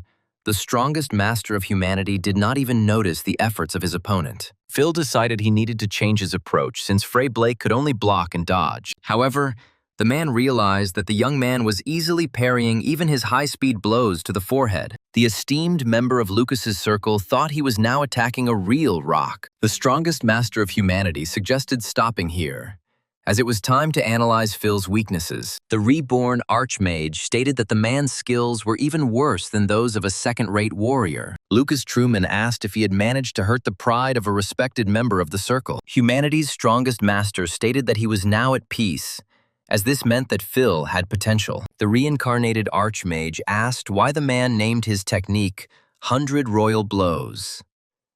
Lucas Truman said that this is a very common combat ability that does not have any special technique. Phil admitted that the young man was right, because in a protracted fight, the opponent quickly understands his attack patterns. The strongest master of humanity said that this is all only because man is weak. The reborn archmage added that Phil's technique was excellent because it was basic. Lucas Truman added that a man must be able to identify the weak points of his enemies and defeat them with one blow. The strongest master of humanity said that there is no shortcut to development for warrior mages. The reborn archmage added that Phil could only gradually rise through the ranks of power. However, Lucas Truman said he could help the man climb up those stairs very quickly. A respected member of Lucas's circle shouted that Frey must stop, as he could no longer fight. The archmage asked if Phil hadn't slept that night, and why he lay down at every opportunity. The warrior mage asked to simply kill him, and the strongest master of humanity asked him not to simulate. The reborn archmage declared that the man should stand up and finish the second half of the training. When Lucas Truman finished with Phil,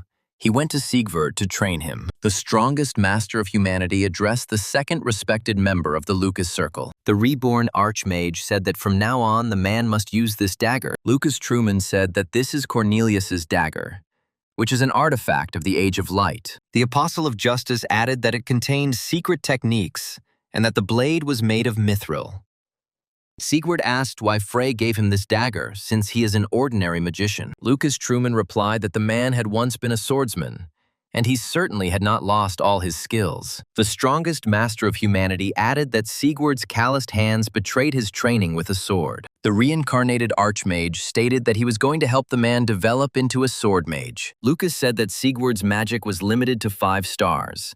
But with this dagger, he would be able to develop it. The strongest master of humanity added that a man would quickly develop if he mastered Cornelius's dagger. The honorary member of the circle replied that he would focus on the path of a swordsman. even despite his uncertainty. The Apostle of Justice stated that a man need not worry about his lack of self-confidence. The strongest master of humanity added that he would definitely help Sigvard overcome this shortcoming. The man reached the building of the head of the circle, Lucas, only late at night, because he was deprived of all strength. Sigvard squeezed out of himself that he had managed to go through a real hell, incomparable to anything. Phil apologized for not being able to turn his head towards his loyal comrade. Sigvard stated that his arms could not be raised due to incredible weakness throughout his body. The man added that he couldn't even go to the toilet because he couldn't pull down his pants. Benny Argento complained to her comrades that Frey Blake had been digging around in her stomach all day. The girl added that she would not forgive Sigvard if he relieved himself in this room. The man replied that he was very envious that the master still had the strength to joke like that. Moments later, Lucas Truman burst into the room and announced that it was time for evening practice. The strongest master of humanity asked if they all felt so unwell. The deputy head of the circle heard the voice of an unfamiliar man who reported that he had returned. The stranger asked what had happened here and why his comrades were lying on the floor. Benny Argento recognized the man who entered as the third honorary member of her circle, but was unable to warn Frey about it. The stranger shouted that this hired killer had decided to settle scores with his comrades at the wrong time. The man added that the guy was wrong to attack their circle without any weapons at all. The unknown person asked how this killer dared to deal with the leadership of the circle while he was away. Benny Argento thought she should stop this fight, but she didn't even have the strength to talk. The deputy head of the Lucas Circle asked who the man was and why he attacked him. The stranger shouted that the dirty assassin didn't need to know his name. Adelia exclaimed that it was Frey and Isabella, and the Archmage welcomed the alchemy professor to their circle. Benny introduced her deputy to Edward, who is the third honorary member of her circle. Humanity's strongest master chuckled and said that he was glad to meet Edward. The head of the weakened circle asked the man to lower his sword, as she was about to introduce Frey to him. The girl said that her deputy Frey Blake and his assistant Isabella Trisnay were standing in front of Edward. The man asked if these young magicians already held such high positions. The brilliant alchemy teacher was outraged why Frey Blake suddenly became the deputy master of the circle. Edward apologized for his behavior, and the strongest master of humanity said that he would have done the same. Adelia asked what made the young man become Benny's deputy, and he replied that it just happened that way. The Apostle of Justice noticed that the professor was also a member of Lucas's circle. The reborn Archmage called the girl by name and said that he was now higher in rank than her. Lucas said that she should speak to him respectfully, and she shouted that Frey really wanted to die. Humanity's strongest master said he was joking, and Edward thought Frey was still so young. A respected member of the circle reported that he had found clues in the elven lands near Reynolds Forest. The man stated that after this, they managed to track down and catch up with the successor of the king of warrior mages. Sigvard asked how Edward's special mission ended and whether he had managed to come to an agreement with his successor. The third respected member of the Circle of Lucas responded that the successor to the king of warrior mages was not friendly. The man added that he had been unable to talk to his successor about joining their circle. Edward declared that the successor to the warrior mage king had no intention of talking to the corrupt circle. A third respected member of Lucas's circle added that the successor was not interested in the circles or in fighting demigods. Edward said that the warrior mage's successor said that he was simply interested in the effect of his magic. Humanity's strongest master decided that this was a great opportunity to strengthen the Lucas circle. The reborn Archmage asked Isabella Trisnane if she knew how long it would take to get there. The Apostle of Justice asked how many days it would take him if he went to Reynolds Forest today. The girl replied that if Frey took the southern road to the city, the journey would take 3 days. The strongest master of humanity asked if she was talking about the city of Filat, and Isabella confirmed it. Ciris Trisnine's niece added that this is where the estate of the great Blake family is located. The deputy head of the Circle of Lucas stated that he will personally go to meet with the successor of the king of warrior mages. Edward objected because it was a very dangerous place, and Benny Argento agreed to let Frey go. Circle Master Lucas asked her deputy when he would be leaving for the meeting. The Archmage replied that he would start packing right now, and Benny asked him to be careful. Edward asked himself why the boss trusted this guy so much, and who he really was. After some time, the Apostle of Justice was ready to set off on his journey. The strongest master of humanity understood that he could not take Isabella with him. The reborn Archmage turned to the girl, and she replied that she knew what Frey would ask her for. Ciris Trisnine's niece asked, because the boy wanted to say that he would go on this journey alone. The Apostle of Justice said that they had only just laid the foundation of the circle,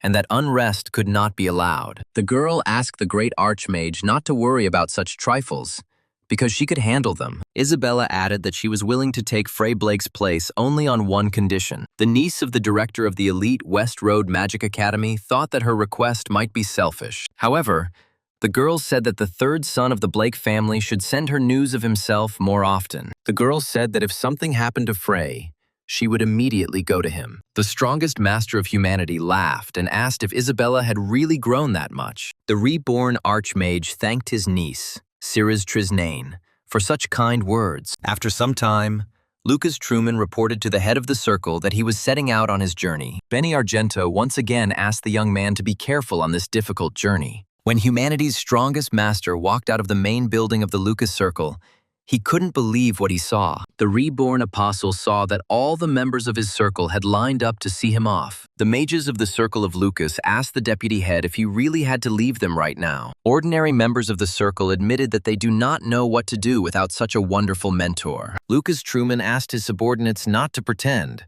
because after his departure, real hell would begin. The archmage stated that his deputy only looked like a simpleton, but in reality, she had a terrible character.